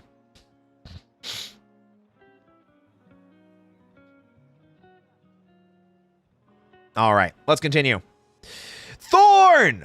Lords of Shadow was dreadful, and I'm glad it's gone. I like my weird Castlevania stories, but that was just unbelievably convoluted. However, Grimoire of Shadows, rest in peace. So much cool lore and satisfying interaction with beloved franchise characters. No hate if you like it. It is a great game and story if you're not attached to the lore that came before it. Besides, Castlevania's retconned so much through the decades. Okay. I think there's a lot to unpack here. I'm not sure what Grimoire of Shadows is, though. What is Grimoire of Shadows? Do I just not remember? Am I just dumb? Do I just not remember? Mobile game? Oh, you got me. Had so much lore. Listen, I'll take your word for it. I didn't know. I will plainly admit, though, I enjoyed the first Lords of Shadow. But looking back at it, it definitely was not perfect. I did enjoy it, but it wasn't perfect. And I'm not going to sit here and try and like say like, hey man, that was a great time. It was a fun time at the time. But then Lords of Shadow 2, everything that I saw about it, because I didn't actually play Lords of Shadow 2, I just saw a bunch about it, looked dreadful.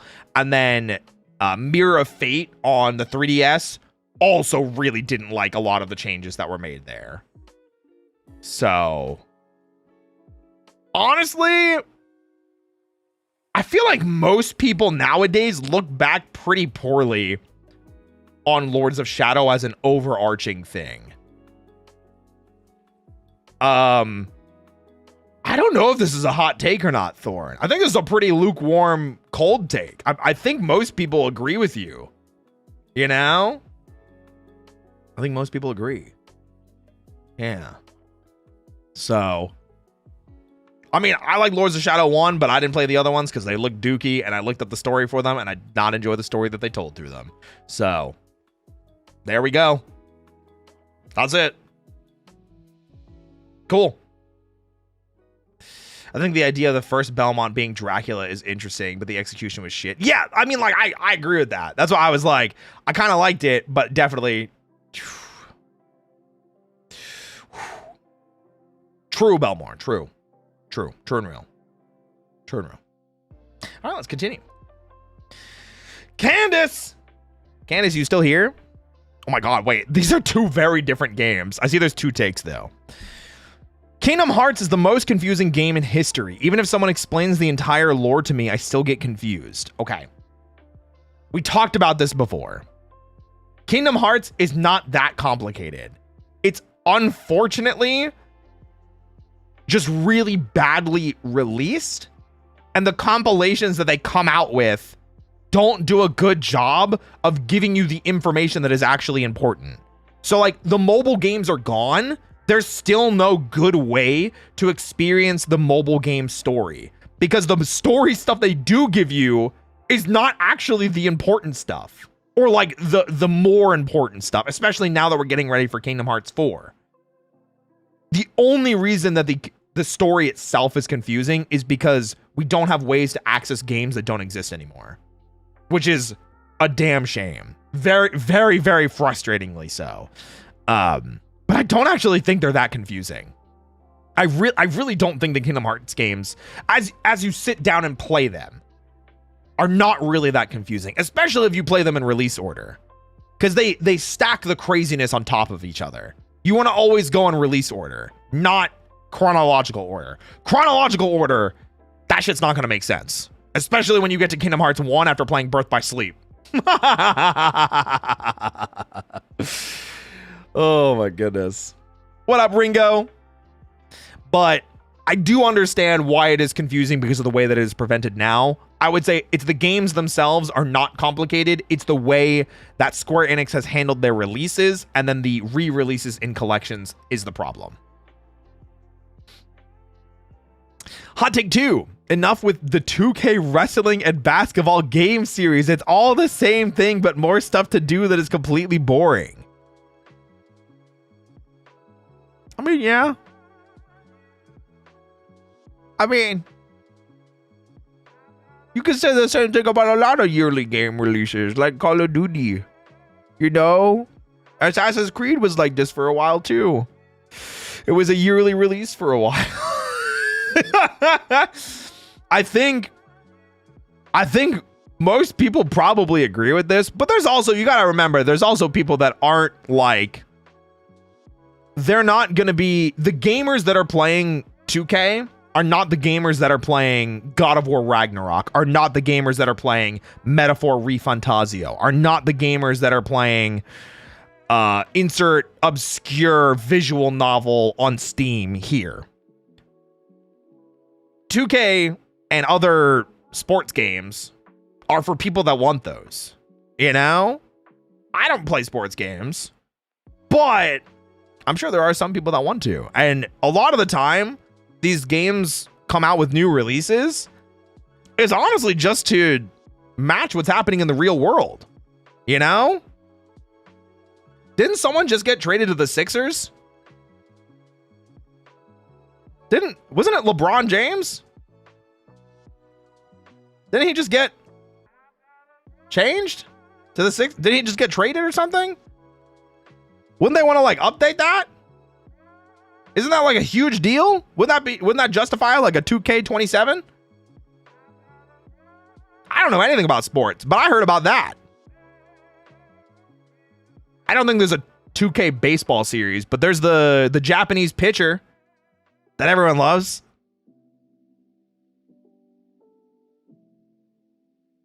I know that. So I think there's, I don't know about the completely boring stuff. Shohei Ohtani, thank you. But like I know about, so that's what I'm saying. Like the yearly releases, I can understand, but like sometimes they just want to keep up with the new stuff that happens every year. A whole year of games happened. A whole year of storytelling sometimes with wrestling games happened. Isn't FIFA a 2K series? I got no idea. I'm gonna be real. Yeah, for a completely different demographic. So I understand why you feel that way. I understand why a lot of people would feel that way. I'm gonna be real. I'm gonna let them enjoy their shit. Because I'm gonna buy the new Persona. I'm gonna buy the new Final Fantasy. I'm gonna buy the new Onimusha. I'm gonna buy the new Resident Evil. Of course, it's telling me a new story. Just like 2K2 or 2K27 will air quotes tell a different story than 2K26 did. Different games for different people. Yeah. What up, Jasmine? Hi. Yeah. Oh my God. We got a paragraph, guys. Oh my God. We got an essay. We got a college thesis, guys. Motomami. I see you, Motomami. Here's my shot. RE4 Remake is better than the original. While I consider both base games equally perfect, there's one thing that puts the remake ahead of the original: Separate Ways. The original version of Separate Ways was created to avoid potential backlash from the community about the graphical downgrade of the game on the PS2 compared to the GameCube, and so the quality of Separate Ways wasn't as polished as that of the base game. Although it did extend the gameplay experience, the truth is that it was a mode that didn't add much and was easily forgettable. But all that changed with the remake. I had finished the base game and was aware of the elements that were missing or discarded compared to the OG game, points that had drawn criticism eventually. Yet, in my opinion, I saw they succeeded in adapting the classic story for a modern audience. When the DLC came out, I couldn't believe how well Ada's story complemented with the main narrative. They managed to take key elements that lacked logic or simply had room for reinvention and improved them. To make things short, the DLC no longer felt like just an extra or separate mode, but rather a true complement. Why did I not be able to say that word? Let's redo that sentence. To make things short, the DLC no longer felt like just an extra or separate mode, but rather a true complement. a missing piece the base game needed.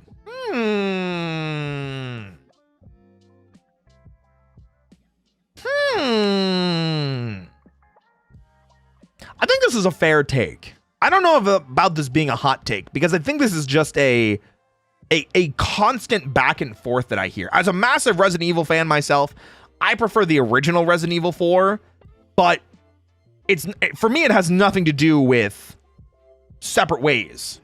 For me, it has everything to do with the atmosphere, the feeling, the energy. I really like some of the campiness that we feel from original Resident Evil 4.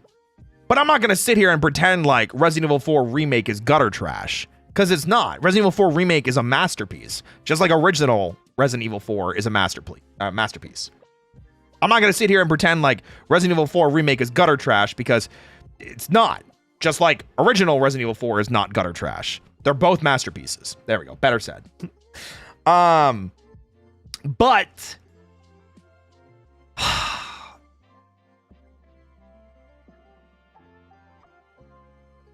that's a tough one.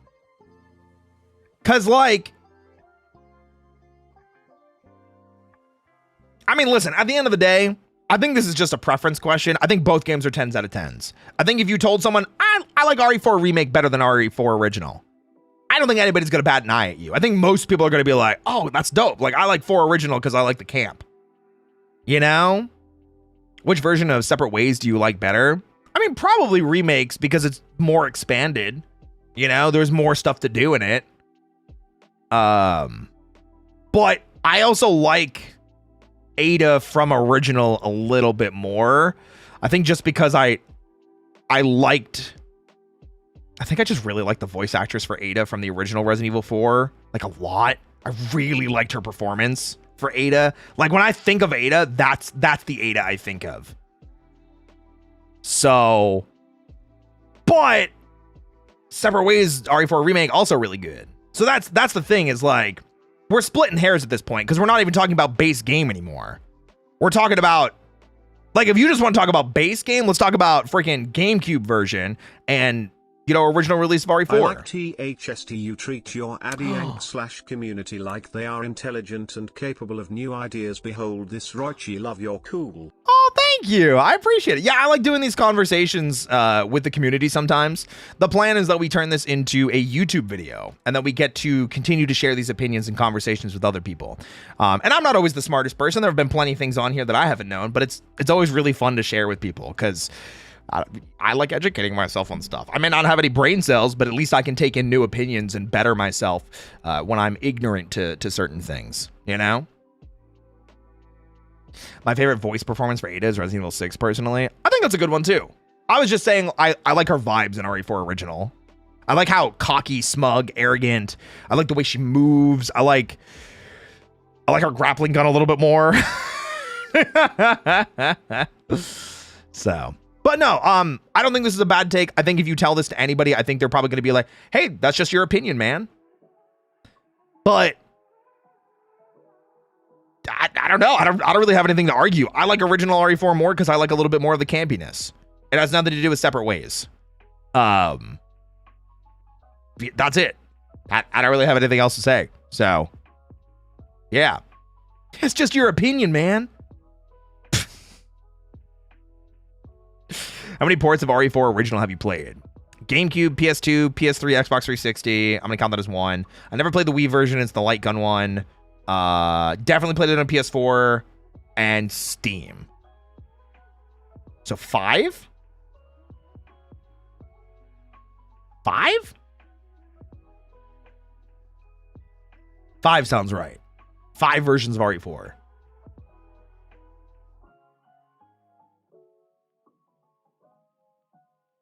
That sounds right. I played all 3 RE4s. I prefer the PS2/Switch. I didn't even play it on Switch. Damn. Hot take. Did not like RE4 OG at all, but for Remake, maybe actually like the story. That's confusing. It's like the same story. I mean, like, sure, there's some, like, small differences, but, like... Anyway, Let's continue on. Next is from Anzel. Anzel, are you still here? Don't know if it's a hot take, but Super Smash Bros. Is probably the most overrated and overhyped fighting game series. Also, every game people played became Fox only, no items, Final Destination, and would only use Also, every game people played became Fox only, no items, Final Destination, and would always hear people complain using items is cheating. Okay. Okay. That's like just your opinion, man. Okay, so here's the thing. Here's the thing. I'm a freak, and I will say that I think lumping Smash in with other fighting games is incorrect.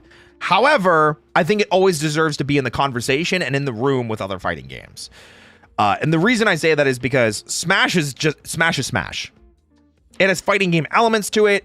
Smash is Smash, and deserves to be in those rooms, in those conversations, in Evo, in fighting game tournaments, and things like that. But Smash is Smash at the end of the day. Overrated and overhyped? Like, that's just your opinion, man. Like, that's just your opinion.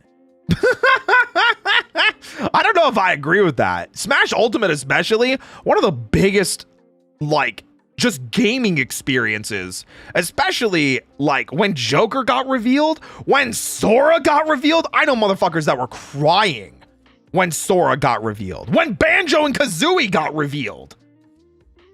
Damn.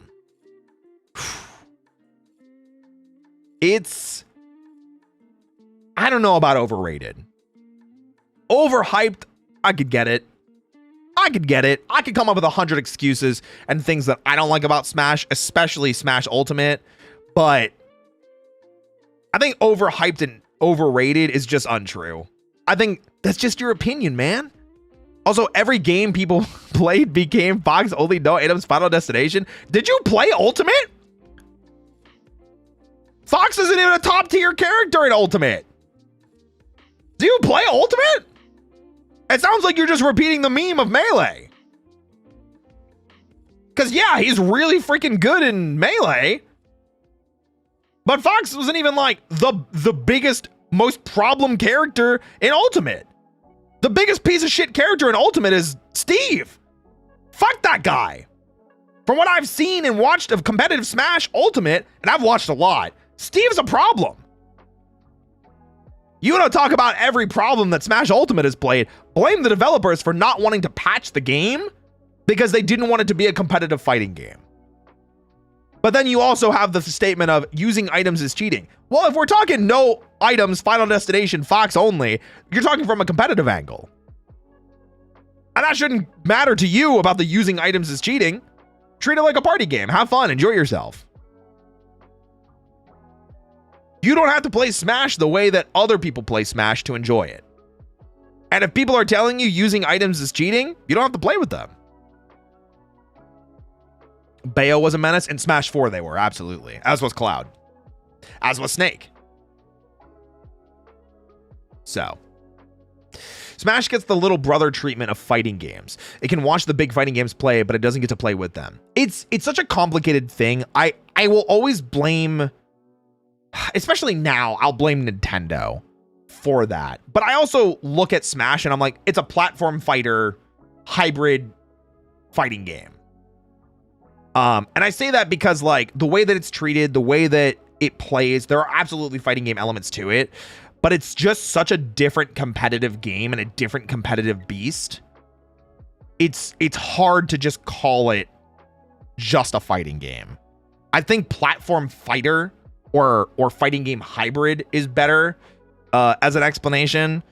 But that's just splitting hairs. I don't think it matters. And I think it always deserves to be at tournaments and always deserves to be in the conversation and always deserves to be in the room, regardless. That's why I say it's just splitting hairs. And it deserves to be at Evo. But that is, again, that's the Nintendo problem. Because Nintendo doesn't want to call it a fighting game. So. Nintendo doesn't want it to be a competitive fighting game. It's probably the better way of putting that. But have you considered adding more anime sword fighters? Yeah.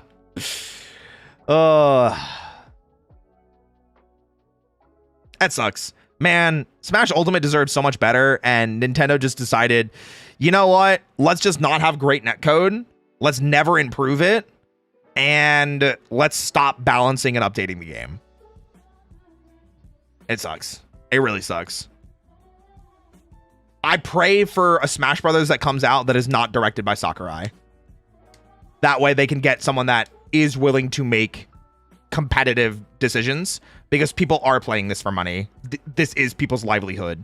And I think there is a world where they can do these changes and keep both casual and competitive fans happy and excited.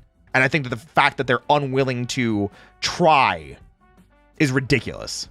The game's over 25 years old. The fact that they've never tried kills me. That's my hot take.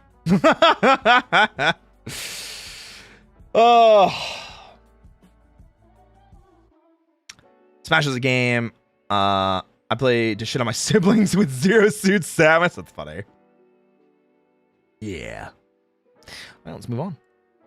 Belmore. 3D Mario is better than 2D Mario. 2D Sonic is better than 3D Sonic. Nintendo is better at providing interesting worlds. Sega is better at providing tests of skill and challenges.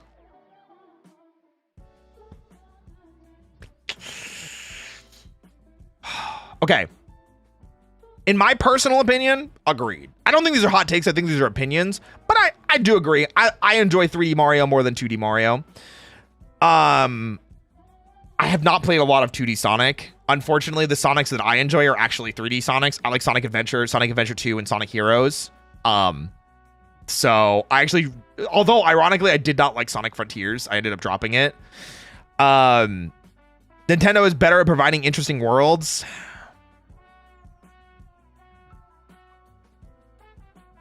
Okay. But you're saying Nintendo versus Sega for this statement. Sega also now includes Yakuza and Persona. And listen, if we're talking first-party Nintendo versus first-party Sega, you know, that's a toughie. That's a toughie. Let me be more clear. Sega, I mean Team Sonic. Okay, I see you. Aren't all hot takes opinions, though, just unpopular ones? So, yes, but it's like, what does better mean?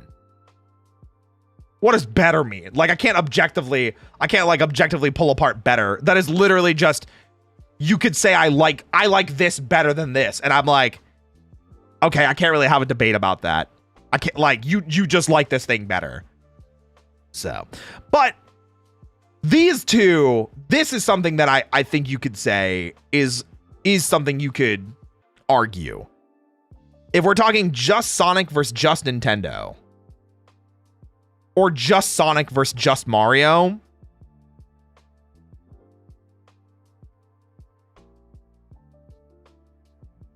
that's a toughie. Whoa, I don't know if I could pick one. Yeah, the difference between objective take versus subjective take. Exactly. I think this just comes down to preference. I'm gonna be real. This might just be a subjective thing too, because I think there's arguments to be had on both sides. Unfortunately, I don't have a dog in this race. I don't play enough Mario nor Sonic to frankly care enough. But like immediately off the top of my head, I can think of so many worlds and levels from both franchises. And I think that is a testament to how good both of them are at creating worlds and tests of skill and challenges. Because I can also think of things from Sonic Adventure, Sonic Adventure 2, and the Mario games I have played that are like challenging and difficult. So sure. It's like just your opinion, man. I'm just gonna keep saying that for the ones that I can't comment on. I don't know what to tell you. Like, I think there's sides to both on this one. I don't think this is a hot take. I think these are just opinions, which is fine. What up, Goku? Really huge fan of Pang with another Kingdom Hearts take. Ooh, another Kingdom Hearts take. I'm excited. Also, don't know how many I can, but the other one is, I think people over-exaggerated how complicated Kingdom Hearts is because it's not. Yes! I didn't play the games until a couple of years ago, and I was fine. As someone who has been a fan of other overcomplicated long-running series, cough, cough, FNAF, and Resident Evil, cough, it is way more consistent than people like to say, especially if you play all of them. You wouldn't skip a book and complain about the book after it bringing it up now, would you? Yes! I just agree with this. This literally goes back to what I was saying before. If you absorb the content that exists in the Kingdom Hearts universe, literally the complicated and difficult part of Kingdom Hearts is Square Enix not providing an easy, concise, consistent way for you to absorb all of the content. Unfortunately, the collections they have do not properly go over the content from the mobile games. So there's no way to experience it because the mobile games are gone, which means you have to go to YouTube for that stuff. And that is where it is complicated. That is where it is frustrating. And that is where I understand when people say, I don't want to get into Kingdom Hearts. It's air quotes too complicated. Maybe the story understanding isn't, but understanding how to consume the content. But I agree with you. It's really not that difficult. It is just convoluted to consume the content. Did the mobile game have important lore? Both of them did. Yeah, a lot of important lore, and not nearly enough of it is covered in what Square did. It's like they barely scratched the surface, especially now that we're getting into Kingdom Hearts 4. They're literally showing characters that were important in the mobile games. So, yeah. So critical lore can't be accessed out of YouTube. Yep. 100% agree. That's it. It's not hard to understand. Yeah. Kingdom Hearts lore is not hard to understand. It is hard to consume. It is hard to find a way to get to the content.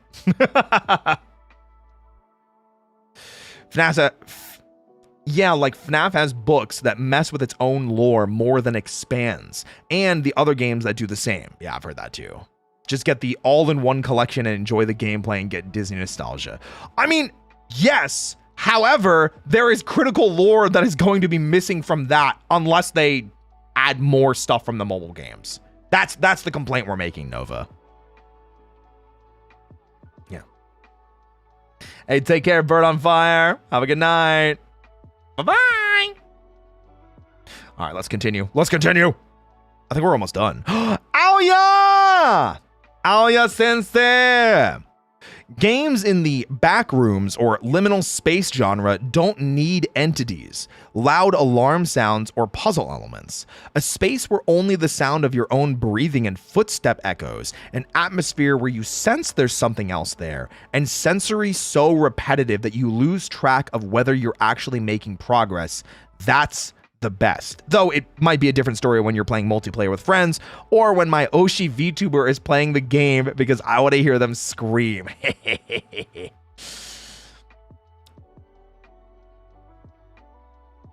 Ooh.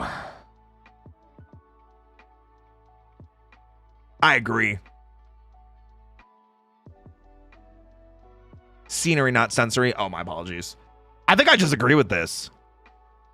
I think genuinely this is just a good take. Aoya, I don't think this actually might be a hot take. I think horror games can absolutely be creepy and scary without necessarily having a monster that just chases you and kills you. I think there are ways to make horror games that just have frightening environments that you walk through. Of course, then they become walking simulators, but the Backrooms is that unique that I think you could just do that. I don't know if I agree. I mean, it could just be like get from point A to point B, go. Like a giant maze, procedurally generated maze with sounds and breathing and creepy atmosphere. I think absolutely I agree with that. But someone's going to have to make it for me to see it. The whole point of liminal space horror is that there's nothing there and your imagination starts seeing shapes in the dark. Yes, and that is kind of the point. That's what I'm agreeing with Aoya in this case. Yeah. I mean, like, The new Cthulhu games where each player hallucinate differently. The fear there is knowing which one is different. Which one is being real. I like that too. Because if you make it multiplayer and everybody has different hallucinations, that's also creepy. People have different sensory overloads. You know, like, oh, I hear footsteps behind me. Really? I hear breathing in front of us. What do you mean? And then there's nothing there. Yeah, this could also be an opinion thing, but I also just think there's a world that exists that we live in where this could just exist, you know? Oh no, my psychosis. A lot of that on VR chat. I think that would be dope. I think we should get more mainstream games like that too. And yet I would die. I would probably die as well. Or scream, like Alia said. I'm with it. I'm with it. I'm with it. What did Roxas say? Do what Final Fantasy Resonance is doing with Final Fantasy Brave Exvius and make the mobile games into a full-fledged game that has all the story. I mean, I'd be down for that too, but I don't think Kingdom Hearts is going to do that. Unfortunately, I think that'd be dope though. And then an example of one would see a statue in the forest where the other one sees a hole with spikes, or make another player look like a zombie and they aren't. Ooh. Yeah, no, I'm down for that. I think that sounds awesome. All right, let's keep going. Crusader Legoshi with a... Oh my God, this is a thesis if I've ever seen it. Oh my goodness. Mine is not related to a single game, more to a sentimental... Sorry, redo. This is from Crusader Legoshi, and it is a full-on thesis. Mine is not related to a single game, more to a sentiment... I can't speak. One more time. This is by Crusader Legoshi. Mine is not related to a single game, more to a sentiment surrounding the video game medium and hobby, like an ever-oppressive fog. Whoa. Apologies in advance if this sounds insane, crazy, or just plain silly. I know it's very common today to think that video games are worse than they ever have been. The magic is gone, the old days were better, and you're living in a fantasy if you believe otherwise. But I don't agree. We are in an unprecedented golden age for video games. Not only in the sheer quality of titles coming out across all genres, not only because it's easier to obtain and play video games than ever before, not only because preservation is more accessible and more accurate than ever before. It's because video games are truly decentralized.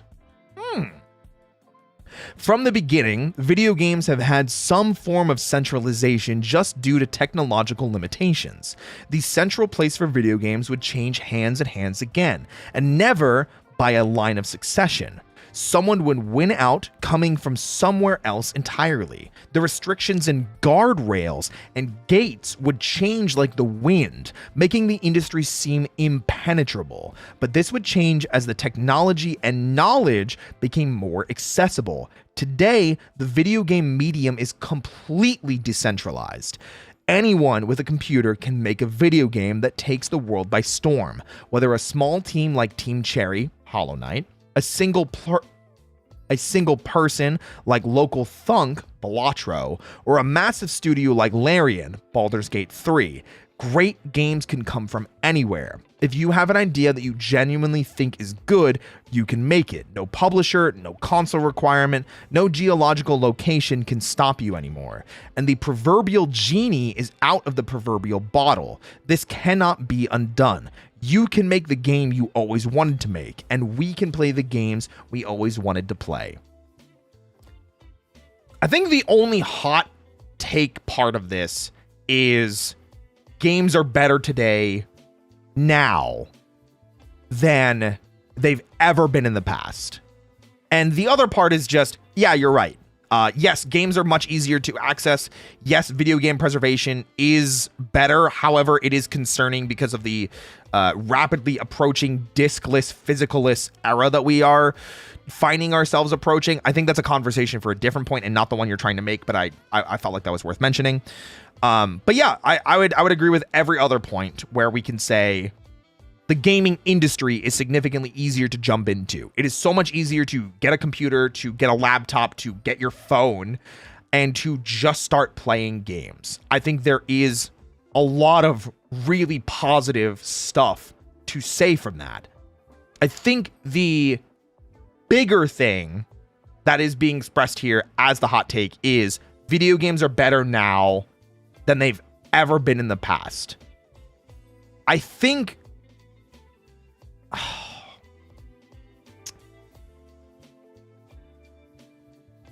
okay. That's kind of the subjective part. That is kind of the subjective part of video games being better now than they were before. The industry is definitely easier to jump into. It's more volatile, like Belmore is saying. I agree. Making games is accessible to anybody to some capacity. But it's also way easier to kind of get stuck in the bloat. And I do see other people saying, yeah, it's easier, but also so bloated. There's a lot of shit out there. We're seeing an unprecedented amount of games coming out every month, every year. And yes, we are getting significantly more games that are genuine bangers. I think the 3 examples you have here, Balatro, Hollow Knight, and Baldur's Gate 3, I don't think anybody would argue that any of these are games of the year material. You know? I think they've all probably won Game of the Year awards. And I could even go down a list and start thinking about those as well. The thing that I think is worth talking about, though, or worth mentioning, or worth at least debating is when we talk about gaming today being better, or games today being better, are we just talking about accessibility? Or are we talking about the quality of games? Or are we talking about the quantity of games? There's a lot to dissect from this, and I don't think it's necessarily a hot take. I think it's a conversation to have. Because I see where you're coming from in saying that games are, air quotes, better nowadays. But there's also a lot more modern problems that we're having. Like we kind of talked about before, the crisis with physical media, licensing, whether we actually own things or not. There was... During this era of gaming in the past decade, there was the whole, you can't stream this game. And remember when Sega told people that they weren't allowed to stream Persona because they didn't want people spoiling the story? There's still restrictions like that to this day from sponsors that will tell you, hey, you can play this game, you just can't play past this level, and you can't play to the end of it. There's so many things that are, while yes, we do have more access, there are also significantly more boundaries that we as players run into. I think there's sides to argue on both. Back in the day, it used to be grab the cartridge, play it, you own it, trade it in, get a different game. Anything in. Anything you want. You know, that's your game. Nowadays, it might not be the case. There's a lot of different rules and laws and regulations, especially with streaming and content creation. Modding also makes a lot of things muddy. Emulation also makes a lot of things muddy. Fan games also make a lot of things muddy. I think it's a very difficult conversation to have. And I wish it was one that we could actually like sit down and talk about more. But I think it is too broad to say gaming is better. I think it is more accurate to say gaming is different. There are definitely good things, and there are definitely bad things. That is probably where I will leave that. You have to dig through so much slop to find that diamond, but then again, there were also a lot of crap games in older days. Yeah, I mean, look at all the crazy sports games they had back in the day, which were not tested and just had like the cover of a football player that was famous at the time, you know? I also think it seems better because we have a lot more options. Before the indie game boom, you were limited to what only big companies provided, but now you can find whatever niche game you're looking for or make the game. Yeah, and I mean, we talked about that before. There's so much you can just argue in every direction. So I think gaming is different. It's not better, it's not worse. I think it is different. I will probably not include this part in the video. There are pieces of gaming that I miss from the 2000s. There are pieces of gaming that I miss from the 2010s. There are pieces of gaming that I miss from just 6 years ago, you know? It is crazy how fast the gaming landscape changes, but it is important to recognize that it's just going to keep changing. So, yeah. What up, Angel Star? What up, little small cats? 2017 was a good year for gaming. That was Persona 5 and what else came out in 2017? I don't even remember. Damn. What else was in 2017? Titanfall 2. Okay. Haven't played it. Take your word for it. All right, let's move on. Switch 1, Zelda, Breath of the Wild, Mario Odyssey, Resident Evil 7. Yeah. Good year. Good year. All right, let's move on. Let's move on. Blade. Shadow 515. Legend of Zelda Breath of the Wild is overrated. The combination of limited storage and weapon durability and all of the simulation aspects were just annoying to me. I want to go to dungeons and hope to find new items, not have 90% of my kit before I leave the tutorial island, and feel like reason to explore when exploring is such a core part of the actual game. Oh, sorry. Let me redo that. Legend of Zelda. Wait, what is LOTZ? Shouldn't it be TLOZ? Legend of the Zelda. The Legend of Zelda Breath of the Wild is overrated. The combination of limited storage and weapon durability and all of the simulation aspects were just annoying to me. I want to go to dungeons and hope to find new items, not have 90% of my kit before I leave the tutorial island, and feel little to no reason to explore when exploring is such a core part of the actual game. I understand many/most people enjoy those aspects, and I can see where it's good, even great at times as a game. I just feel like I'm the only person who has any issue with the game at all. You're not. I literally talked about all this before. This is a hot take, but yeah, I'm with you. Genuinely, I agree with this. Hey, take care, Motomami. Listen, when there are spelling mistakes or grammatical errors and it changes the context of a sentence, I shut down. My brain is like, what just happened? I go sicko mode. I go crazy. So, bottom line, Legend of Zelda Breath of the Wild is overrated and has some very obvious glaring problems that people don't want to talk about. I agree. These are actual issues that I've complained about since I started playing Breath of the Wild, and big reasons as to why I dropped Breath of the Wild. Very frustrated that the exploration yielded basically nothing except for weapons or items that had durability tied to them and didn't actually make it feel like I was getting stronger. It was cool, I found an item. Well, I don't really want to use this. Maybe I'll save it for the final boss. And then my inventory is full up of weapons that I don't want to use because I don't want them to break. So I finally get the Master Sword only to realize that that too has to recharge. And the world just feeling so open. I could go on and on and on and on, but this is a hot take I agree with. I've talked about it before. I've talked about it in other streams and other videos. Breath of the Wild lost me. I got 20 to 30 hours into it. I did 2 of the Divine Beasts. I got the Master Sword. I did a lot. But it just lost me. I couldn't stay with it. So, yeah. Ryuhi. Glory kill / slow motion parries / animation locks, etc. that interrupt combat ruin the flow in FPS / action games. Yes, I realize the irony of saying this as a Doom fan, but I'm more about classic than 2016.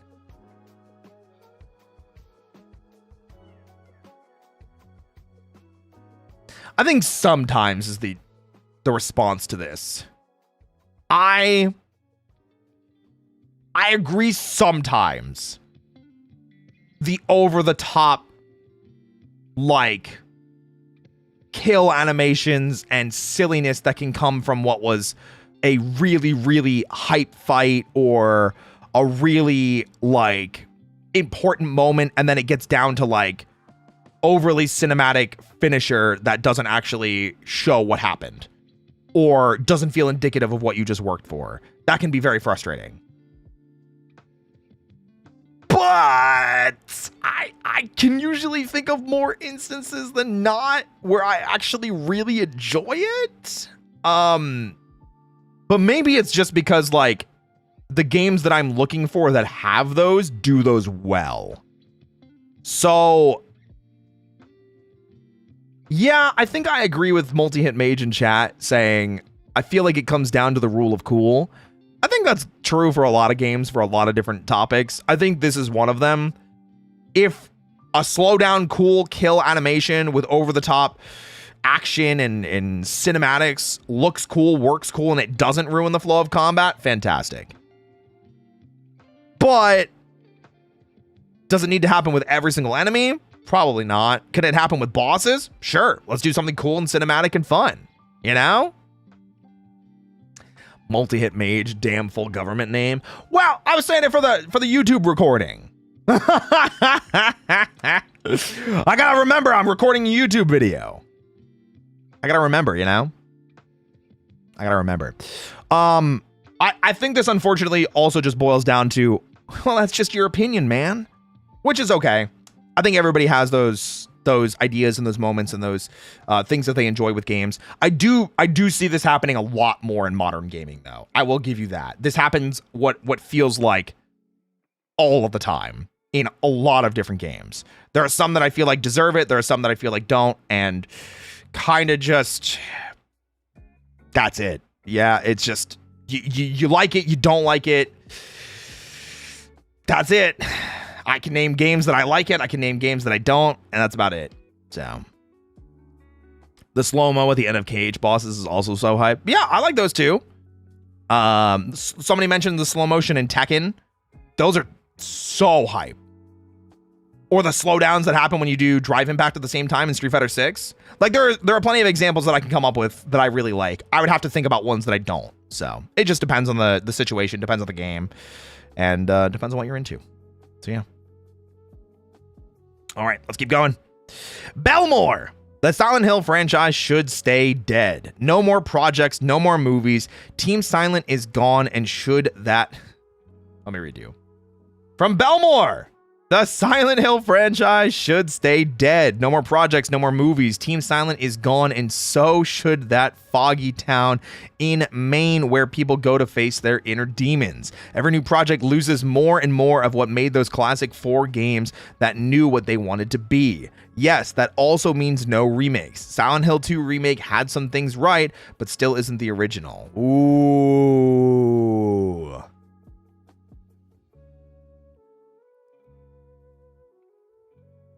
That's a spicy take, especially because we're getting Silent Hill 1 Remake.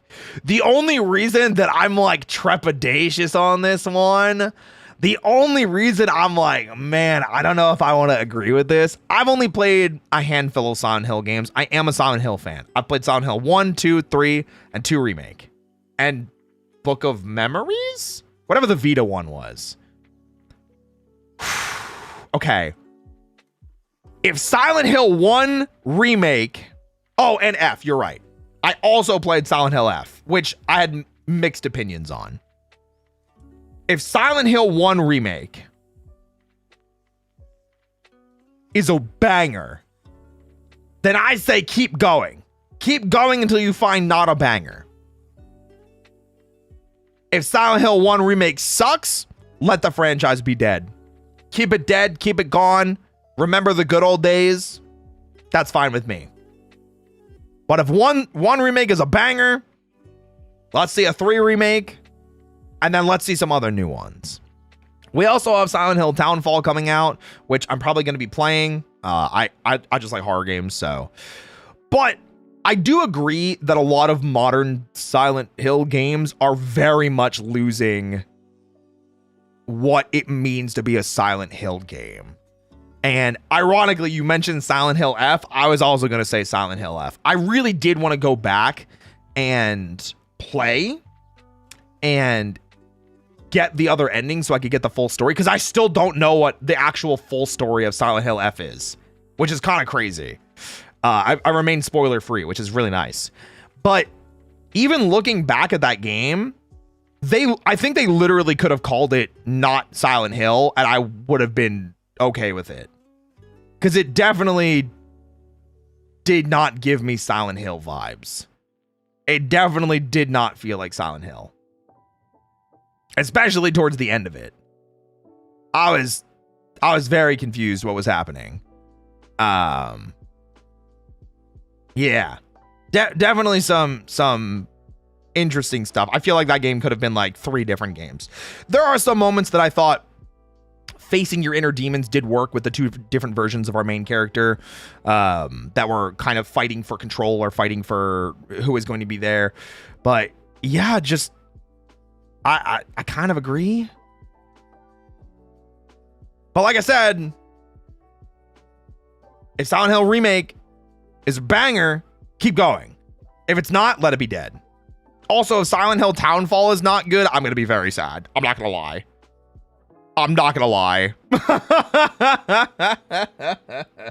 But I will also go back and say on F, I think if I went back and played it and did all of the endings and fully understood the story, I might have a different opinion about it being or feeling like a Silent Hill game. There are moments of the game that do. I felt like the scarecrow, like mannequin / zombie body scarecrow part, that part, while I didn't understand the puzzle, I look at that and I'm like, oh, that felt dope.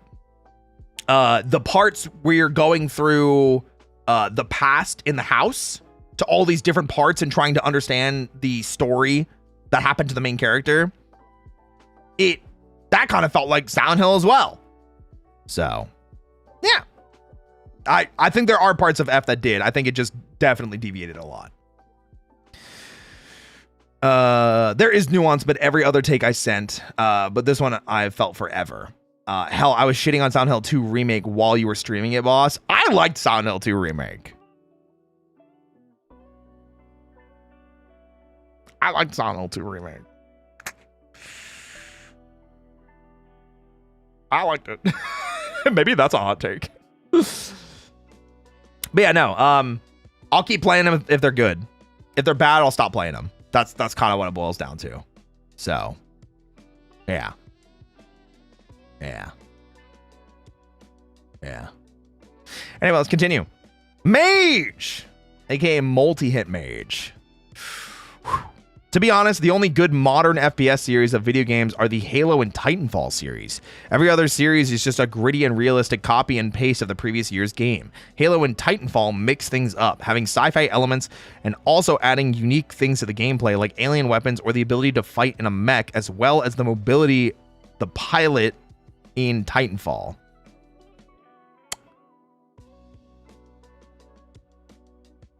Okay. I've not played a lot of Halo, nor have I played Titanfall, so it is a little bit harder for me to comment on these. But like,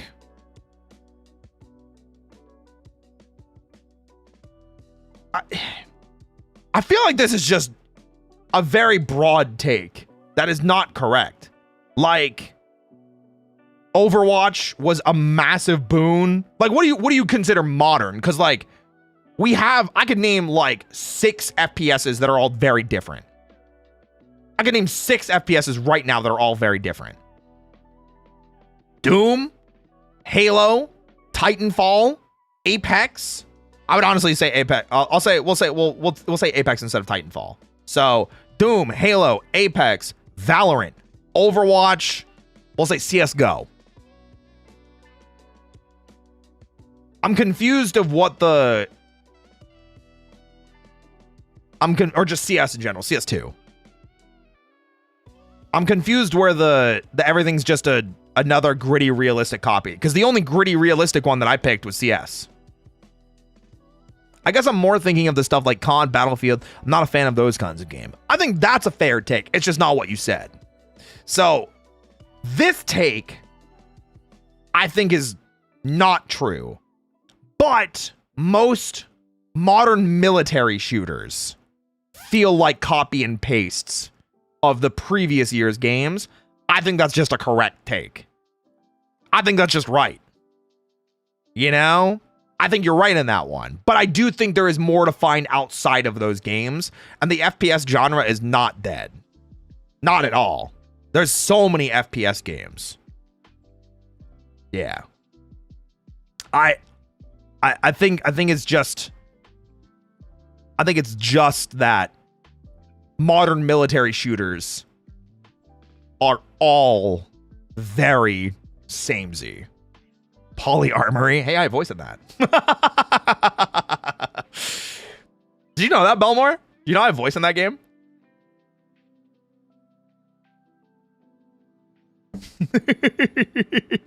I didn't talk about it much. I talked about it when it came out, but it was before I hit the size that I am now as a content creator. So I felt like I didn't get to talk about it too much. But that is a game I voice in with a couple other voice actor friends of mine. So, but yeah, I think it just depends. I don't agree with everything or every other series because we just named a bunch, but we did get clarification. We're talking like Battlefield COD and like generic military shooters. I kind of got that. I understand that. I think most of the time I see those types of games, I just roll my eyes and look away. So I'm with you there if it's those types of games. When it's something unique, I'm like usually locked back in. So yeah. This is from Cosmic. Hey. All right. Hot take number 1. Mass Effect 2, while a great game overall, was pointless to the baseline story of the trilogy. The opening arc of 3 showed the destroying of the Normandy, then resurrecting Shepard wasn't necessary, and the death mission at the Reaper base in 2 caused so many issues for Mass Effect 3, and having to plan for every possibility on who lived or died in that mission. Just about every main character in 2 was relegated to a side character in 3 because of it.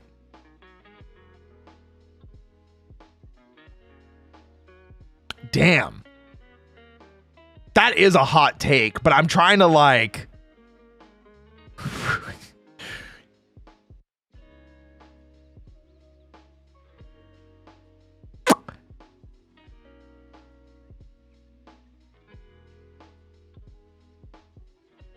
Okay. Garrus?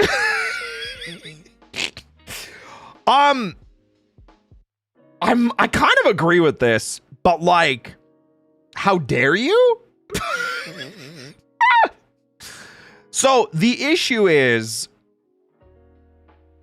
man, that sucks. It really boils down to Mass Effect 2 is such an important game because it brought Mass Effect as a genre or as a series into the limelight. Mass Effect 1 was pretty popular. Mass Effect 2 really exploded. And while it didn't keep everything, like the characters, to go into 3, I would say that it was incredibly important from a non-gameplay perspective of making it mainstream. Because prior to Mass Effect 2, Mass Effect 1 was stuck on the Xbox. It was an Xbox exclusive. So, yeah. He's right, but he's out of line. He's out of line, but he's right. Yeah. I think I agree. I would need to go back and play the Mass Effects, which is actually something I've been wanting to do for a while. I just don't have the freaking time. Surprise, surprise. But yeah, probably.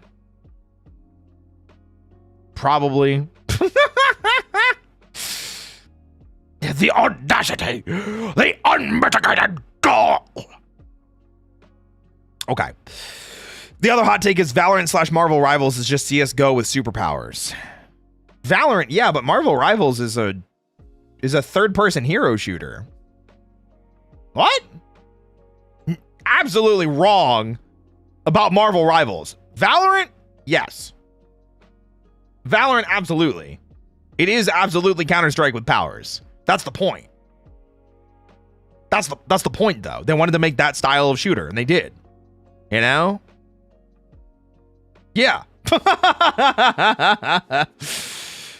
First take, you cooked. Second take, you kind of spilled the food on the floor. I don't know what to tell you. So, all right. Let's continue.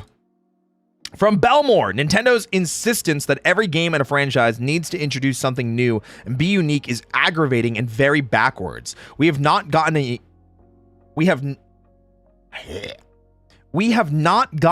unique Star Fox, F-Zero, Chibi, and Custom Robo Pilot Wings. So many games left to be forgotten because they have to each be special in some way and can't just iterate on what made them beloved in the first place. I think most people just agree with this. I think this is not a hot take. I think we just agree with it, but also fun to talk about. Which sucks because I actually really did end up liking the new Star Fox. The new Star Fox was actually genuinely so good. I had so much fun with it. It was so fun. I really, really liked it. I'm not gonna lie. I was so glad that I enjoyed it as much as I did. Man, I was so worried that it was gonna suck, and I really enjoyed it. And I got used to the new designs for everybody. Do I wish they went with something more akin to like what we saw Fox looking like in the Super Mario Galaxy movie? Absolutely. But these designs did grow on me. However, I'm not gonna lie, you're right on the other things. You're right on the other things. Yeah, they insist that everything has to be unique. I mean, even look at Pokemon. Literally, no Pokemon generation has had the same gimmick. And people have been screaming for Mega Evolutions to be like the main gimmick forever. You know what I mean? People just want Mega Evolutions. So it is unfortunately, it's just what Nintendo does. You know, even Zelda to a capacity has done it. You know, Twilight, or let's go to Wind Waker, or even Ocarina of Time. Time travel, switching between Link as a kid and Link as an adult. Majora's Mask, wearing all these masks, and the time travel aspect.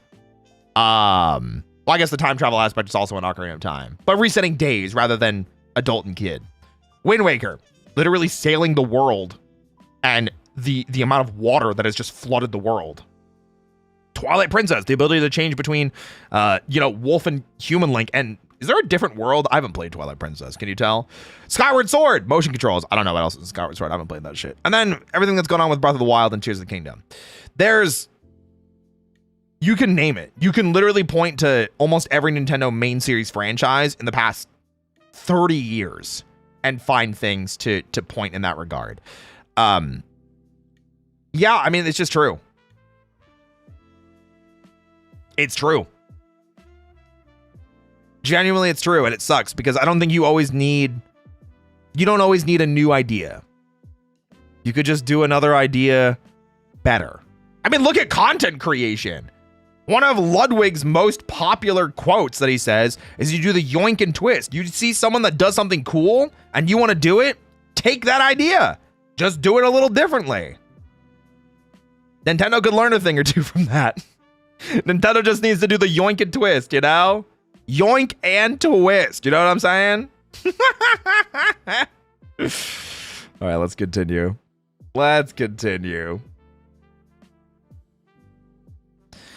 From Benjamin Oscar, who I did see in chat earlier. I think the Wii U was judged too harshly. It was the last time we got something really innovative as far as next-gen consoles go. And I honestly believe it would have been... oh my God, I can't speak. I think the Wii U was judged too harshly. It was the last time we got something really innovative as far as next-gen consoles go, and I honestly believe it would be more loved today than when it was released, considering how today's current generation isn't living up to the expectations and how the future of next generation feels so cloudy.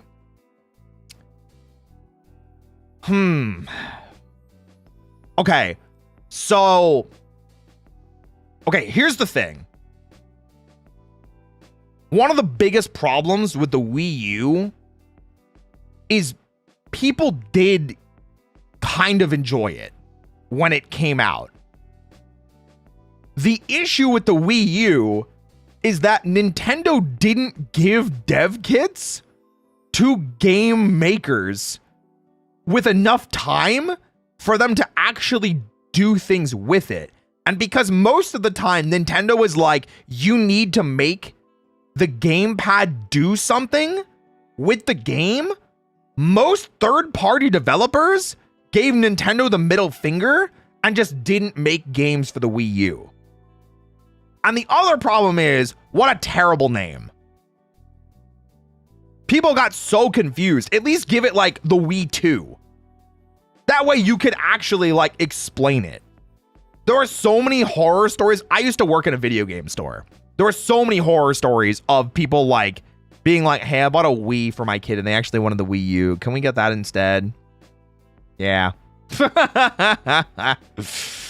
I wish there was a reality where it all worked. I think that's totally fair. I think there could have been a reality where it worked, but it definitely wouldn't have been when it happened. And I'm going to be real.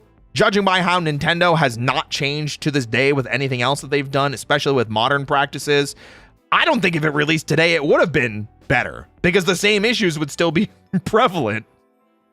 Also, thank you so much for the raid. Welcome in, everybody. My name is Roy Chiato, like a macchiato. I'm a coffee field host with the most professional voice actor, and apparently I'm blocking ads, so gotta love it. Guys, welcome in. Hi. I remember liking Zombie U on the Wii U. True. Yeah, there were a lot of games that were just not. The Wii U just didn't have a lot of games. That was a big problem. Didn't have good third-party support. Didn't have good first-party support. Where are the games? There were none. It really didn't. Yeah, it really didn't. Star Fox Zero shivers. That's crazy.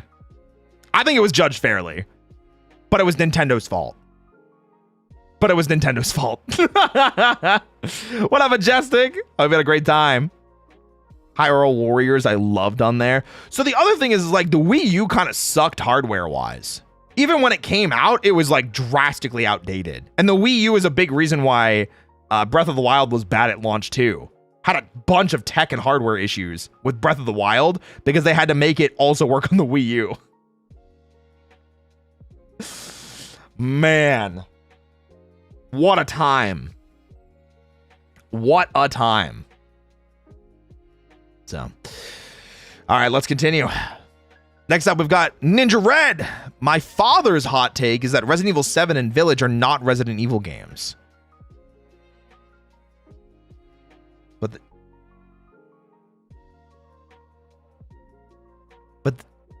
But they are. It says Resident Evil. But it says Resident Evil Village. I think they mean in terms of atmosphere and story. I don't know. 7 especially? Definitely felt like a Resident Evil game. Village, I can kind of understand.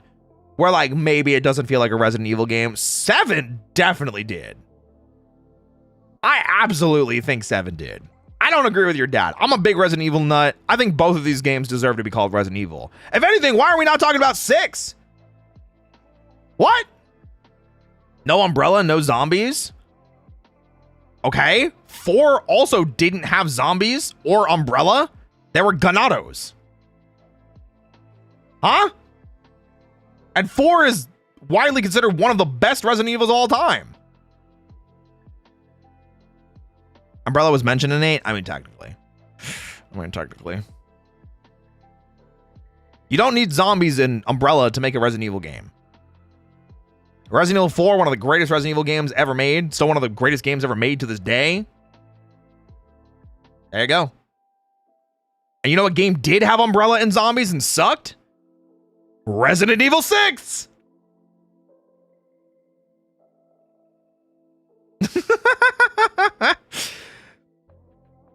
The thing that makes Resident Evil is setting, atmosphere, believable characters in a horror environment, the horrific mystery of how you are exploring this unknown territory, this dangerous zone. Resident Evil 7 feels a lot like Resident Evil 3. You have a Nemesis-style stalker walking around the house with you in Jack.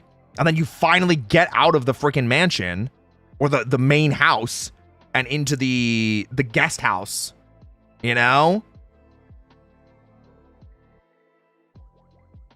I love Resident Evil 7. I just wish it didn't shit the bed with the last act. Yeah. Yeah, if 6 is a Resident Evil game, then 7 and 8 definitely are.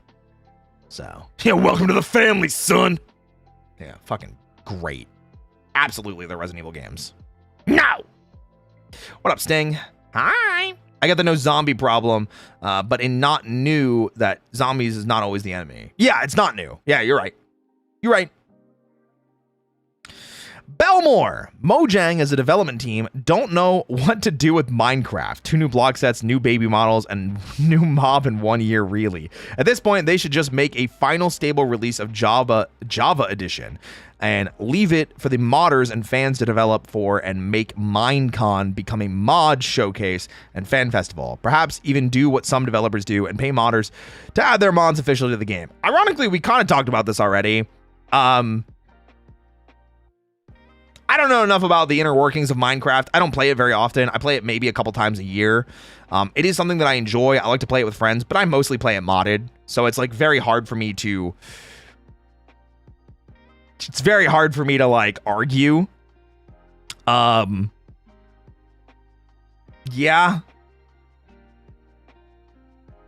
Yeah, I mean, I guess. I don't really know what else to say. Like I said, we talked about it kind of at the beginning with another Minecraft take. I think the other thing is like, if they're not actively doing harm to it though, and you're still getting occasionally cool new stuff, why does it matter? You know? It's a good game, but I don't think it's a Resident Evil game, just because Chris showed up at the end. Okay, so is Resident Evil 2 not a Resident Evil game because it doesn't have Chris and Jill? Or Wesker? Or Barry? That's what my dad said. So is Resident Evil 2 not a Resident Evil because it doesn't have Chris, Jill, Barry, or Wesker? Or Rebecca? I don't know what he's thinking. Me neither. Listen, I could go all day.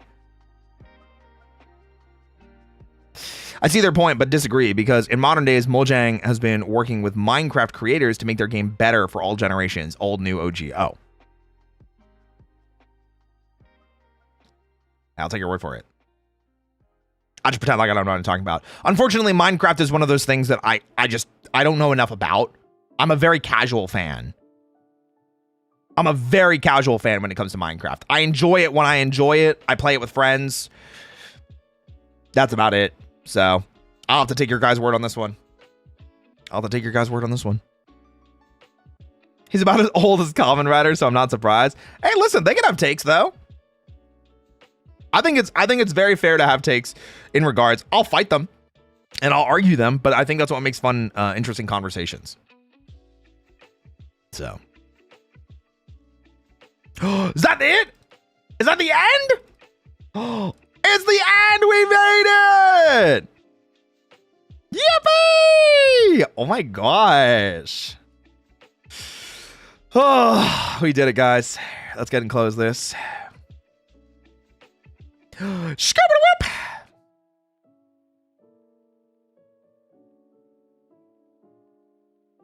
You guys had some crazy takes. Some of these takes were insane. Some of them were very tame. Very poor take to end on, but I did my best. I mean, we could always just end on the Resident Evil one too, you know? What's my gaming hot take?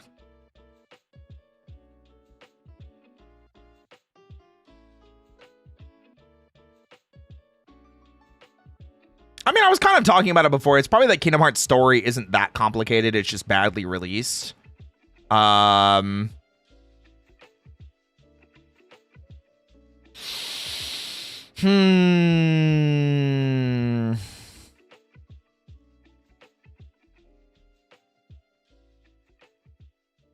God, I have some stupid ones that, like, if there's no legal way to purchase a game and it's been a certain amount of time, then pirating a game should be legal or something like that.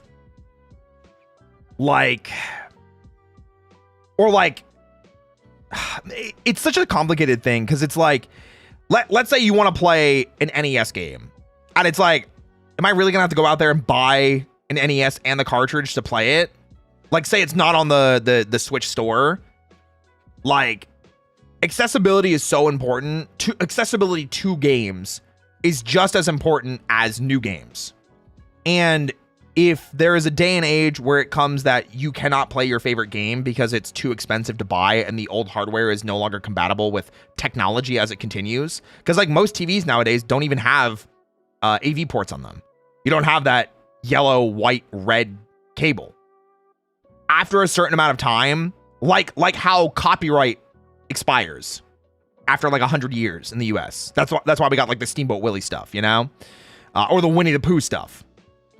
After a certain amount of time, I think copyright laws should expire on games, but I don't think it should be 100 years. I think for media like games, I think there should be something else for it. I think it should be, honestly, I'm kind of feeling like 30 years or 40 years. Because if we're talking 30, we're in the PS1 era, which feels kind of insane. If we're in 40, we're in like NES era. So, agree to disagree. So many great games, especially for the DS and 3DS, are hard to play because the cartridges either cost an arm and a... Well, no, that's what I'm saying. No, I'm agreeing with you. That's what I'm saying. That's the take, D. I'm saying these games are like next to impossible.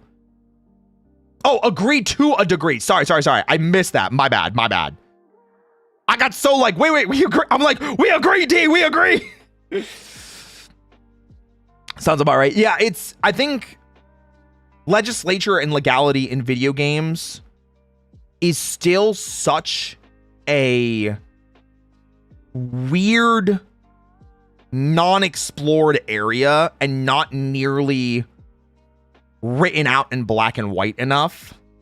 I think it genuinely should be explored more. I wish there was more legality and I wish there was more legislature about video games to make certain conversations easier or to make questions we have about that kind of thing more easy to interpret.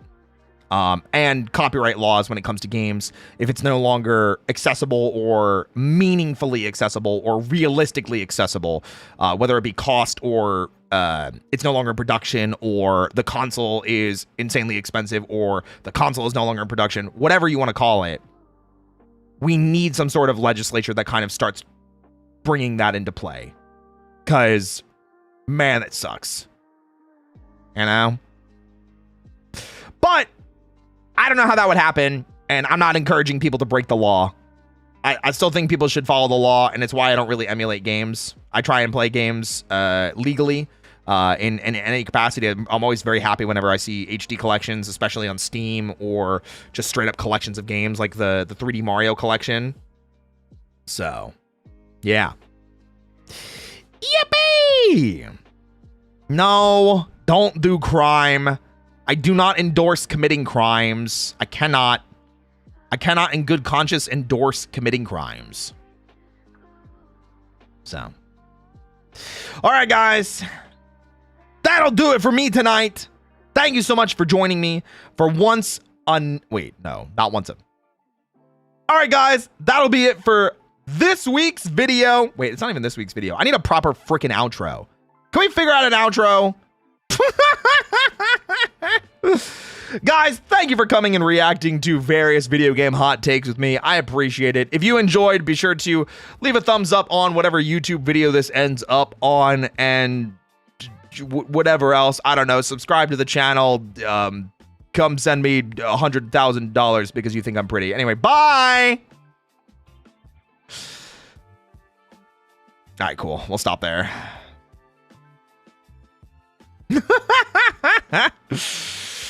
All right, guys, that is gonna do it for me tonight. I really appreciate you guys hanging out with me, vibing, thriving, and surviving. Let's go ahead and raid into somebody real quick, shall we? Let's go ahead and send some love over to...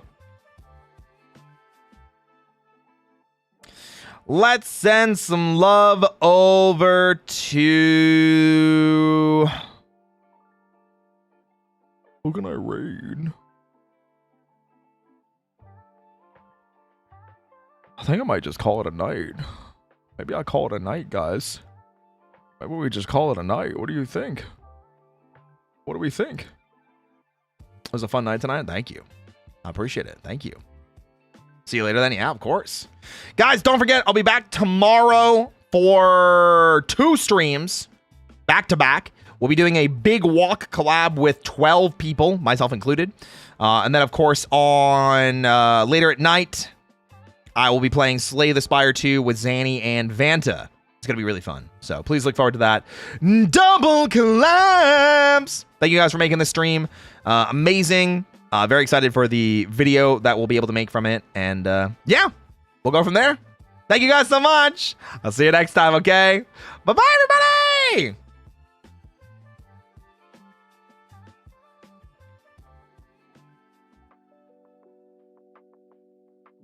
Yes, yours did make it, Sage.